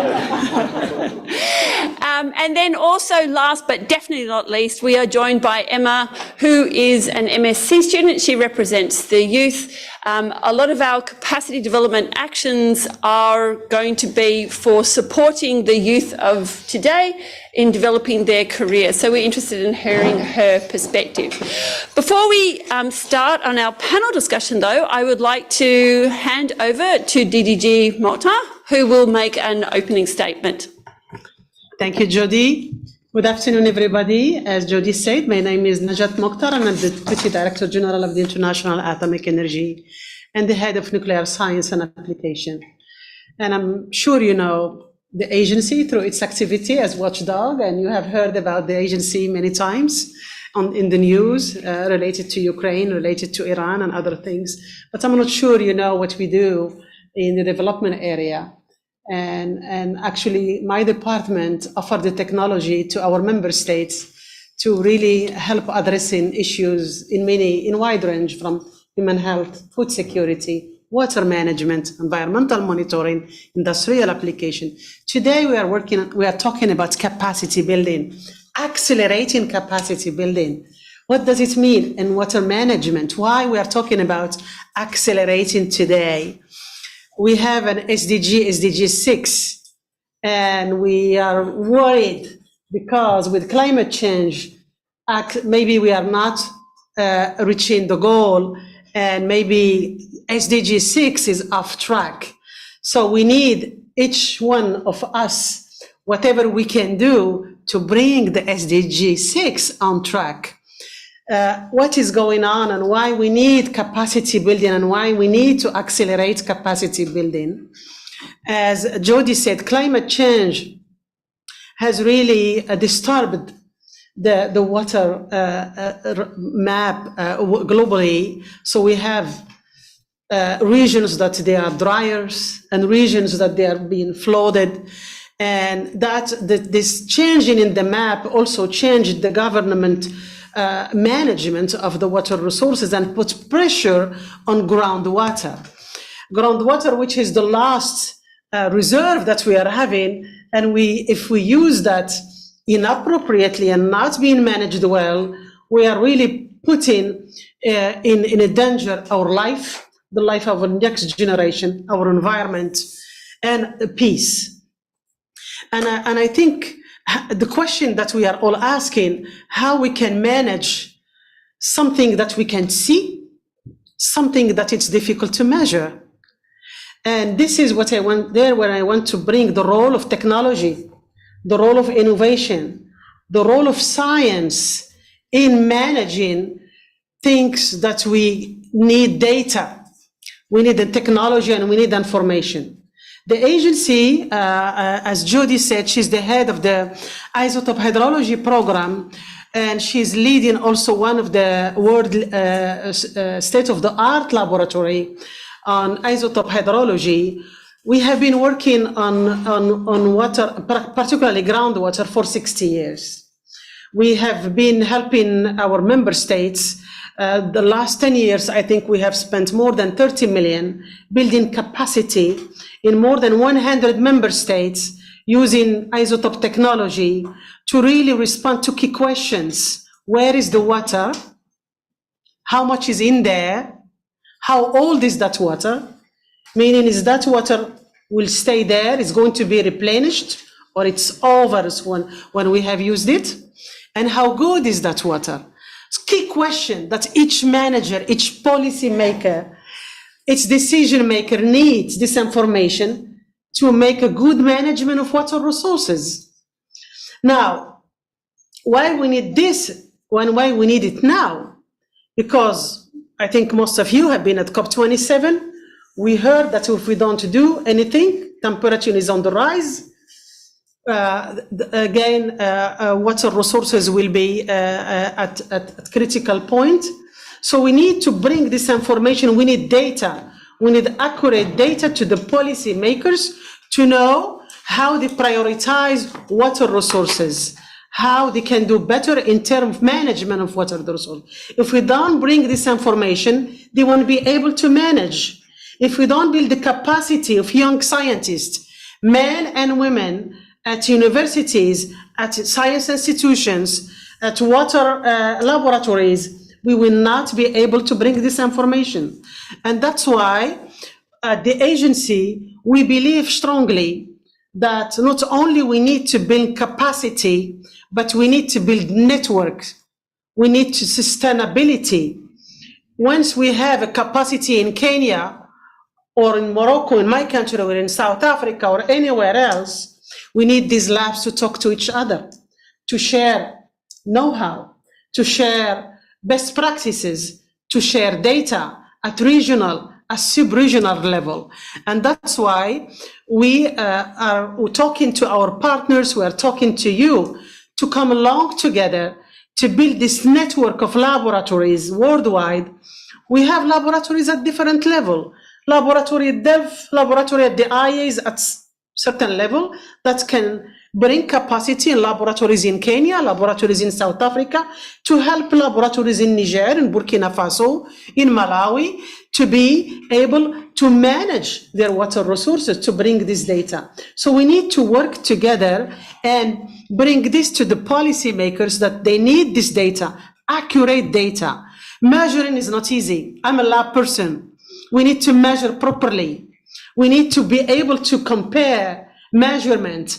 We need to be able, that data that I'm giving to my minister is accurate and right one, that my minister can go to the government and say, hey, I need financing, I need a strategy to talk to my agriculture people, to talk to potable water people, etc.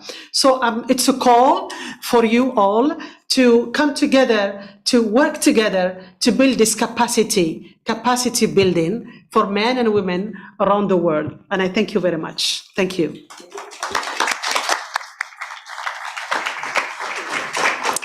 Thank you very much, Najat. I think it's always useful to have that type of introduction, because I think the International Atomic Energy Agency within the UN sphere is a little bit less well known, even though we are very, very active. I now would like to move to the next slide.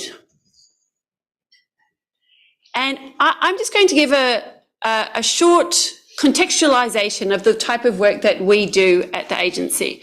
And I call this the Groundwater Bank. If you can move to the next slide, please. So I've used this analogy a couple of times now. When we manage our lives, we get a job. That job gives us money.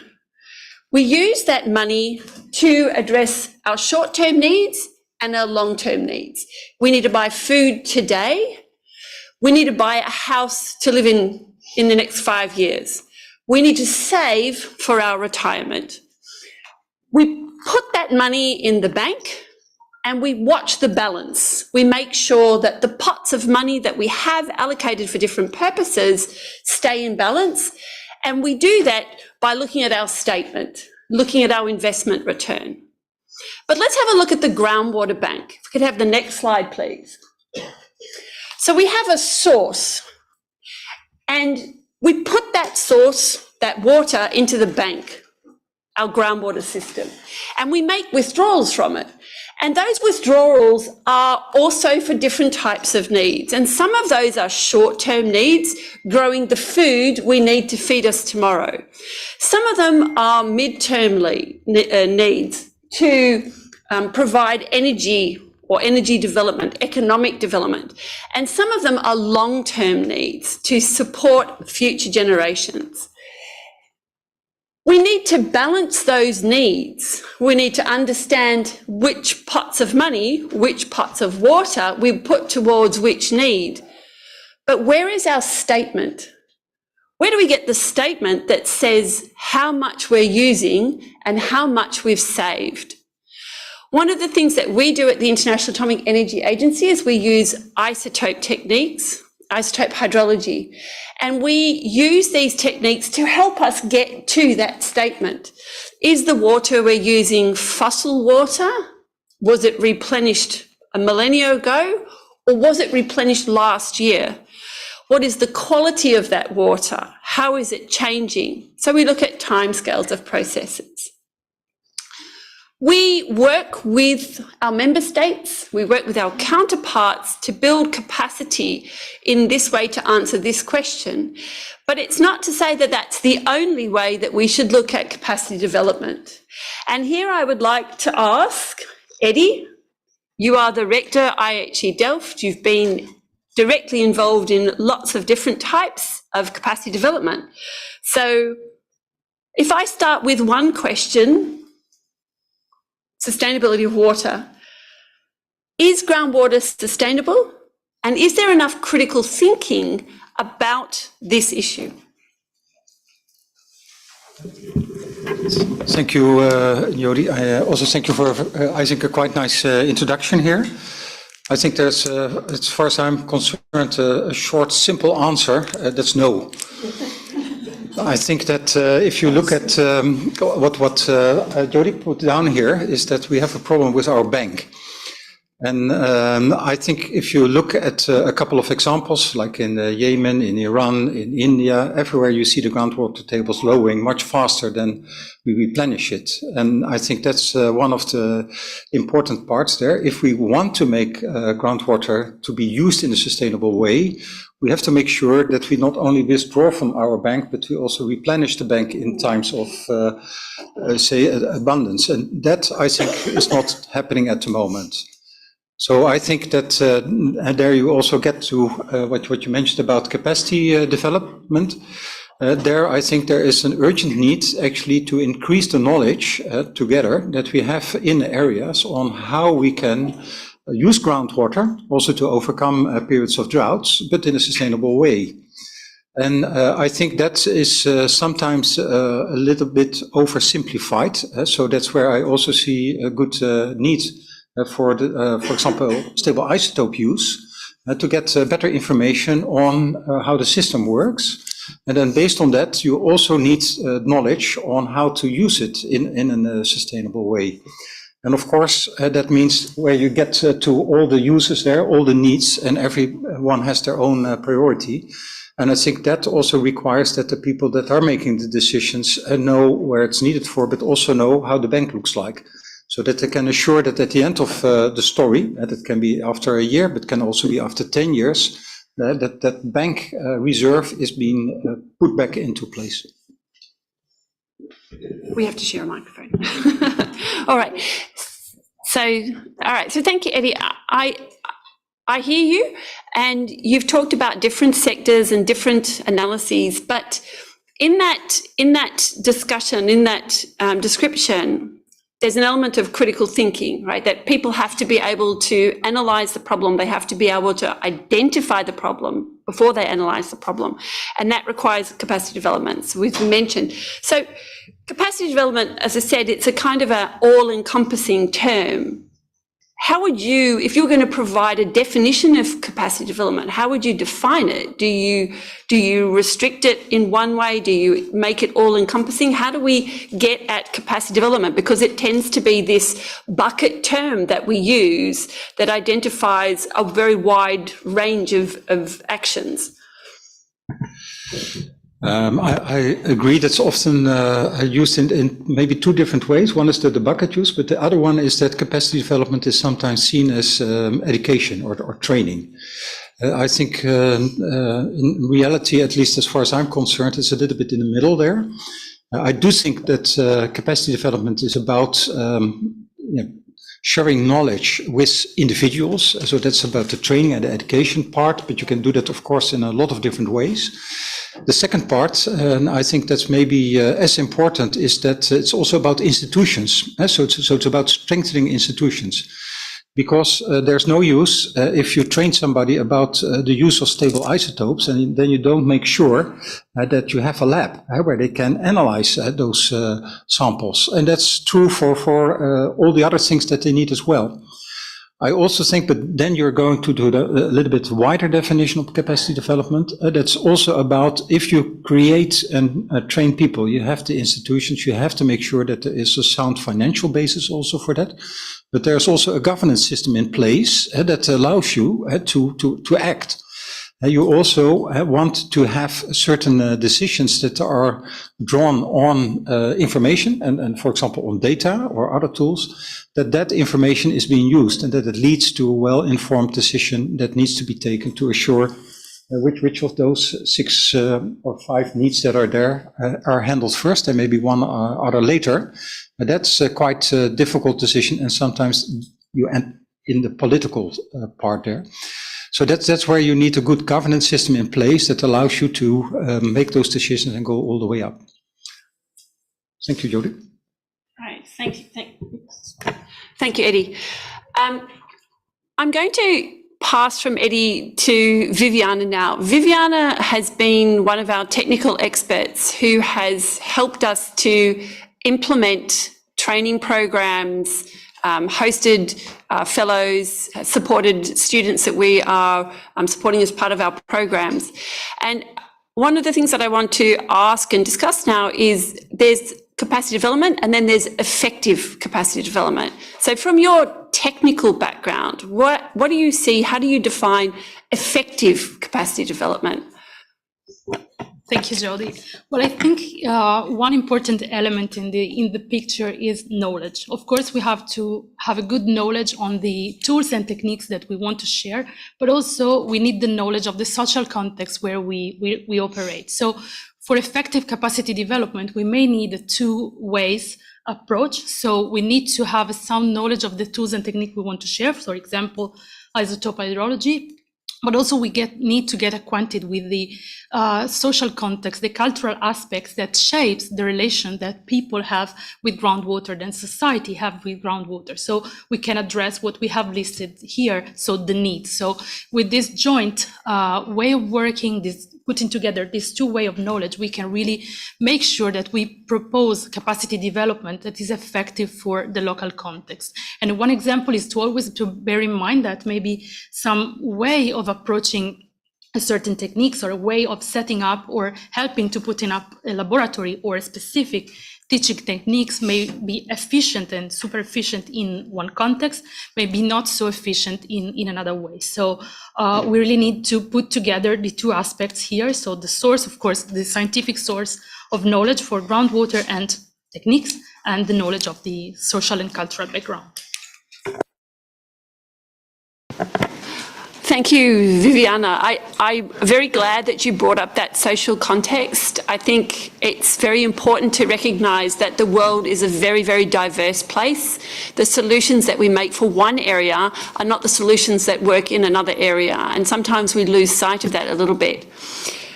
Let's hand it over to Agnes now. So Agnes, you come from a different environment. You are here representing Kenya. I want to ask you about the complexities of groundwater management. This is your role in Kenya.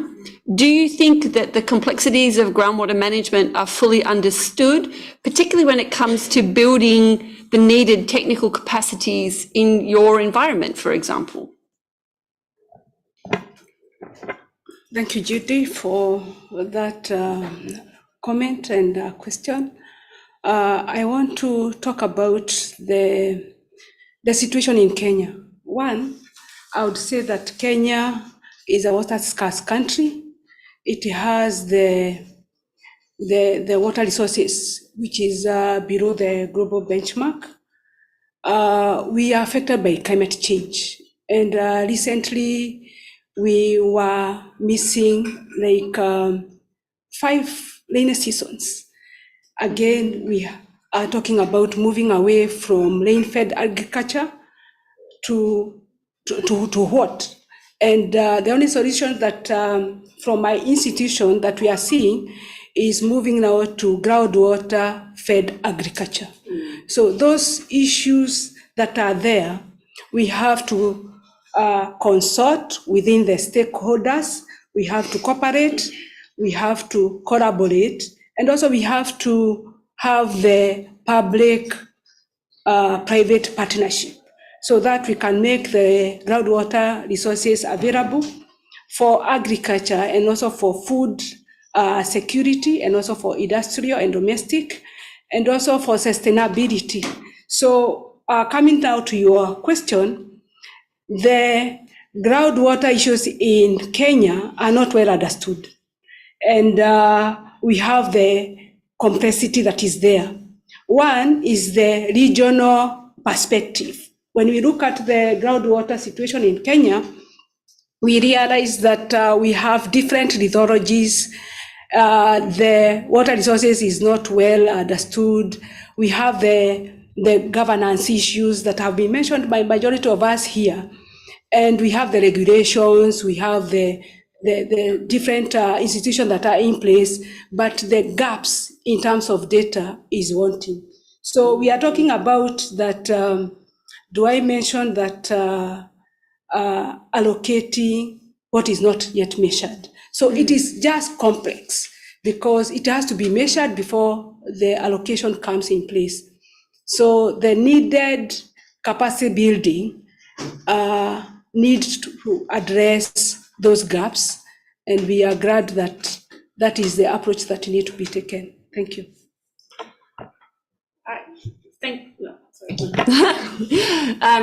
Yeah, thank you. Thank you, Agnes. I think that raises an important point about the fact that we've had a lot of capacity development actions and initiatives, and some of these have been effective, some of them have not been effective, but there are still gaps in our knowledge. Viviana, if we might change back to you, I know that this is something that you deal with, the current challenges. What are the gaps that you see at the moment? You've been a technical expert for us. You've been working particularly in Africa and dealing with projects that deal with or that are looking at water quality, which is really becoming a serious problem. What are the gaps in capacity that you see at the moment? Well, probably the main gap that builds, the comment also builds on something that Agnes just mentioned, is that we probably need to go beyond the kind of silos, compartmentalized way of thinking. This means that, of course, we need to have a strong scientific base and we need techniques and the best available techniques, but maybe this is not sufficient. And if we limit our capacity only to producing data or analyzing data, and we don't share, we don't interact with the stakeholders, the local community, we don't engage with them, and so we remain in our technical bubble, we may have some good solution, but this cannot be effectively translated into reality. So we just make half of the way towards an effective capacity development. And so the challenge here, of course, is to still remain consistent while making space from learning from other disciplines and learning from other stakeholders. So this is a challenge over the challenge, but in my opinion, we cannot tackle the complexity of the interaction of the water cycle and even the complexity of the groundwater interaction with people and society only with single approaches. We need interdisciplinarity, we need transdisciplinarity if we really want to bridge the gap between people and society and make capacity development effective. Yeah, I agree.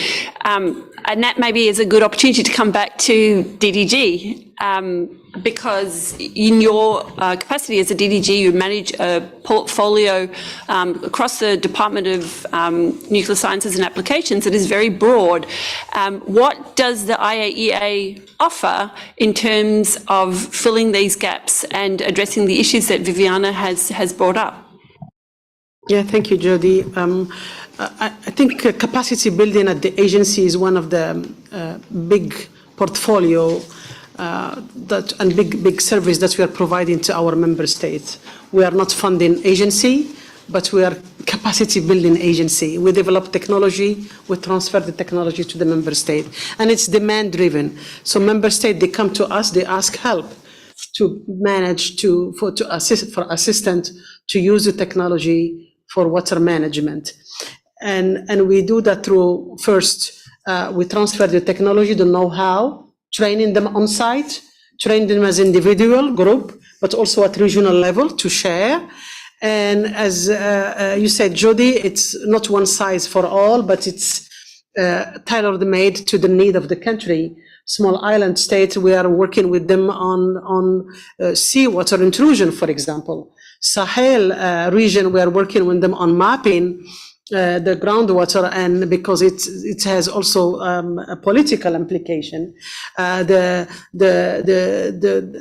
Latin American also a dry area in Latin America. Also, we are working on mapping also the groundwater there, and also individual countries. So we build this capacity to be sustainable, so people they know how to do it and train others. This is our motto as well: is train the trainers. We need to build this capacity and continue building this capacity.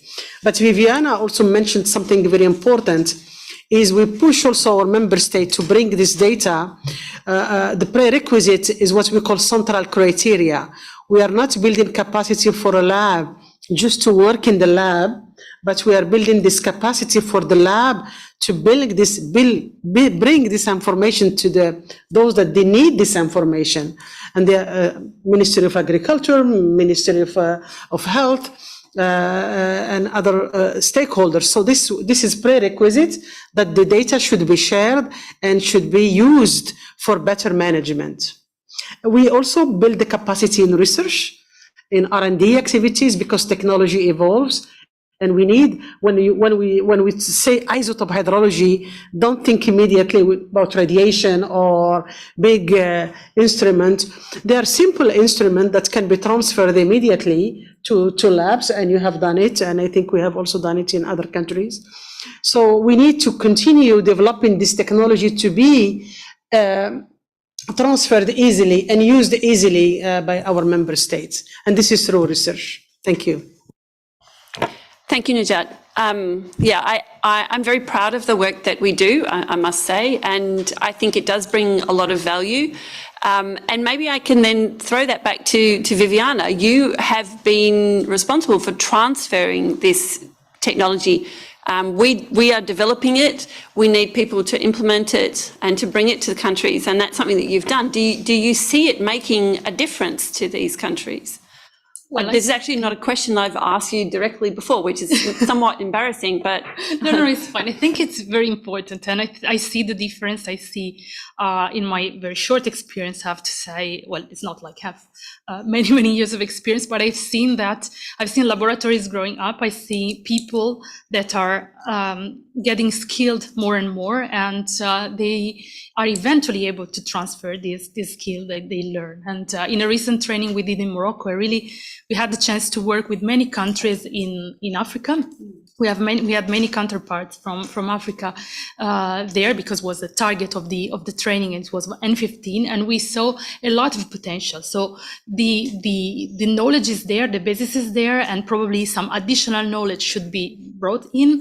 But building or helping people to set laboratories, helping students to grow up, and helping each other to transfer knowledge is of paramount importance, because I think the role of an expert is to transfer knowledge, but also make sure that the knowledge is there, and then eventually there won't be any need for an expert there. So you pass the knowledge, and then they in any country you can go, and then you can exchange and have mutual learning.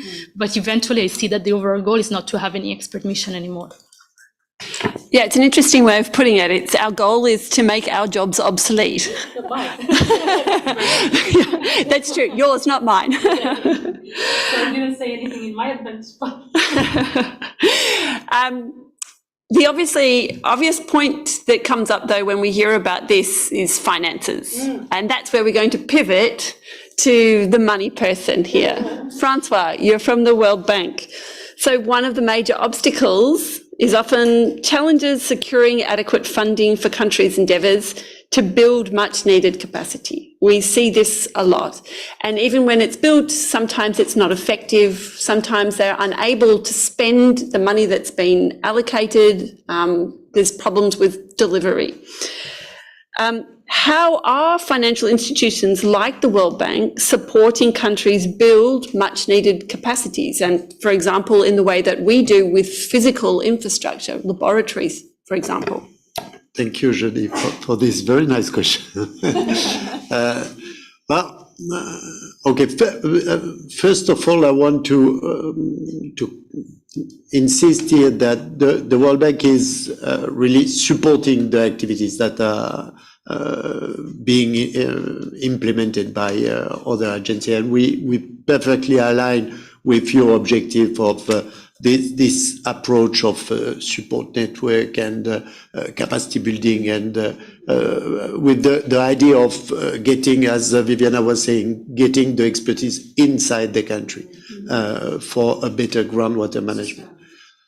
That being said, funding agencies or funding partners, they invest quite much in labs in general. As soon as it comes to assets, to investments, founding partners are easily able to work. And talking about the World Bank, we are funding a series of labs all over the world.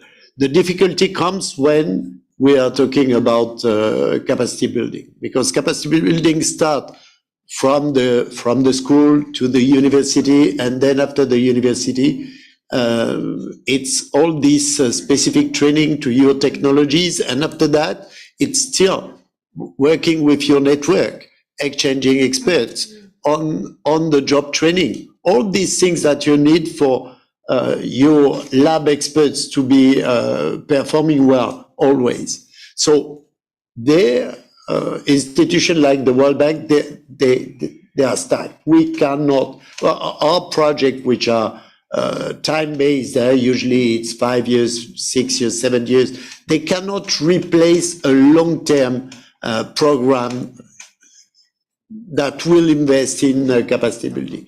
So we can accompany on one-shot actions, one-shot. It can be 5 years long but it's only punctual action, and especially in investment.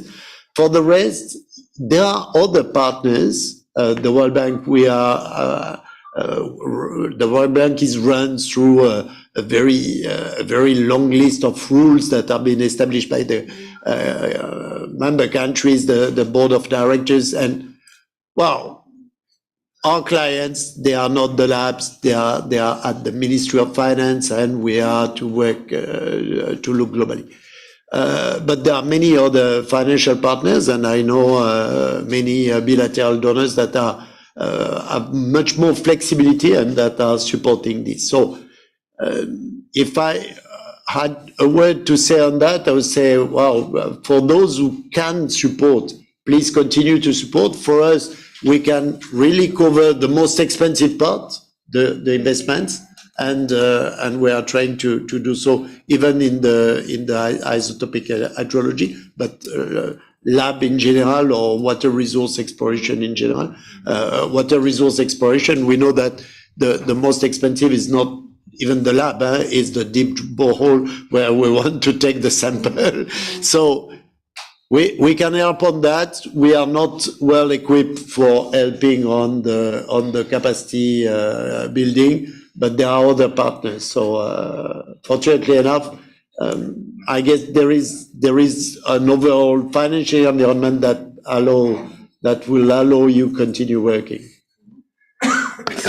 Yeah, this is one of the problems that I've seen, that although we spend a lot of time, energy, money in building up capacity development, the sustainability of the actions are a problem. That I've been to labs where somebody has come in, they've bought equipment, it's been placed in a lab, and yet you go back 5 or 10 years later, it's just sitting there, it's gathered dust, it hasn't been used the way that it was intended. And this is something that we really need to try and avoid going forward. We need to be more strategic about our actions, but we need to talk more about the sustainability of the capacity development component that goes with that technical investment. The building of the lab means nothing if there aren't people who are trained to operate the lab. There aren't people who are trained to use the data that the lab generates. And we need to really consider seriously the sustainability of that component in partnership with the physical infrastructure. Agnes, if I can come back to you now. I know that Kenya is a recipient of IAEA technical support. I am sure that Kenya has been a recipient of other types of support as well. Are these actions sustainable? What are the limitations with the interventions, and how can we better bring value to the country? How can we better position it to allow you to do the research and the monitoring and the water analysis that you need to do, that Kenya needs to do? Yes, Kenya has benefited a lot on the support from IEA. One is on the development of the capacity building on personnel. Personnel in 2 approaches. One is for the young professionals. And currently we have some programs at national level and also at regional level, and working with IEA where staff are benefiting. We already have 2 staff in Morocco currently serving for 2 months. We have also given the nominations at a regional project where we are expecting at PhD level and also for master's level. IEA, through scientific visits, they normally train the managers. So we are having that sort of capacity building from IEA and also the experts. Through this capacity building, we also have the laboratories and equipment that have been mentioned, that the infrastructure that is very expensive, and the sustainability aspect. What the government in Kenya is doing in terms of sustaining this infrastructure and capacity building is, one is to board. If you are trained under the government, you are boarded for some years. Number 2, we normally have the counterpart funding if the IEA is funding us for some sort of an amount of money, there is also at IEA what they call the project percentage that the government has to provide. That amount of money help us to sustain so that we are able now to maintain the equipment. All this capacity building adds to doing the water resources assessment and also characterizing the aquifers, finding the extent of the aquifers, both in terms of the area extent and also the depth. And all these data add up to a database. It normally now informs policy in government. So we are benefiting in that kind of relationship and partnership that we are able now to have hydrogeological maps and also using the exploratory wells, that kind of research, which are also converted to be production of observation wells. We look forward for this partnership so that we are able to benefit in terms of having a regional laboratory where the member state in the region benefit from the laboratory in terms of analyzing their groundwater and also on the transboundary issues. You know, the aquifers are not respecters of the administrative boundaries. So we look forward for that kind of partnership with the neighboring countries, that you are able now to have the cooperative framework out of the analysis that we are doing. Thank you. Thank you, Agnes. I have some more questions that I was going to give to Francois, and I wanted to hear from Emma. But I think actually at this point that I might open up the floor to questions, to inputs from others. Before we hear from Emma, who is listening and taking on board, hopefully, what we've talked about, and giving us perspective. Because sorry, if you could go forward, or this slide here. One of the things that when we look at this idea of the groundwater bank, we're talking about, at the moment, we're really talking about our generation. What are we doing now that impacts our generation? But ultimately, we have to think about future generations. When we take groundwater out of the groundwater system, is it our water that we're dealing with, or is it our grandchildren's water that we're dealing with? And so I'd like to hear from Emma on this. But before I do that, I'd like to ask if there are any questions that anybody would like to ask. Yes, we have a hand up. Jared. Hi, Jody, and thank you to everyone in the panel members. It's been very interesting to follow what you're talking about. As you mentioned in the beginning, a lot of your discussions have been surrounding technical and infrastructure-based capacity development. And maybe this question is directed more at Prof. Moers, coming from IHE Delft, which has an incredibly famous MSc and PhD program. Do you see your especially international students that study there in the context of groundwater return to the countries that they came from and increase the capacity for the opportunities that you've given them there?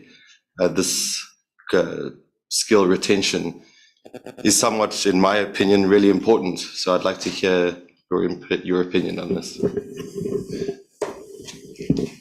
I think if you look a little bit at the history, I think in the past, there's about more than 90% of our students, they went back to their countries to work there. What you see happening, say, in the last couple of years, that there are also students staying sometimes for different reasons, either in the Netherlands or somewhere in Europe or UN organization. But in almost all cases, they are employed there to work either in their own country, again, through this employment, or a neighboring country from the region. So I think there's a real added value there. And sometimes those reasons are really personal. So students can't go back because of other things than saying that they're not interested to work in their country. I would like, before Emma says something, maybe something she can also pick on board, and I was a little bit triggered by your question. is what I sometimes also encounter is that in countries the middle generation is disappearing in departments and institutions. And there are different reasons for that.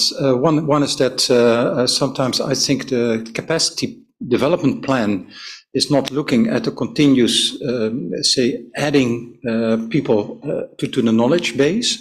But another very important one is the career perspectives in the water sector are not that good. So in some countries, it's really financially not very attractive to work in the sector, which I hope that we are able to change. So I see that also as a part of capacity development, is that there is also a good HR plan within that division that would like to implement something like that.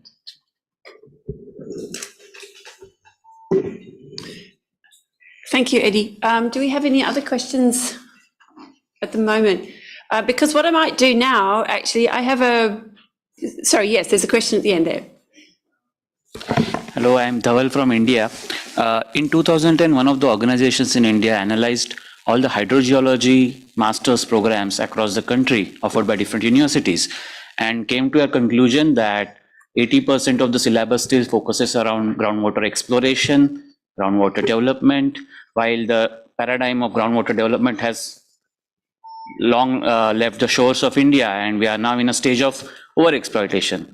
And that is where the question about new types of programs coming up. So in the last 5 to 10 years, I see about 3-4 different courses, master's programs coming up in India by different universities who are not looking at groundwater in the way we used to look at it, say 20-30 years back.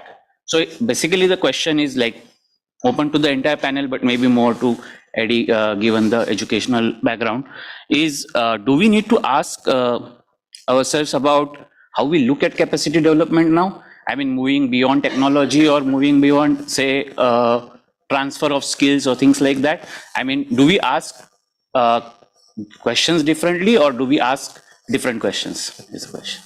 Thanks.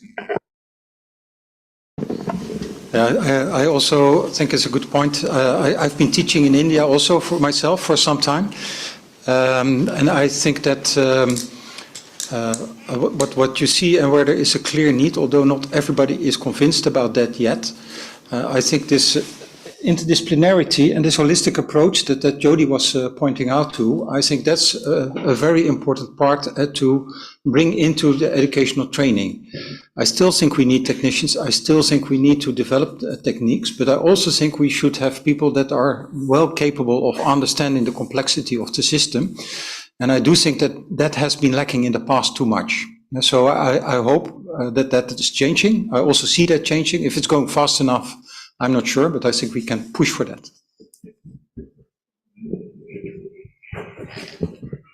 Yes, we have another question. No, thank you very much. Kerstin Dannert from Ask for Water in Switzerland. Just following on from your question, you've kind of triggered a thought. But, you know, for a university to develop a new master's program or an undergraduate program, where are the resources for that? I mean, is that the university? Is there global resources available to meet that need? Because so much is now in the private sector. And if there isn't the money to be made from those students, maybe we're in a bit of a chicken and egg scenario about these other educational programs that are needed. So I'm just kind of throwing it, I don't know if it's a question or a statement, I'm not sure, but just throwing it at you. Yes, that's music to my heart. I'm really convinced that we're not doing well. I think we're talking about capacity development. We're talking about that we should finance capacity development, and I don't think we're doing that. Yes, but it's not enough. So what I personally think is that there is a real need, and I appreciate what Francois was saying about the World Bank, but I do think there is a real need to think about capacity development in a way how we are thinking about, for example, green bonds or social impact bonds, meaning that you are providing a possibility to invest with a very slow rate on the return of investment, a very long period of this investment.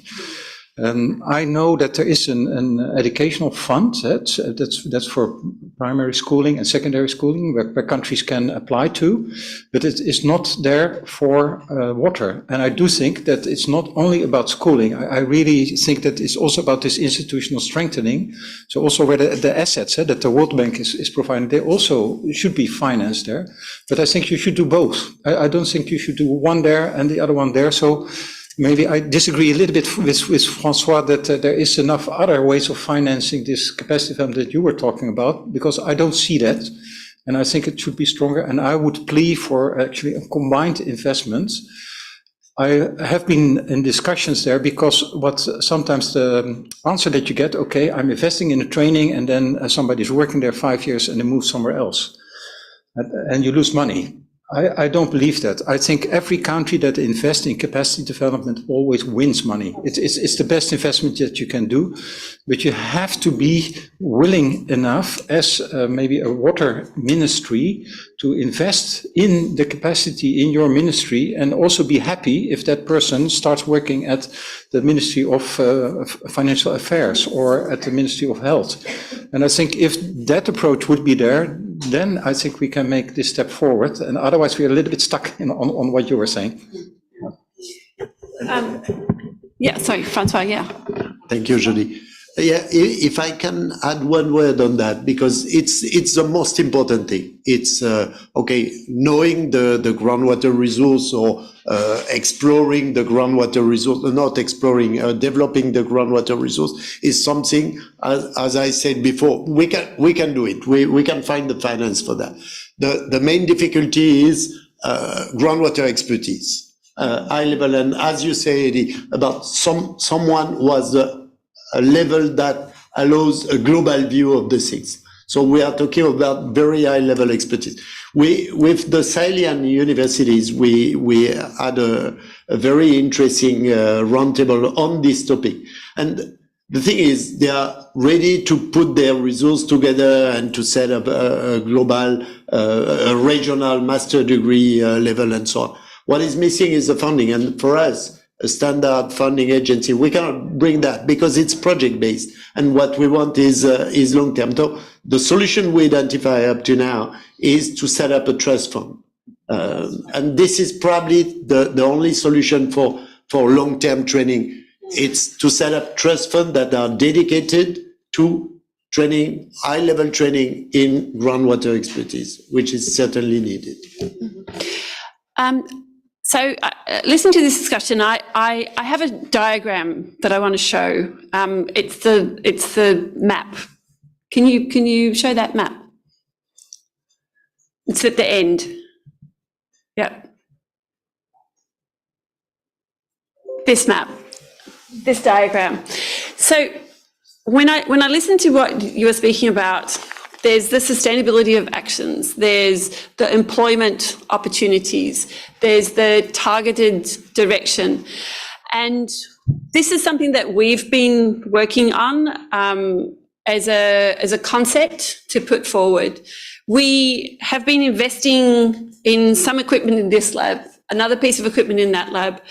And what we think that we should do is that we should have a more systematic and targeted approach and create, instead of individual laboratories, a network, a formal network of laboratories where we have differentiated nodes, anchor nodes that are strong regional labs that host training courses, that support fellows, that can educate master's PhD students, that there are growth nodes, laboratories that are just developing, that have some equipment, have some capacity, but need more to grow.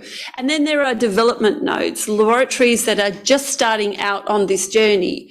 But the network links them together. It gives people like ourselves, IHE Delft, the World Bank, it gives them something to invest in, to support either the infrastructure. The World Bank can support labs or build labs that link into this network, that the IHE Delft is providing training opportunities, the network is providing employment opportunities within these countries, that there is a sustainability of the actions.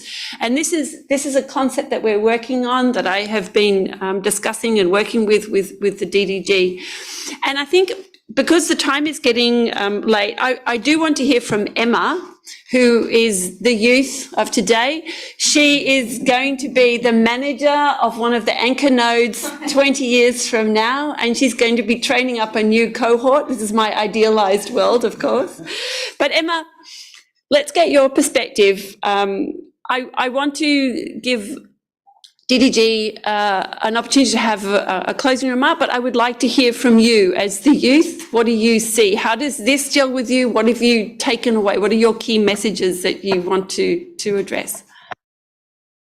Thank you, Jodie. So I think the fact that you're prioritizing incorporating the youth in this is something that's really key, because you have a lot of fresh minds, new perspectives, and people who not only want to learn new skills, but also really need them, right? You leave university with no practical experience, and that's something that you really, want. And I think at the core, the youth needs two things. The first is an opportunity to start, and the second is an opportunity to grow.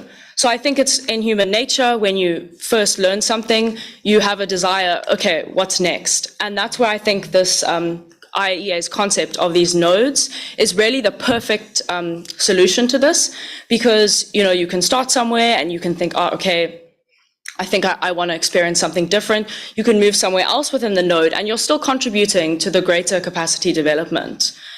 And just to finish off, I think you cannot ignore the importance of the attitude of the teacher in all of this, right? When you are teaching someone in the youth something new, you are essentially shaping their minds. And if they're taught knowing that their perspective and their input is valued and will have an impact, I think it will motivate them to stay within the network. So I think assuming the network can function well, and the attitude of those teaching is correct, I think it can actually be sustainable capacity development, and you won't have this, you teaching someone and they leave and never come back. Thank you, Ebba. I think that's something I hadn't considered when we were developing this, and I'm happy that DDG is taking notes, because I'm not taking notes, and this is something that we will want to remember. If there are no other questions, there is a question? Yes. Thank you for the opportunity. My name is Maha from Nile Basin Initiative, and I am the project technical lead for the groundwater GEF UNDP. When you were talking, there was a question, in my mind. It was ringing many bells. Now, we have done lots of capacity buildings. In fact, we have been doing a lot of years capacitating our people. Has that managed our resources well? Are our resources well known to us? Is groundwater well known to us? Taking in consideration that one of the universities in the area is like Makerere is 120 years old, like Khartoum University is 100 years old. They've been doing this for many years, yet resources are not well managed.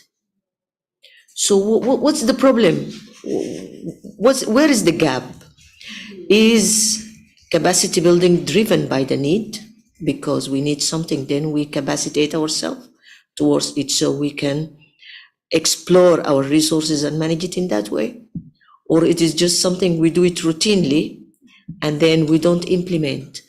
Are the people who we capacitate, they take action towards management of our resources? Or we just capacitate them and leave them apart? What is the link between decision maker and people who know? And are they able to practice what they have learned? And then sustainability issues, and then enabling environments, and then the science itself. You can't just inject 3 weeks into somebody's mind and then you let him go and you say that I have capacitated him. We find that most of our people, they go for 3 weeks, 3 months, capacity building, then they come back, they don't practice, they don't find the right institutions. So as if you are throwing your money in the air. So there are many questions how to link this, how to think thoughtfully into capacity building that can enable us to do the right decisions, to manage our resources rightfully. Do we start it from the very basic schools and then we build it upwards as children grow up? Or, because, you know, I've been around a lot and I've been visiting many countries, it is the same story. Thank you. Yeah, there are many aspects of what we do for which there's no easy solution. And there are many problems that are just being perpetuated by many of the actions that we take. But one of the advantages that I see with a network is that it specifically encourages communication and dialogue. And I think some, not all, but some of the problems that you're identifying now result because of issues to do with trust, about willingness to discuss problems, issues, groundwater resources, scientific development with other people. And some areas have this as a more prominent problem than others. And when you have a network, and what we've seen, for example, in some of our programs, instead of running national programs, we ran regional programs. And in the regional program, we incorporated MSc students and PhD students. And we drew them together into, this year we had the first ever PhD conference of the students that we are supporting. It's about 30 students. And what that does is creates a cross-pollination of ideas, not just of ideas, but problems that need to be solved. And I think that mechanisms that create the opportunities to link together, to find people who have similar problems in similar situations and get them talking to one another, not you and me talking here at UNESCO, but people from Egypt and Sudan, or Ethiopia and Eritrea, to try and get them talking together about the problems that they share. And there are many examples, and some of those discussions are extremely difficult because of political complications. But we need to try and find mechanisms that allow people to interact. I like to think that the network will be a mechanism by which we can do this. It won't solve all of those problems, but it will take us further forward. Yeah. I think we need to finish up. We're a little bit over. I would like to give an opportunity for Najat to say a couple of final words, and then we'll wrap. Thank you, Jody, and thank you, Maya, right? Maha. Thank you, Maha, for, I fully agree, because I think you, Jody, said that we at the agency of 60 years, we built capacity here and there. And then what happened normally is the member state who take over, and it's their responsibility. We don't know what happened to these youth, young people that we have trained, how we can support them and how we can sustain them. And then Emma, I think she gave some inspiring words. She said, shaping the mind, and she said, supporting those youth, those young mind, and sustaining them. I like this triple S. Shaping, sustaining, supporting and sustaining. And this through education, through the training, but then how to sustain, how to keep them. And that's why I think the idea of having this network, but not only having the network, is to giving them the platform to communicate, giving them, using the digital technology to give them to communicate among themselves and exchange. And so they keep up. Because we need funding, we need support from the government as well to give them impetus and give them a push that they are used, that they are needed. And it's complex, it's not easy, but each one of us has to do its part. The education, the UN agencies, the funding agencies, and the government, we need to come together. And I think a platform like this at least give this platform for dialogue and for sharing and discussion. Thank you. Please, go ahead. Last question, though, because we do have to wrap up. Okay, I have just a short question. I would like to know how do you evaluate and assess the program implemented by you? Do you have a system to assess the program? Yes. So the answer to that is yes. And you are more than welcome to come and talk to me about how that operates. But we do have a comprehensive program to see how effective the program is, but that is run at the end of the program. And I think what we're all asking about is what happens after that. And that's where we need to work on the sustainability.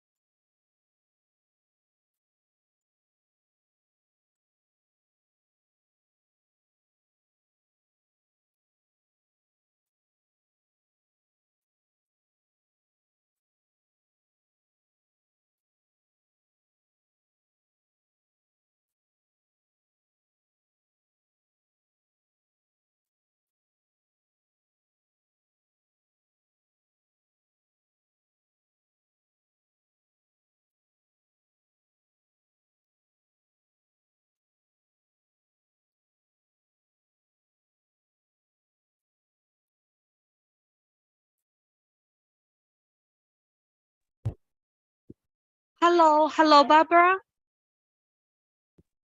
Hello, can you hear me? Hi, Barbara. Can you hear me well? Yes, I can. Can you hear me? Great, great. And I just need to find the camera. Yes, I can see you perfectly. Thank you. So I leave the camera on for the whole session or just when I'm speaking?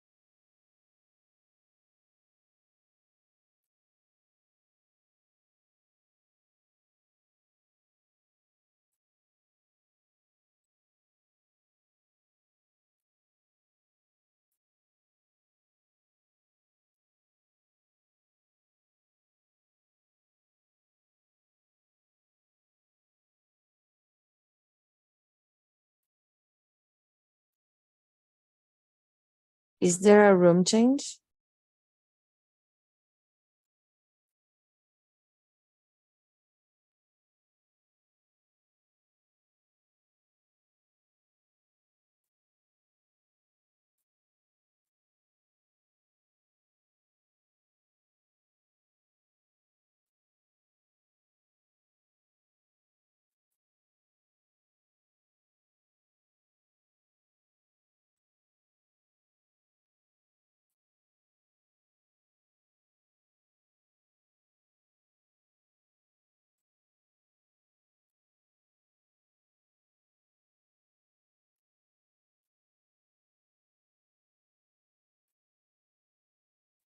Hi,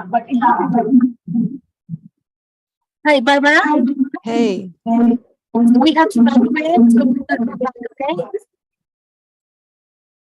I didn't hear you, sorry. We have to evacuate the building because there's like a fire alarm. So we will come back. I'm sorry. Okay, so Okay, just wait sorry. here. Yes, thank you. Okay.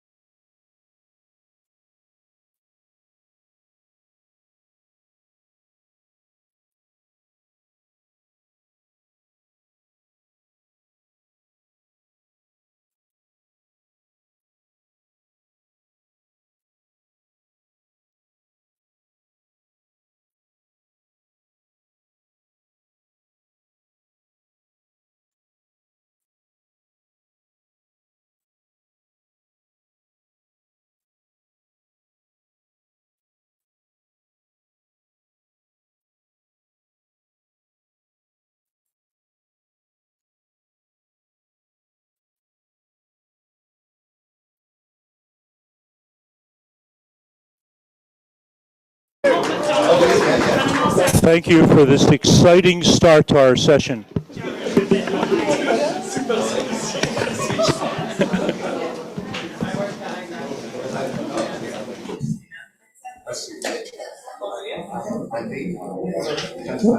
Why don't we start as soon as people can I be heard in the back of the room? Yeah. Okay, I'm not sure how the microphone's working. Well, we're all good in the back? Well, welcome everyone, and thank you for that exciting start to our session. We got a little exercise in. Welcome to the session, How Groundwater Changes Lives. It's a mixture of art and discussion, and I hope that you'll enjoy it. We have a real variety of things that we're going to be doing in the next hour and a half. We go from 4 4:35 to 6 o'clock. And we have a lot of interesting things that we're going to do today. We have several discussion groups. We will introduce people as they come up. But to start off with, we have a luminary with us, John Cherry. We're privileged to have with us. John is the winner of the Stockholm World Water Prize. At a younger age, he and Alan Fries put together a seminal textbook on groundwater that's been used in classrooms all over the world. And he's published a lot, and I'm very, very jealous of all his publications and all his impact factors. And he's one of the best known hydrogeologists in the world. So John has agreed to give us a presentation here at the beginning of our session to start us off. And so is it loaded on me now? So John, why don't you take over and we'll go ahead and begin your presentation. Is this working? So this is a very brief summary of a lecture I've been giving in the last 6 months. I gave it at 3 universities in Europe a few months ago and a few universities in Canada. And it's the end of a journey that I started about 6 years ago when I received the Lee Kuan Yew Water Prize, which is like the Stockholm Water Prize, but it's in Singapore. And I arrived there and nobody was interested in the type of research I was doing, which is contaminant hydrogeology. So they had me doing lots of interviews with the press, and the questions I would get, next slide, related to like, is groundwater important and how does it relate to humanity? For which I had no answers at all. So I spent 6 years then trying to answer the question, what is groundwater? Does it have problems? Is it important? And all of that. In the really big picture. So I think this is the graph that's most important. I did my formative years in the 1960s. And in the 1960s, the big worry of the future of humanity was population growth. And there were books on it, and all the intellectual luminaries in the world were talking about how will we in humanity ever get through this? And then into the 70s, nobody talked about that anymore, and it was considered politically incorrect. So we were on exponential growth, and there we are now in this time, and we're still going to add 80 million people a year for a few years. And then the only good news we have, I guess, is that we will peak. And all those other graphs then that are disastrous are now turning out to be unlikely. So that most likely graph is really important, and that's our only hope. We actually have a graph which seems to be fixed for the population growth. Next slide. And so then I began to read outside of my little niche, and I found this book kind of by accident, written by a journalist who was originally trained as a soil scientist, and it's the most amazing book. Next slide. To feed the world with its ballooning population without destroying the planet's land and water is likely the greatest challenge humanity has ever faced.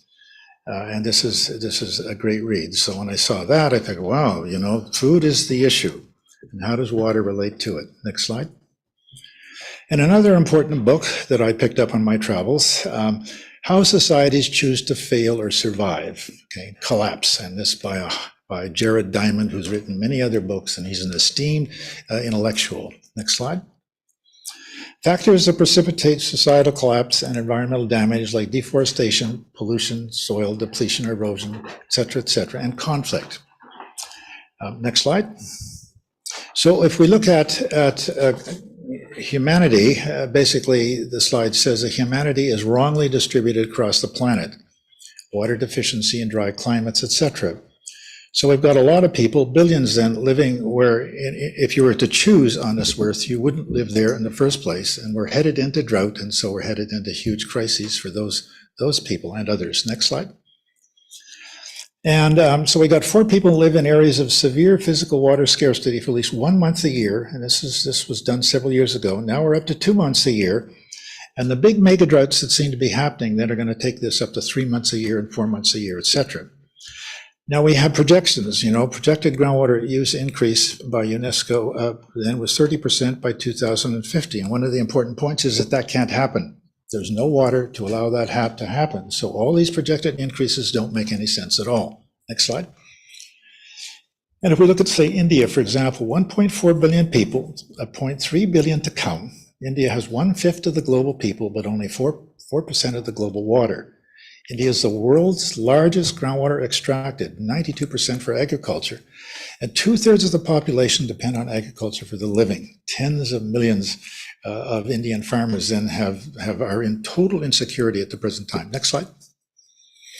Now, this is the only piece of science in here that I've participated in, and it's a graph of Southern California for climate going back 500 years. And it's based on a recharge indicator and tree rings and ice cores and all that stuff. The only point of this graph then is that the yellow represents drought, and the droughts that they've had in California are just very small droughts. So forgetting about anthropogenic greenhouse gases and the so-called climate change, the climate's always changing, and in the past we've had mega droughts. So we in society should have been planning on the mega droughts anyway, regardless of all this greenhouse gases stuff. It's coming at us. Next slide. And then apparently in the southwestern US, they're concluding that they're now at the start of a mega drought. Next slide. So from a geoscience viewpoint, if you've been trained in geology, climate change is what you're studying. And in the past, we've had much warmer and much colder periods. For example, the Canadian Arctic had no ice 8,000 years ago. Half the population of Europe collapsed in that period of 570 to 1880. So in fact, humanity has been living in the last 100 years in a very nice, pleasant period. And we haven't been preparing for what's coming at us, regardless of CO2. Next slide. So the planet then depends on these pillars, as I call them: fresh water, soil, oceans, forests, and climate. I put climate at the bottom because it's the least controllable, and for the time being, for the next few decades, it's the least important. The droughts are coming regardless. And what I'm learning as I try and become more broadly in my education is that all the trajectories for all these parameters are on a disaster trajectory, each one of them. Fresh water, which is groundwater, soil, oceans, forests, climate, etc. Next slide. And then what we've done, because economists really like things to be global and they like things to have a market, okay, we're now caught up in a global food market. And so once we disturb this market, then most countries in the world, Canada in particular, are going to be very dependent on the collapses that are going to occur in other places. And the concept of virtual water, which was developed by Tony Allen in the UK about 15 years ago, then when we think of our food, we can think of water being shifted around. And there's all sorts of numbers on this. So virtual water enables people to live where enough food cannot be grown. Next slide. And then it's furthermore, so we've got soil degradation going on, which affects human nutrition. And Ratan Lal at Ohio State University has studied this for about 50 years. And his point is that the soils are degrading. So we're losing soil and we're losing the ability of soils to produce nutritious food. Next slide. And then, so we've got 40% of global agriculture is based on irrigation, but 70% of irrigation is groundwater. The number you usually see is 40%, but you need to add the 40% from wells and the 30% from rivers if they're flowing at base flow. So basically, during a long drought, nearly all food is coming from groundwater. Next slide. So we've got two fundamental separate problems. We've got groundwater, which is over-extracted and mismanaged and abused, and we're going to have to go, and it'll go this way because the aquifers won't tolerate it. Less pumping from many aquifers is needed. But we've got a third of humanity then that need more wells and more pumping because they're in water poverty. So what we have coming at us then are two independent crises that require different solutions. Next slide. And I'll just show you some graphs now. So land used by agriculture, it's going down. Land per capita is going down. Fresh water per capita is going down, etc. So we're losing agricultural land by erosion, salinization, and loss of organic carbon, etc. Next slide. Now you hear all this hullabaloo in the literature about how climate change and greenhouse gases are causing the glaciers to melt and to cause sea level rise. And sea level rise is only, in the latest report, 3 millimeters a year. Okay, every IPCC report, the sea level rise goes down. When I first started 15 years ago. So we don't even know what sea level is doing in general, but of the 3 millimeters sea level rise, 25% of that is estimated to be groundwater. So we're draining the aquifers of the land so much that it's contributing 25% to sea level rise. But the numbers are so uncertain with all the estimates, it could be 50%. But the point, when I found these numbers a few years ago, I was staggered. You mean we're draining aquifers at the point where we're actually raising sea level? And it may be the main cause of sea level rise, for all we know, because all the estimates are uncertain. Next slide. In this report, I noticed just a month ago, then 44 of 48 most populous cities in the world, and that adds up towards 500 million people then, they're sinking. So their relative sea level is controlled basically by sinking due to groundwater pumping. Okay, so the aquifers are being pumped, the clay deposits are being compacted, we're adding water from all this pumping, and in fact, it's got nothing to do with climate change. Humanity is going to be in bad shape, 500 million people with nothing to do with climate change and everything to do with groundwater. Next slide. So 1/3 of humanity is in water poverty, and water poverty means that you're walking through your water, women are doing it, and children, or your water is killing you. Okay, so more than 2 billion people had no access to safe drinking water in 1975. Like, these numbers were out there. And this number now has increased with population growth, and some reports basically say that it's almost 50% of the world now. Next slide. Concepts. We got peak water, like peak oil, peak sustainable water, and peak ecological water. So we've long ago passed peak sustainable water. We've long ago passed peak ecological water, and the next slide will indicate with peak global water, I think. So I dug this up, and it's reproduced in a few reports. Who knows whether it's right or wrong, because you can get things that are reproduced many times and they're all wrong, but this is the graph I have. And so in the US, they passed peak water then long ago, and they're just kind of level now. Okay, but the global graph then is seemingly peaked. Okay, and it's peaked, which is a disaster, because it's peaked with unsustainable groundwater pumping. So this graph will go down. Next slide. And so we got the graph I showed you on the left, and on the right, we've got a graph produced by IAH. The credit isn't on there, I don't know why, in 2015. Now, it's the important graph. Okay, it's depletion volume in kilometers cubed versus time. And I don't know how they got the numbers, but they're recognizing the numbers being very uncertain with that gray line. So in fact, we've got our peak water graph, and we've got the groundwater depletion graph still out of control, kind of beyond exponential.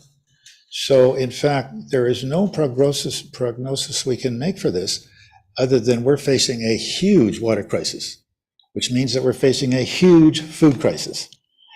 And you never hear about it in the media. Like, you never hear that this is basically a groundwater crisis.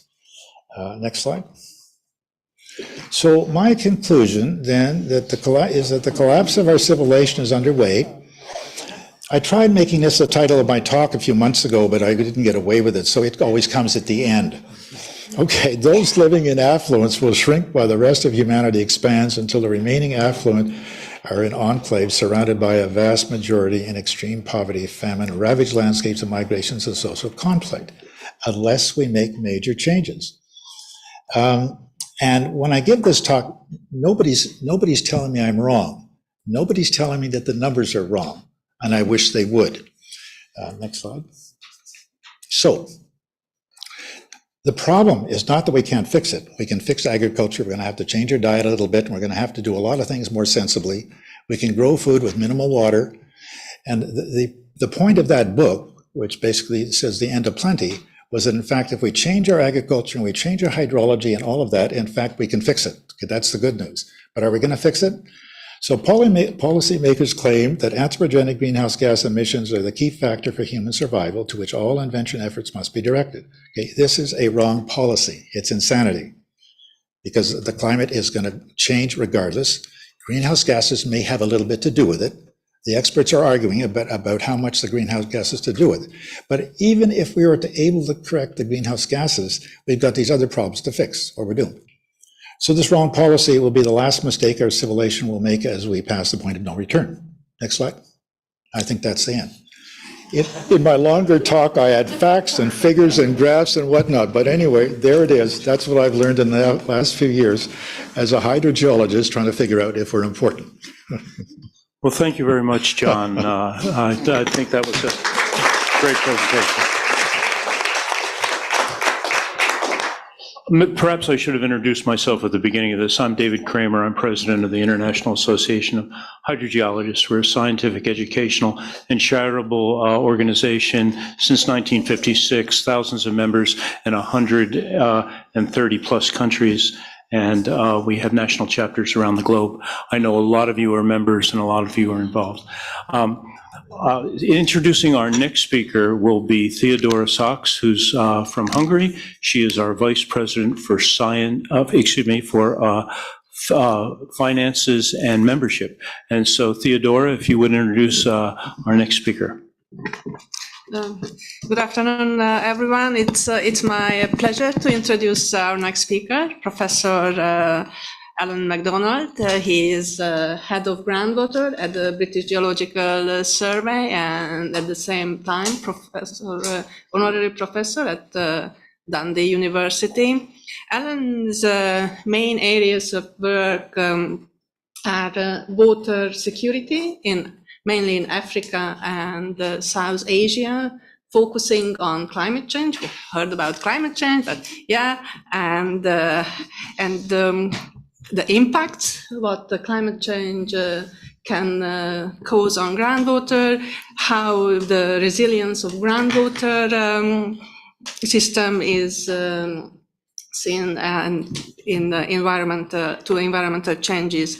He also has plenty of publications, about 130, and contributed to many policy documents and has several books, and I will not continue with that. So, Alan, please, floor is yours. Thanks, Theodora. And thanks, John, for that great introduction. And in my day job, I spend a lot of time looking at these issues to do with water security, climate change, and trying to deal with the tale of two groundwaters. Groundwater that's underdeveloped in some parts of the world and could be used, and groundwater that's overexploited and causing problems. Now, as an antidote to that, Viviana and I and a few others decided to put a book together 2 or 3 years ago with IEH to look at the positive stories of groundwater. How is groundwater actually sustaining livelihoods, and how is it promoting equitable growth? So we went out and we got a collection of about 20 stories from around the world across 3 continents, and put them in an IEH book, which I'm just plugging right now.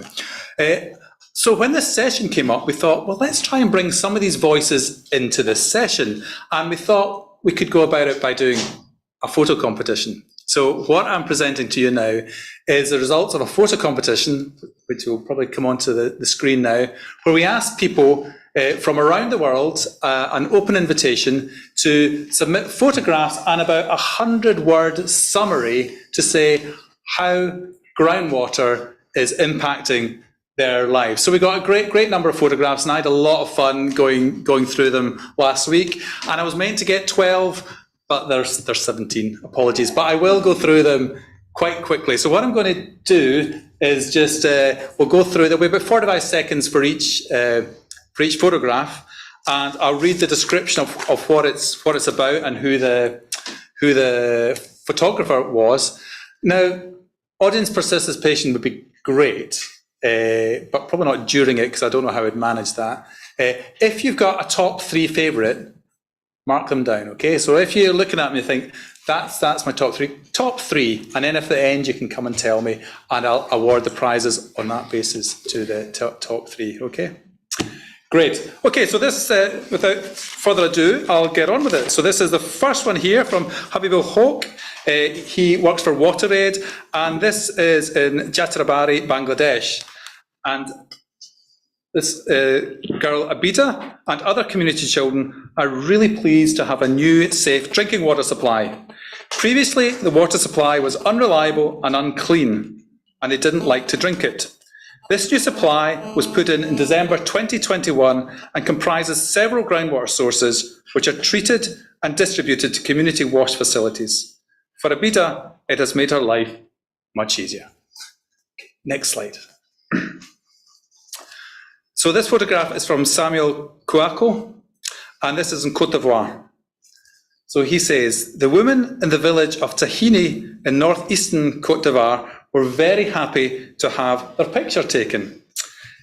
In Cote d'Ivoire, more than 30% of people lack even basic water services, and it's the poorest households that are affected the most. This borehole is located very close to their houses, meaning they can collect more water and they don't have to carry it so far. Next slide. So I don't have the photographer here. This was from the IH chapter in Italy. So this is the Monpiano Spring in Brescia, and it has been an urban water supply that has been in use for 2,000 years. Apologies for my pronunciation for any Italians. The availability of abundant, good quality groundwater helped the society and surrounding settlements grow and prosper over millennia. And we're all glad there's some rocks in that one as well, because we're all geologists. Okay, this one is from Praharsh Patel, and it's from India. Agriculture in the arid region of Kutch is only possible because of groundwater. The groundwater is pumped, aerated, I think you can see that in the photograph there, filtered before being used to irrigate high-value horticulture. So that's what's happening in the background there. Next slide, thank you. So staying in India, this is from Manisha Shah. Gujarat in Western India is mostly a dry land with rainfall less than 400 millimetres per year. In many parts of the district, groundwater is abstracted through large diameter hand-dug wells, less than 25 metres deep. I should just butt in, we really like this photograph because it brought you right into the scene with the bicycle there and the bicycle in the background. So anyway, sorry. Despite issues with salinity, the wells provide the main source of drinking water for many people. Okay, next slide, please. So this is from Jacques Inkinzagabo from Rwanda. And this, there's no water in this one, but water is a theme. So this is students dancing in Scholar Nyiragaseke in Rwanda. And this is from Jacques, who was working for WaterAid at the time. Groundwater was recently supplied to this large school complex through a solar-powered pump that also supplies a health centre and several tap stands in the village. The head teacher has noticed an increase in attendance, and also they use the clean water to provide school lunches. And the students said that they prefer to go to school now because the clean water is closer at hand than at home. So all good there. Next slide, please. So some people might have already seen this before because this is from Kirsten Danner, who's in the room. And this is from Nigeria. I don't want to bias people. It's a great photograph. It makes me feel slightly weird. I don't know why. Maybe it's a tangible kind of water. Over the last 30 years, manual drilling has become very popular in Nigeria, providing boreholes for households. As well as the obvious benefits for water users of having water in the house, it is important to acknowledge the hard work of the drillers. This is one of the drillers. Drilling is our livelihood and is a flourishing business. It's been vital for the economy of Lagos and beyond. Next slide, please.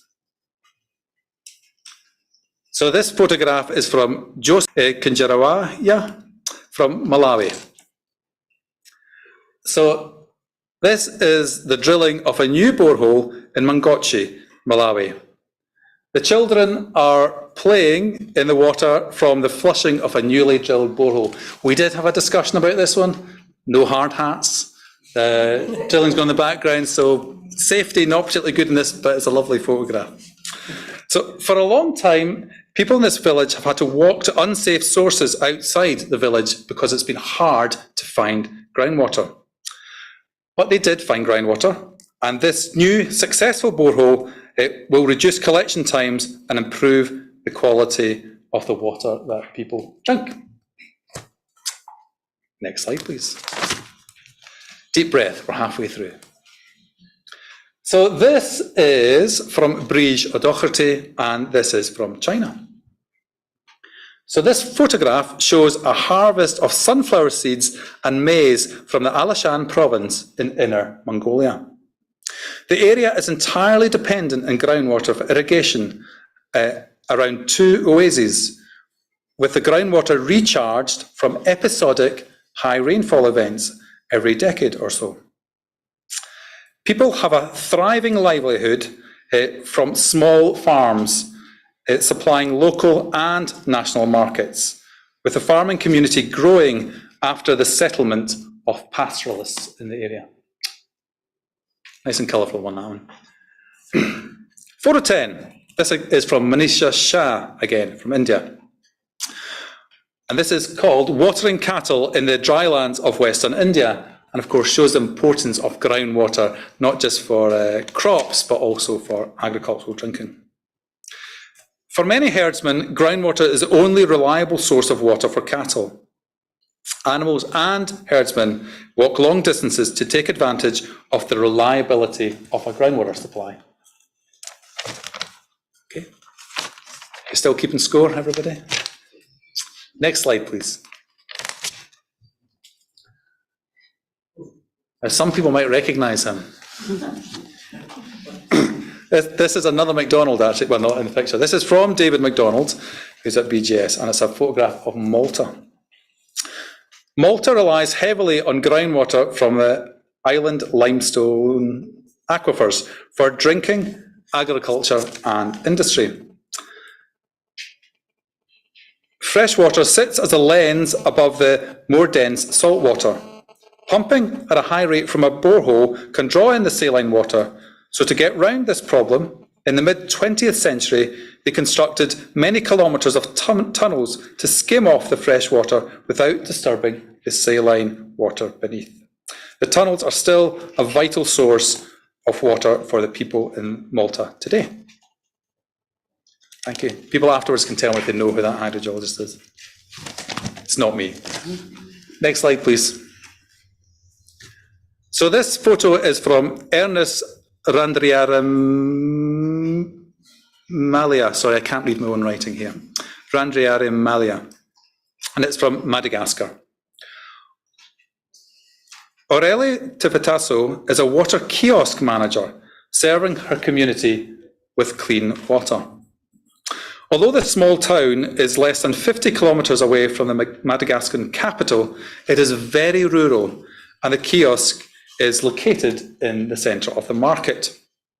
People now don't need to collect water from the unreliable, polluted old sources, but buy safe groundwater for drinking water when they come to visit the market. Next slide, please. Photo 13, which is strictly 2 photographs. This is from Steph Bricker, and she took this in Nepal. In the foothills of the Himalayas, the livelihoods of people living in Madan Pokhara has been transformed by using groundwater. Most villagers now irrigate cash crops for sale using groundwater from springs. So that's on the right, you can see all the little pipes coming out of that spring supply, or from shallow boreholes. The cost of infrastructure can be recouped within 1 season, and the crops supply Pokhara and Kathmandu. Next slide, please. So this is from Zambia, the copper belt in Zambia, and this was taken from another BTS person. This is from Dan Lapper. So large industrial farms in the copper belt of Zambia are irrigated using pivot irrigators relying on groundwater.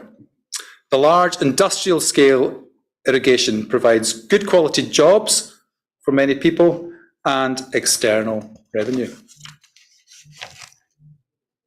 Next slide, please. Only 3 left. So this was from Dan Lapworth as well. And I had to put this one in just because it's so interesting. So this is in Madagascar. And what it is, well, I'll just read what he said. It is an ingenious micro hydroelectric plant run from a groundwater spring. So the electricity provided was used to provide power to light a nearby house at the top of the slope. So I think you can just about see, you can see the wheel, and just to the left of it, you can see the wee dynamo, and then the wires go back up the hill. Photo 16. So this again is from IH in Italy. Forgive me again for my pronunciation, but it's St. Patrick's Well. And it was constructed in the 16th century in Orvieto. Couldn't read my writing again. In Orvieto. It is an excellent example of groundwater improving people's security. The Pope at the time had taken refuge in that town, and they feared that they would not have enough water in the town in the event of a long siege. Hence, they constructed this beautiful well inside the town. The design included a double helix round the outside, which enabled donkeys to go up and down without bumping into each other. It's fantastic. And hence invented DNA, wasn't it? Photo 70, the last one. Next slide. She's on? It's okay. And this is from Basil Iodrago. Apologies. It's from Mali. Miriam Sogoba is watering her market garden. In the Sagao region of Mali. This is part of a women's association of 45 women for market gardening. As well as pumping the groundwater, they monitor the rainfall and the groundwater levels to help sustainably manage their water supply. And here's a quote from Miriam. Since I joined the Market Garden project, the money I've gained from the sale of vegetables has helped so much, buying clothes for the children and also helping me to buy a sheep and a goat. Okay, that's me done with the photographs. So hope you all enjoyed the photographs.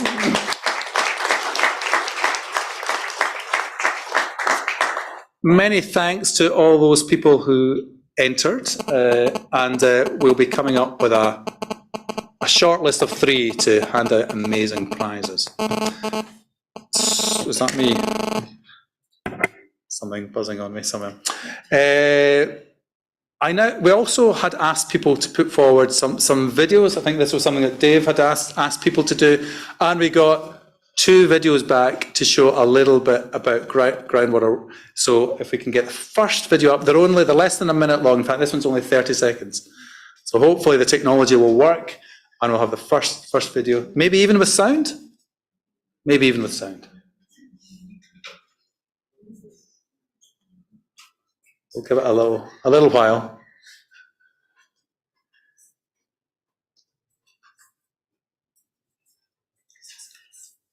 Suspense, yeah. It's a really good video. This is groundwater at night. Oh, it's a great soundtrack as well.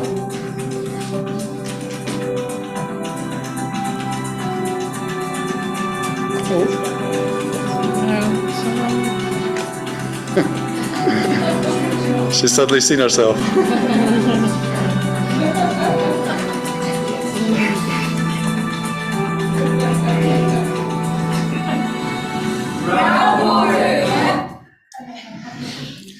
What do we think? Are we going to manage, do you think? Yes, it's invisible. Oh, well, congratulations. Oh, there we go. We are there. Excellent.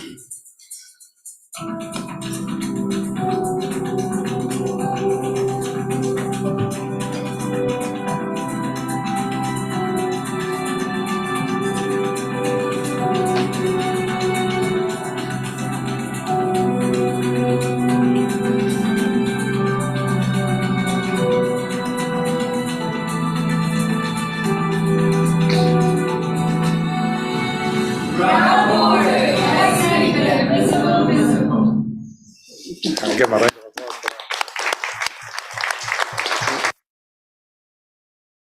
applause. Do we think we can get the next one?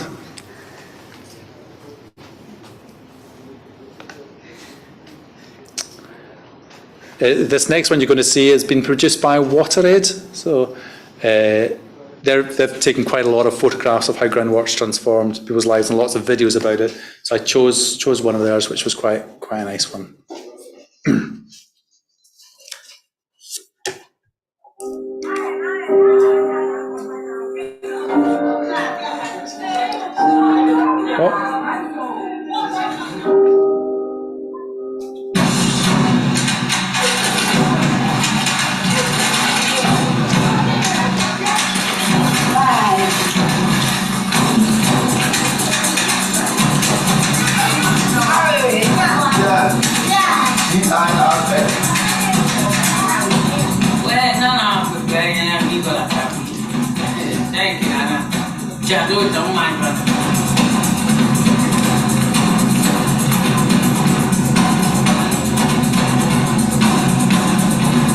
So, saya bergaya dan tunjukkan yang mudah sampai rumah.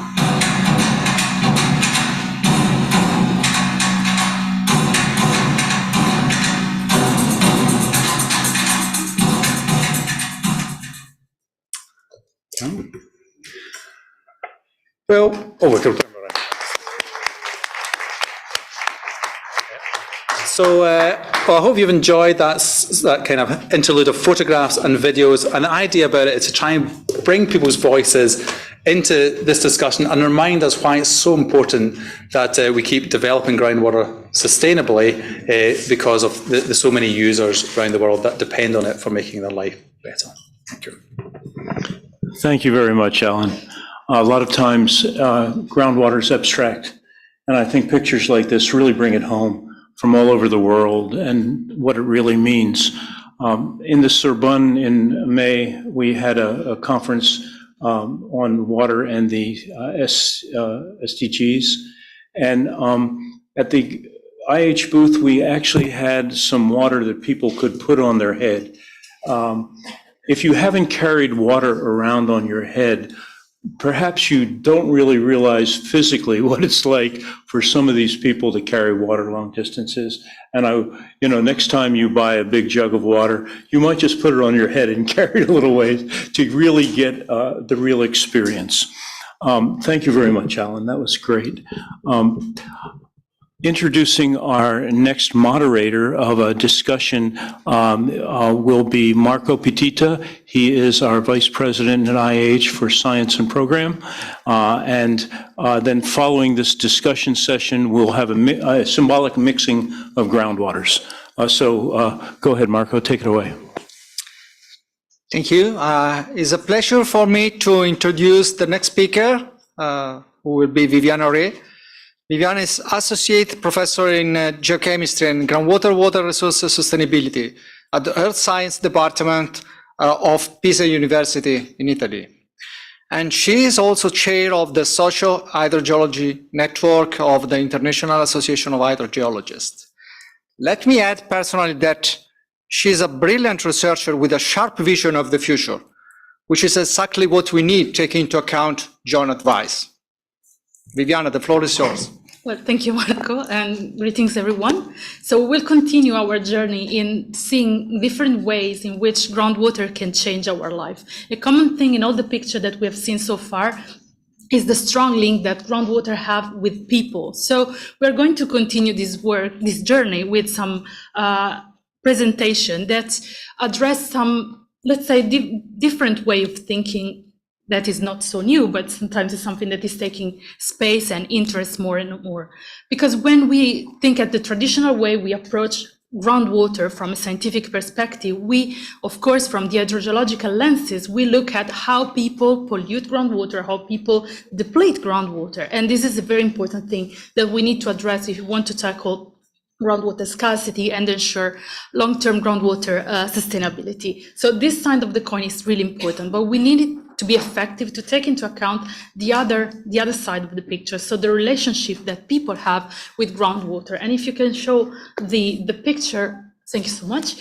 We are going to see some ways in which we can engage and stressing the role that people can have in becoming the key solution for the issues of groundwater resources. So the idea, and this is where this concept of socio-hydrogeology comes from, is something to link traditional hydrogeological, classical hydrogeological approaches with, or mixing it and engaging more with tools typical of social sciences. So behavioral, cognitive sciences, the ecological approach, the epistemological approach, and so on and so forth, that can allow us, all these different approaches and different lenses can allow us to see, for example, how people, or unveil the relationship that people have with groundwater, understand their issues, their perception when groundwater issues are at stake. And also, we can get more familiar with the local know-how. We talked in the session before, and we heard this morning as well about local knowledge, indigenous knowledge, aboriginal knowledge that we need to bring into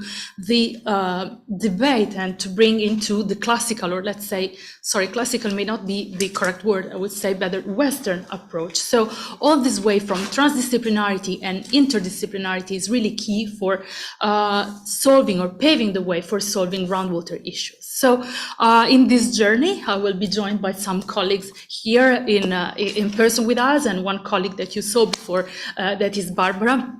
But we will start now with a very interesting point of view from our colleagues, so Fanny Frick and Robert Luckmeyer. Sorry, I'm super bad. My surname is so short that if it's longer, I cannot. So apologies for that. From the Institute for Social Ecological Research in Germany. So the floor is yours for leading us to see some successful example. And if you can change slides, please. Yeah, thank you. So from a transdisciplinary research project on groundwater in Europe, we bring the core message that groundwater is a telecoupled resource. And that is because people, infrastructures, and other flows, material and non-material flows, link groundwater systems to other systems that may be in faraway places. And we bring just two stories, and I'm starting with the first one from Germany. Here in around 2008, people started to protest against the use of local groundwater resources for drinking water because of high rates of uranium as well as nitrate. And this protest eventually led to a shift in the source of drinking water here from the local groundwater to a distant supply system with pipes reaching for several hundreds of kilometers. So in that sense, the groundwater here became connected to a wider system, to another ecosystem linked to the dam around which the source for the new drinking water was now sourced. So this was at first a solution. So this telecoupling does not have to be a curse. It can be a solution to groundwater problems, in this case, quality problems. At the same time, the connection happened in 2018, and ever since, the local water supplier of the region, who is now buying water in, is facing new problems and new questions of the resilience of water supply in this locality, as they now heavily rely on just this one pipeline and the health of the ecosystem that is providing the water source there. Yeah, and from here I take over in giving you some more insights into our project. And we actually identified several telecouplings that are impacting on local groundwater bodies, but we brought another example, which is about tourism. And we all know, almost all of us are tourists to Paris at the moment, so we are consuming water here in Paris for 1 to 3 days. And if you're a tourist in Croatia, that's where the case study is located, you on average consume 400 liters per person per day as a tourist because of pools, because of irrigated park sites, etc. And what we see here in Croatia is that tourists that are coming in, so this is just a symbolic link to Central Europe, but it's a global process in the end. So they are really increasing the daily peak demands in the summer fivefold compared to the winter season. Because on this island where we are doing this research, there are only 20,000 people living on this island, but there are 900,000 tourists coming in per year. And so they really have challenges in terms of infrastructure and in terms of groundwater quantity. We heard a lot about karst systems today, and this is a karst system on this island, which has a small buffer capacity to really sustain a dry summer. And so people are trying to find solutions for this increased water consumption in the summer.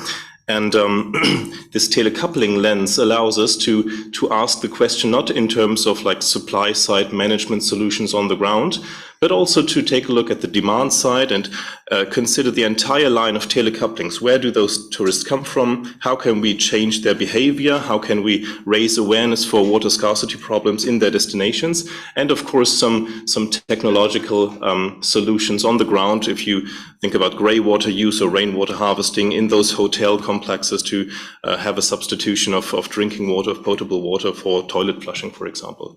So this is the idea of taking a look at where is the pressure actually originating from if we consider groundwater problems. Thank you so much. It's very, very interesting. And we may have like a couple of minutes afterwards for questions, comments. And of course, we are here. The speaker will be here during the other day of the summit, so you can discuss and learn more about this very interesting concept. We now move in our journey to see the story of what Jenny Grunwald from VIII can share with us. If you can change the slide, please. Oh, sorry. Hello, thanks everyone. It's a pleasure to be here indeed. And postcard from West Africa. So these are greetings from people and places that I did research on some years back as part of the UpGrow Consortium T group that was focusing on urban and peri-urban areas in African countries. So this is in Ghana. And this morning or before lunch, we heard some about self-supply, and the concept and practice of self-supply is something that is slowly gaining recognition among hydrogeologists, the groundwater community, the water community at large, and to a very small extent among policymakers as well. And we really hope to change that, of course. So this is a practice that we see in rural areas, obviously, but also in urban and peri-urban areas, as in this example. So this postcard then is from Dodoma, which is at the outskirts of Accra, Ghana. And me and others of this research consortium, this was an interdisciplinary group. And what the story tells us is that, well, some researchers of the group came in and decided where to drill the sampling wells, how to transport some of that water to Delft University to test that water meticulously and to also test it locally, of course.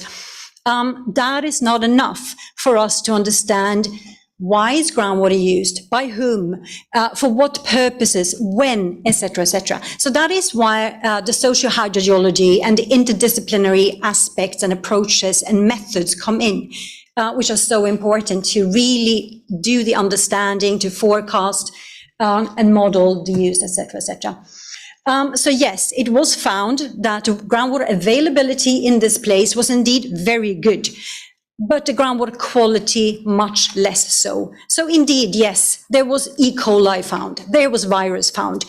But from the research that I and others undertook, walking around, interviewing people, doing a household survey, we also find, for instance, that Regina, in the top right corner, she invested 400 Ghanaian cedis in 2005 to have this well dug. A few years later, she invested 500 cedis to also have it lined.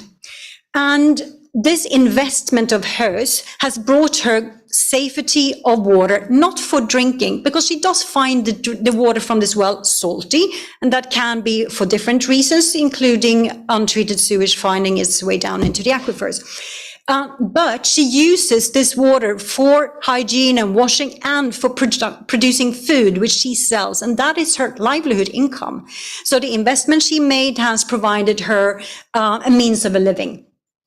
And she, like most others in this place, they drink sachet water or bottled water. So that is the answer to poor groundwater quality. People find ways of coping, both in terms of quantity and quality. In this postcard, we do see some other shallow dug wells, and that immediately tells you, and not least, of course, from the bottom right picture, that this doesn't look like very good quality water. But it isn't used for drinking unless you are a very poor resident of this neighborhood. And of course, there are such as well. But we should remember that this groundwater is mostly used for other purposes, most of those productive ones. If you're more well-to-do, you find that you want to move to Dodoma. It's actually gentrifying very, very rapidly because partly of the good access to groundwater. So we do see some deep bore wells, such as in the middle top here. And we see some private suppliers also making a living on the bottom left corner there. Some young men who are engaged in private supply of groundwater. And we do see a young girl who is at a child-friendly water pumping device, which the community has provided. All in all, the message and the greeting from this place in Dodoma, Ghana, is that people take matters in their own hands if they're inadequately served. They can and they do so. We need to recognize this, and this is part of the solution to water problems all over the world. Thank you. Thank you, Jenny, for bringing this very important message. And we have one last postcard that now it comes from Barbara Zambelli-Avedo, who is currently in Laos, and she's intern at IVMI. So Barbara, the floor is yours. Thank you very much. Can you all hear me? Yes, perfectly. Okay. So thank you very much for the opportunity of being here today. I don't have words to describe how honored I'm feeling. I'm speaking from Vientiane in Laos, so I'm sending a postcard from here. I'm doing my internship here, so that's why I cannot be in person in this event today. So 2022 was declared by the UN the Year of Groundwater with the motto, making the invisible visible.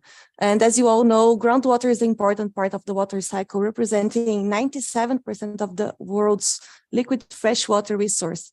It's the groundwater that keeps perennial rivers flowing during the dry season, sustaining all life forms and ecosystems around them.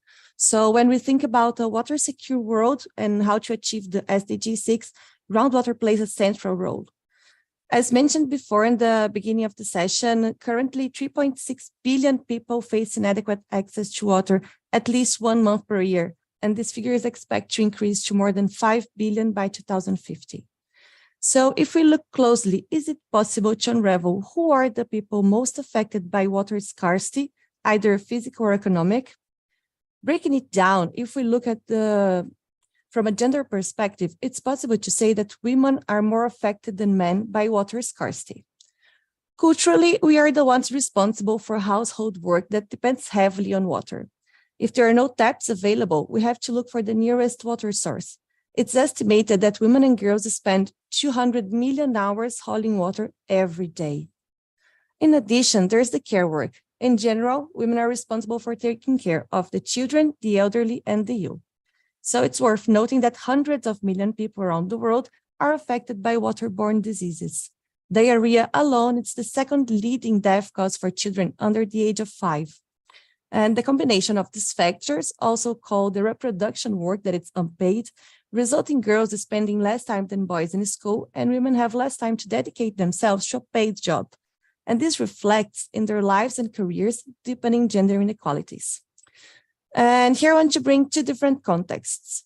The first one, it's from Brazil, my homeland. Brazil is one of the most unequal countries in the world, and so is the access to public infrastructure, such as water and sewage pipelines.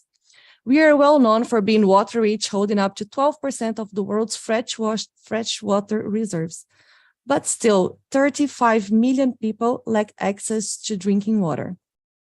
In urban areas, considering Brazil's biggest cities such as São Paulo, Rio de Janeiro, Fortaleza, and Recife, we have a very contrasting scenario. In central areas, where the inhabitants are from middle, upper, and upper class, mostly white, access to water is almost universal.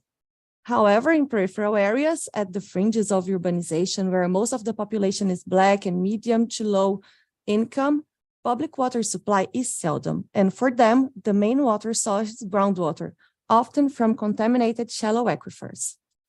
So moving up to the northern region, which is the richest region regarding water resources since it holds the Amazon River basin, it shows the lowest rates of people connected to water pipes, only 57%. In this region, Black and Indigenous people form over 75% of the population.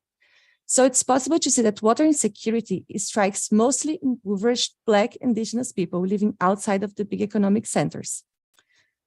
And the second case, it's about my internship here in IMI. The project I'm involved, it's called Sustainable and Inclusive Groundwater Use for Marginalized Rural Communities in the Lower Mekong River Basin. That is the longest river in Southeast Asia. It comprises two focal areas, one in southern Laos in Champasak province and the other one in Cambodia in Prey Veng province. Laos and Cambodia are the least developed countries in Southeast Asia, and their economies are mostly based in agriculture. At the highest strategic level, the project seeks to contribute knowledge to support policies, planning, and practices that help advance the state of groundwater management in the region, as underpinning contribution towards local, national, and regional development goals in relation to water and food security, poverty alleviation, and climate resilience. Groundwater plays a big role directly and indirectly when we think about the inclusion of marginalized groups and improved life quality. But to develop groundwater in a sustainable way, it's vital to bridge the gap regarding groundwater data, especially in the Global South. We need to invest in groundwater surveys and investigations, aquifer characterization and mapping, transboundary cooperation, monitoring networks, and quality assessments to begin with. Preserving groundwater also means protecting biodiversity and livelihoods. So I stress the importance of giving space to marginalized voices in the decision-making process, since we are talking about the present and the future of our society, leaving no one behind. Thank you. Thank you very much, Barbara, for bringing this important message and like a series of call of action, also including the future generation. And I think this is all from the postcard that we prepared for you, but since I think we have little time also for opening up the discussion, so if there are comments or even questions that you have, we will be also happy to hear from you, from your stories, and seeing how actually groundwater is changing life in your daily life. So we have about maybe 10 minutes before we start the ceremonial mixing of the groundwater from around the world. So we'll open it up to statements. John, did you want to say something? I saw. For getting everyone and children aware of groundwater, I mean, it's part of their life, but the main reason is to put political pressure on. So these graphs that are so awful coming at us have to be reversed. And the only graph you ever see is a CO2 emissions graph. All the other graphs are, scaring the hell out of us. So, and the only way it will change then is if people, particularly young people, realize it and fear it and then put pressure on the politicians. Because governance for groundwater is totally broken. And that's what we have to change. And that's why all this outreach and all these things and understanding what's on globally are important. And on the tourism thing, for example, I was in Bali a few years ago, and all their groundwater resources are being ruined by these big hotels. They go in, they bring in seawater intrusion. So in fact, sustainable tourism is unheard of. Sustainable tourism revolves around groundwater. So we all fly off and we go to these places and whatnot and so forth. We have no idea the damage we're doing. So all sorts of good points have been made here, and we sort of need to collect them and make sure that we in this community somehow put pressure where it's going to make a difference. It's all about graphs. Other comments? I know that some of you deal with water quality very much. Jody, if you would like to go next. Hi, I'm Jodie Miller. I'm from the International Atomic Energy Agency, but I'm actually just going to make a comment in my personal capacity prior to joining the IAEA, and I I listened to a lot of the discussion about water, and John, we might have some differences on some ideas, but I agree that water consumption, water use is unsustainable. But I truly believe that there are some simple steps that can be done to manage water use. And this comes from my perspective of living through the Cape Town drought. And some of you have heard me say this before. So in the Cape Town drought, we were required to reduce our water consumption to 50 litres a day. Now, we might be a relatively water efficient family. It was myself, my husband and my 2 children, and we have 2 dogs. So we had to factor in a couple of litres per dog each day as well. And you have to calculate carefully. But we got to our 50 litres a day, almost. We almost got to our 50 litres a day by doing one thing, and that was stopping flushing the toilet. We recycled the shower water and clean basin water, and we used that to flush the toilet. And just doing that got us to about 56 litres of water a day. And if you're wondering why I can know precisely, we one of the first things we did at the start of the drought is we had a smart water meter installed on our water supply, which meant that every 15 minutes we knew how much water we were using. So I know that my shower takes about a quarter of the water of my husband's shower, right? And actually, if you have not done this, I would strongly recommend it. You simply don't realize how much water you are using each time you turn the tap on.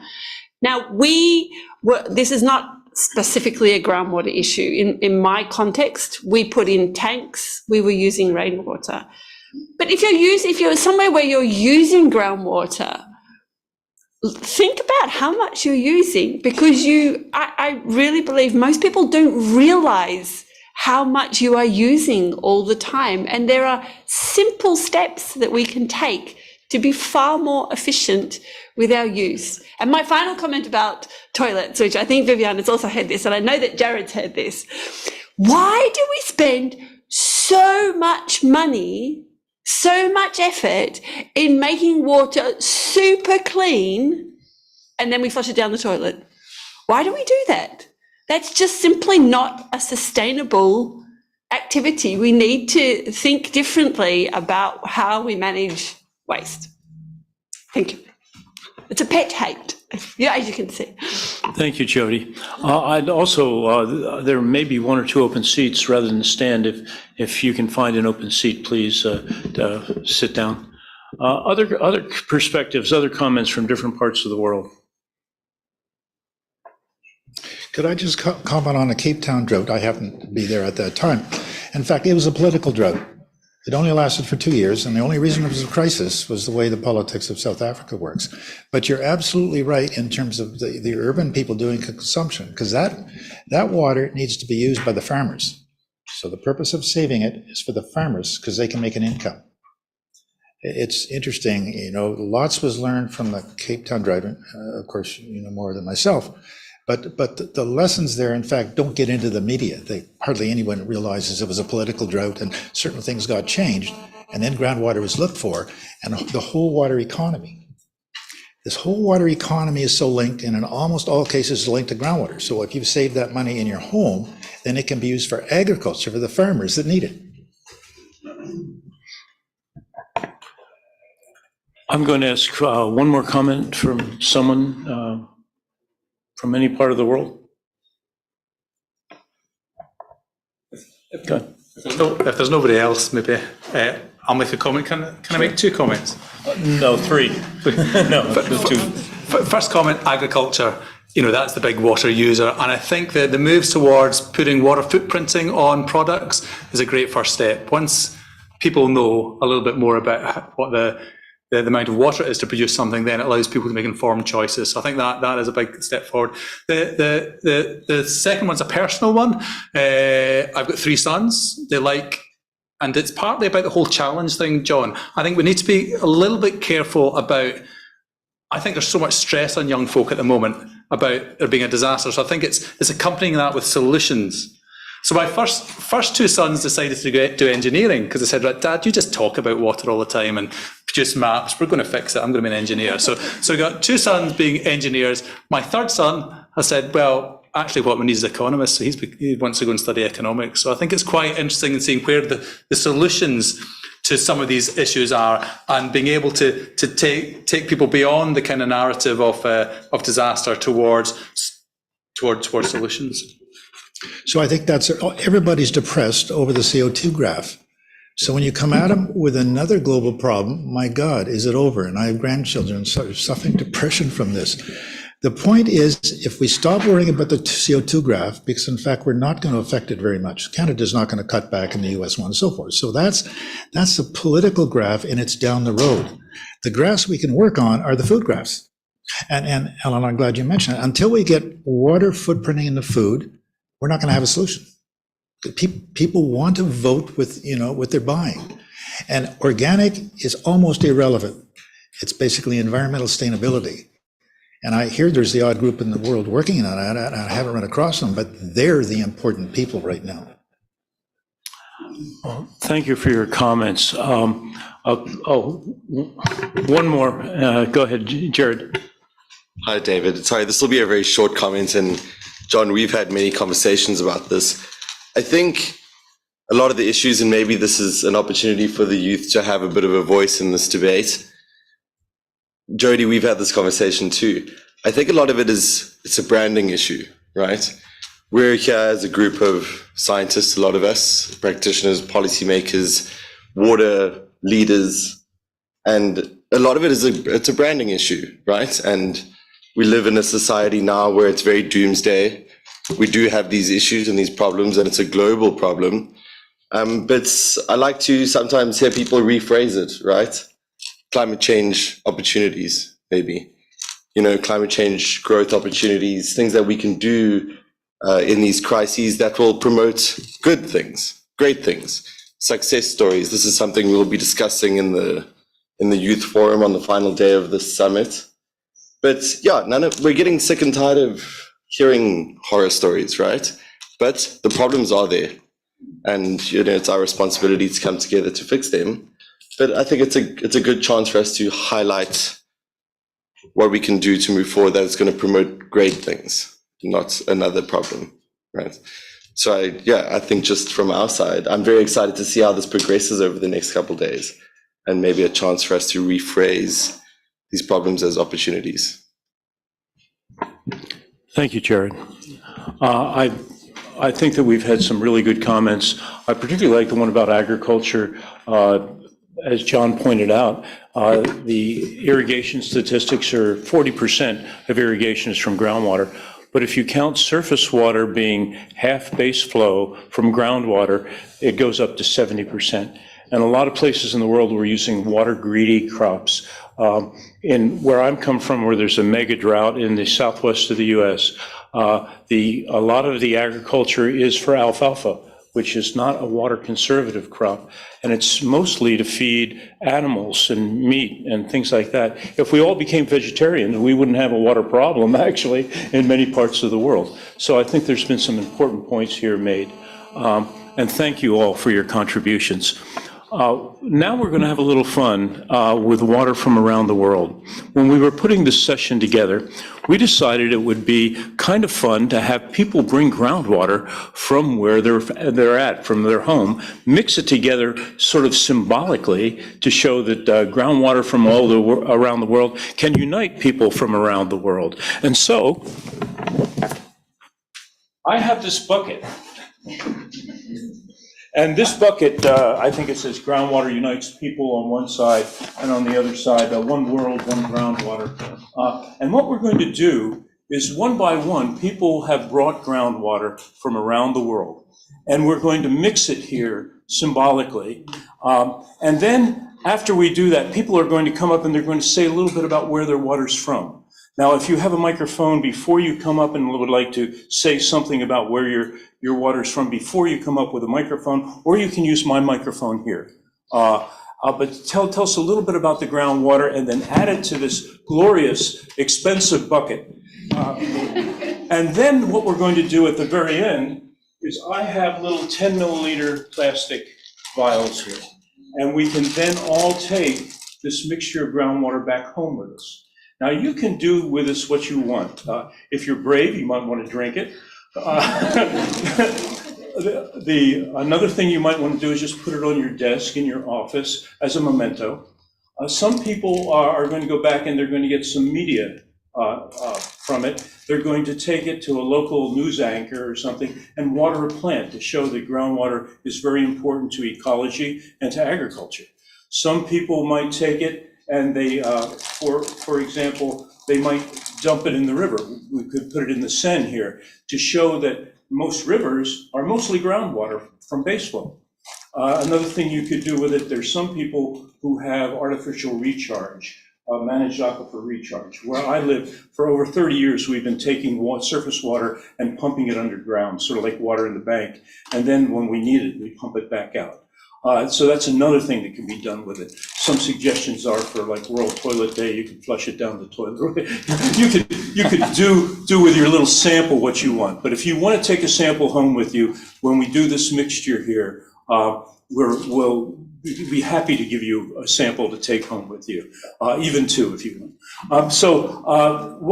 The way this will work is one by one, people can just, say, I'm next, we don't have any particular order we're doing this in. You can either say something about your groundwater sample from your seat, or you can use my microphone here. You can pour it in here, and we would like people also to write down where their water's from. Here, so we can publish it later, what the mixture is, and that will be over on this desk over here. So I'm going to start this off with my own water samples that I brought, and two different places. One is from the Grand Canyon, which is a National Heritage Site, Grand Canyon National Park in the United States, in Arizona, and the water comes from a spring called Roaring Spring, and it supplies water on the South Rim. Water is pumped from the North Rim of the Grand Canyon down to the bottom by siphon halfway up and then pumped to the top where where people drink this water to use. And so that's water from the Grand Canyon there, from the United States. And then not too far away from the Mojave Desert, where there's less than 100 milliliters of rain a year. The biggest spring is Bonanza Spring, and Bonanza Spring is in a very, very arid area. We have a mega drought going on. It's been going on for 22 years. People think it's the biggest drought in 1,200 years, but statistically. So that's my contribution to the mixing of groundwater. And now I'm going to open it up to other people to say what groundwater they have and where it came from, and we'll symbolically mix it here. And again, from around the world, there'll be little stories here to go on. So, Jade, would you like, Dr. Jade Ward, Jane Dottridge, our Secretary General, go ahead. So mine is chalk aquifer water from a spring near my house in southeastern England, which has a rare population of ice age worms in the spring water. And it's also the water that I drink every day with just a little bit of chlorine drip from a borehole, not from the spring. I won't put the whole bottle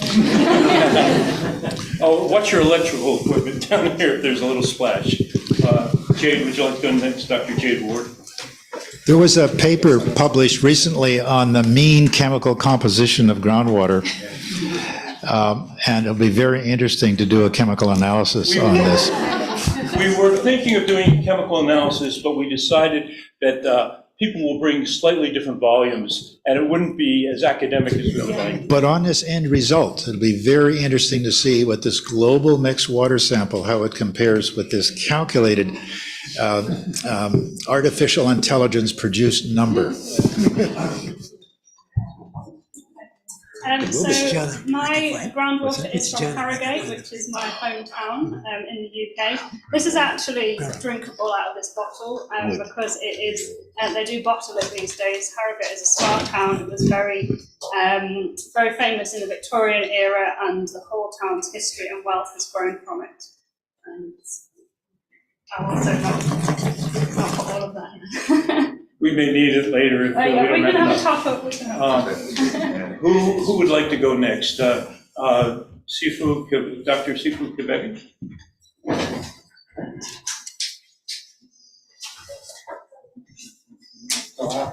I have two waters, one from Drakensberg Mountains in South Africa.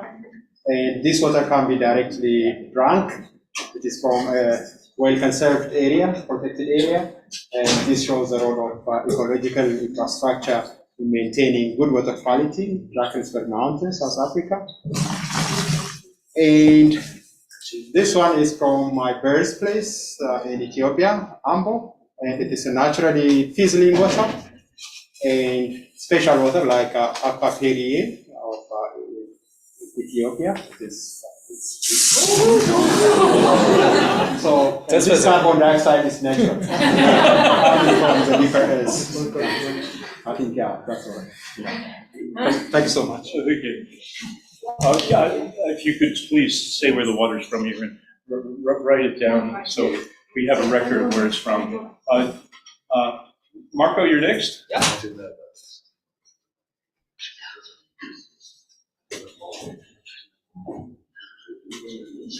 Here's some groundwater from central Italy, Karst aquifer, very large supply for people in central Italy. It's the Gran Sasso mountain, the highest peak in central Italy.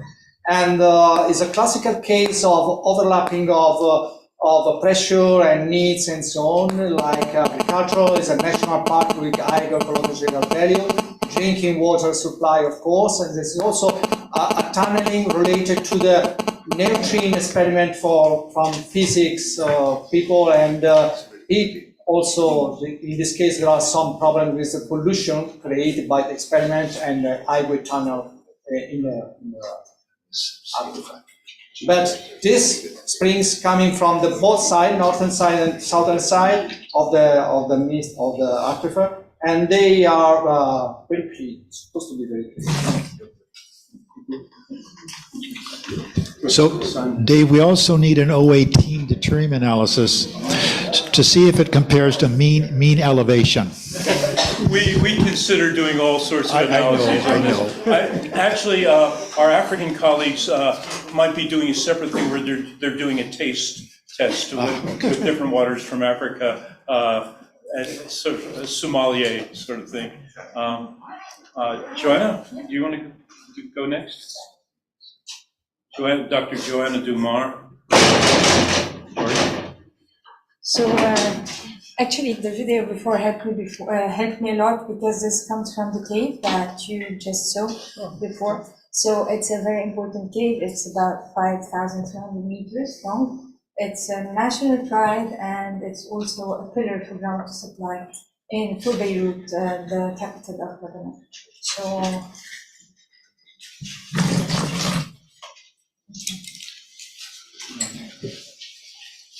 Some water from Hungary, Dr. Theodora Saf. I also brought one. This is a special one I just collected 2 weeks ago. It is thermal water. Okay, at the moment it's room temperature, but it comes from about 1,300 meters. In Hungary we use thermal water often directly for district heating or public buildings heating. So this is a small town with about 4,000 population number, and they are just expanding their district heating and drilling a new well.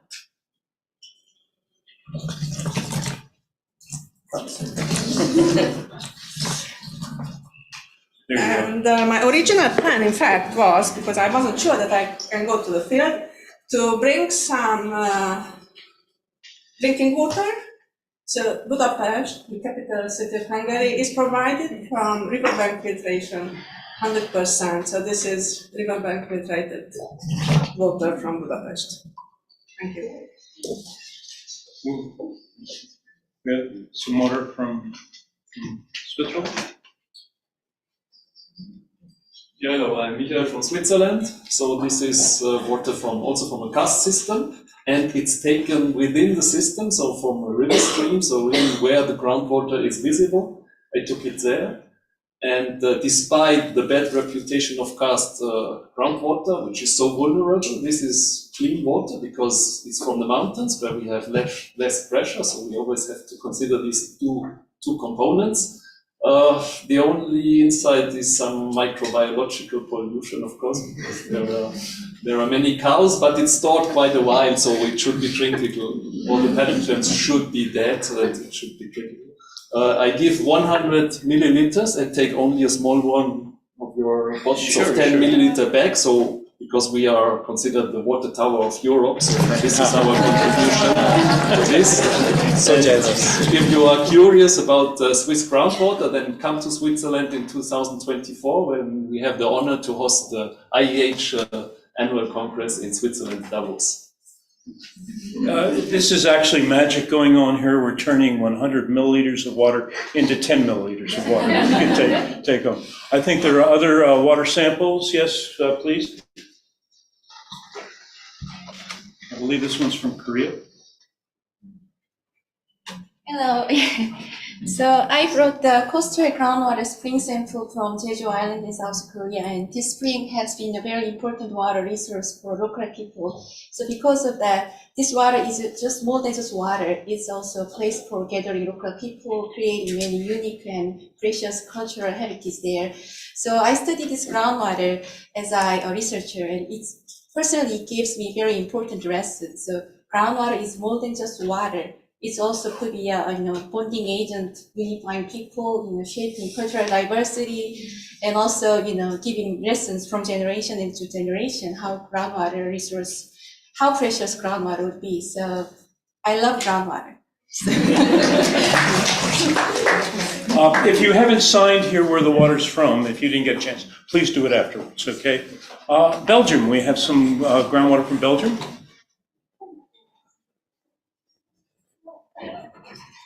Yeah, so hello from Belgium, and those who weren't there at the IH Congress in Brussels in 2021, you missed something, didn't you? So this is groundwater from Belgium, from the Brussels aquifer, which is like one of the main aquifers used for water production. Although we have issues with that, so this one I wouldn't really drink because, like other countries, Germany, for instance, we have a little bit of problems with nitrates. So the contamination of this is way above 50 milligrams per liter. But as some drinking water companies do, you just mix it with other water, which is purified, and then you can sell it, right? There you go. I'm not sure I know everybody who's brought it, but there are other people as well. Go on. Well, here's one. So this is groundwater from Scotland. So we don't use a huge amount of groundwater in Scotland, but there's a very, very, very important spring from the Knesset formation, which is carboniferous. It's really important because it's a spring to my house. So I'm adding it.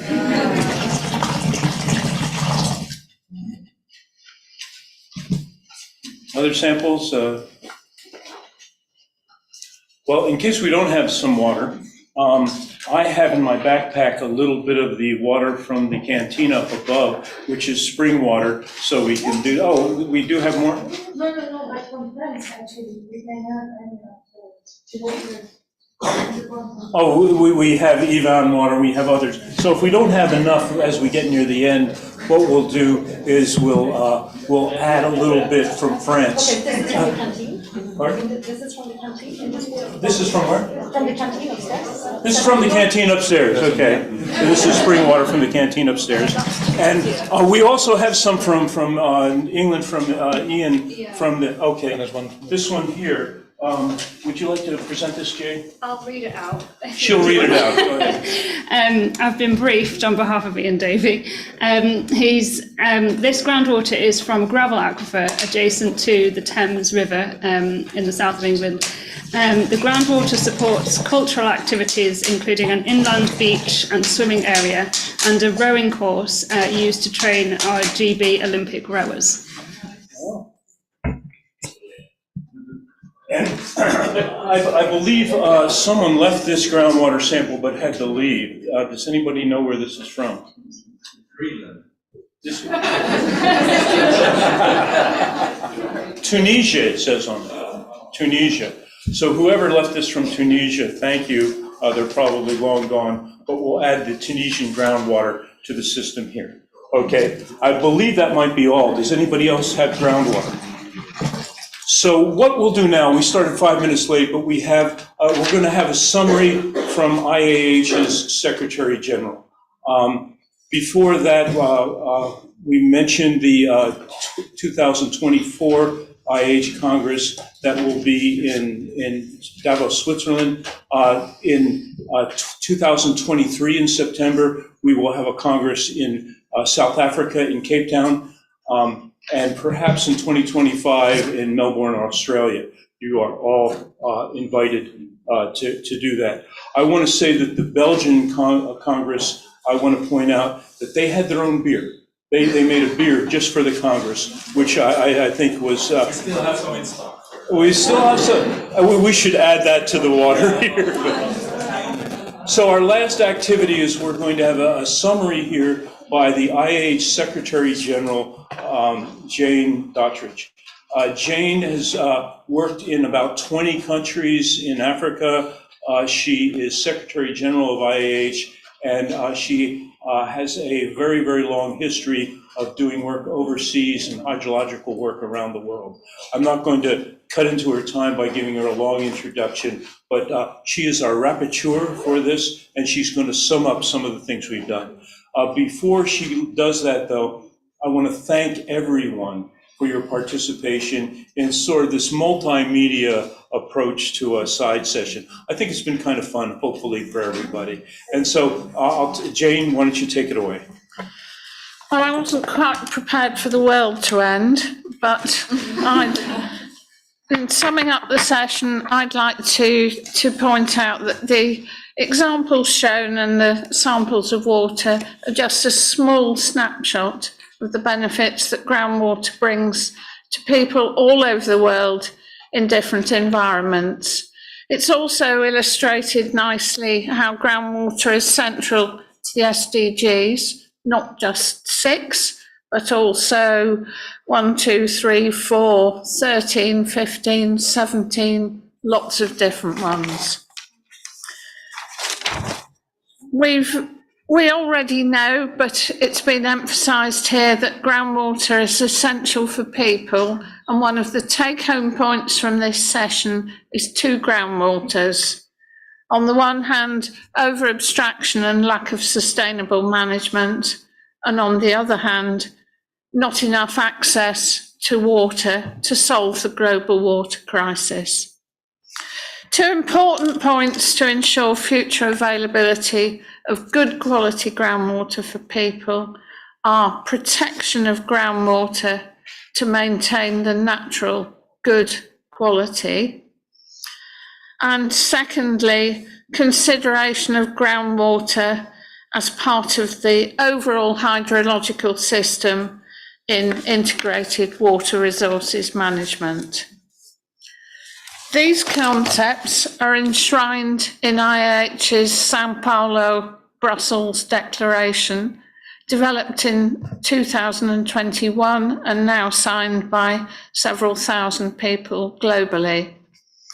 It calls for efficient, inclusive, ethical, democratic, and socio-ecologically conscientious policies, which fits with the theme of the discussion here, to make visible this crucial resource for planetary well-being and dignified human life. IAH also actively supports the Indigenous Groundwater Declaration, which acknowledges Indigenous peoples' knowledge and stewardship of resources, including groundwater. This was first developed in Australia, publicised at their conference last month, but is much more widely applicable. Both of these declarations are available online, and we encourage you to sign them. Thank you.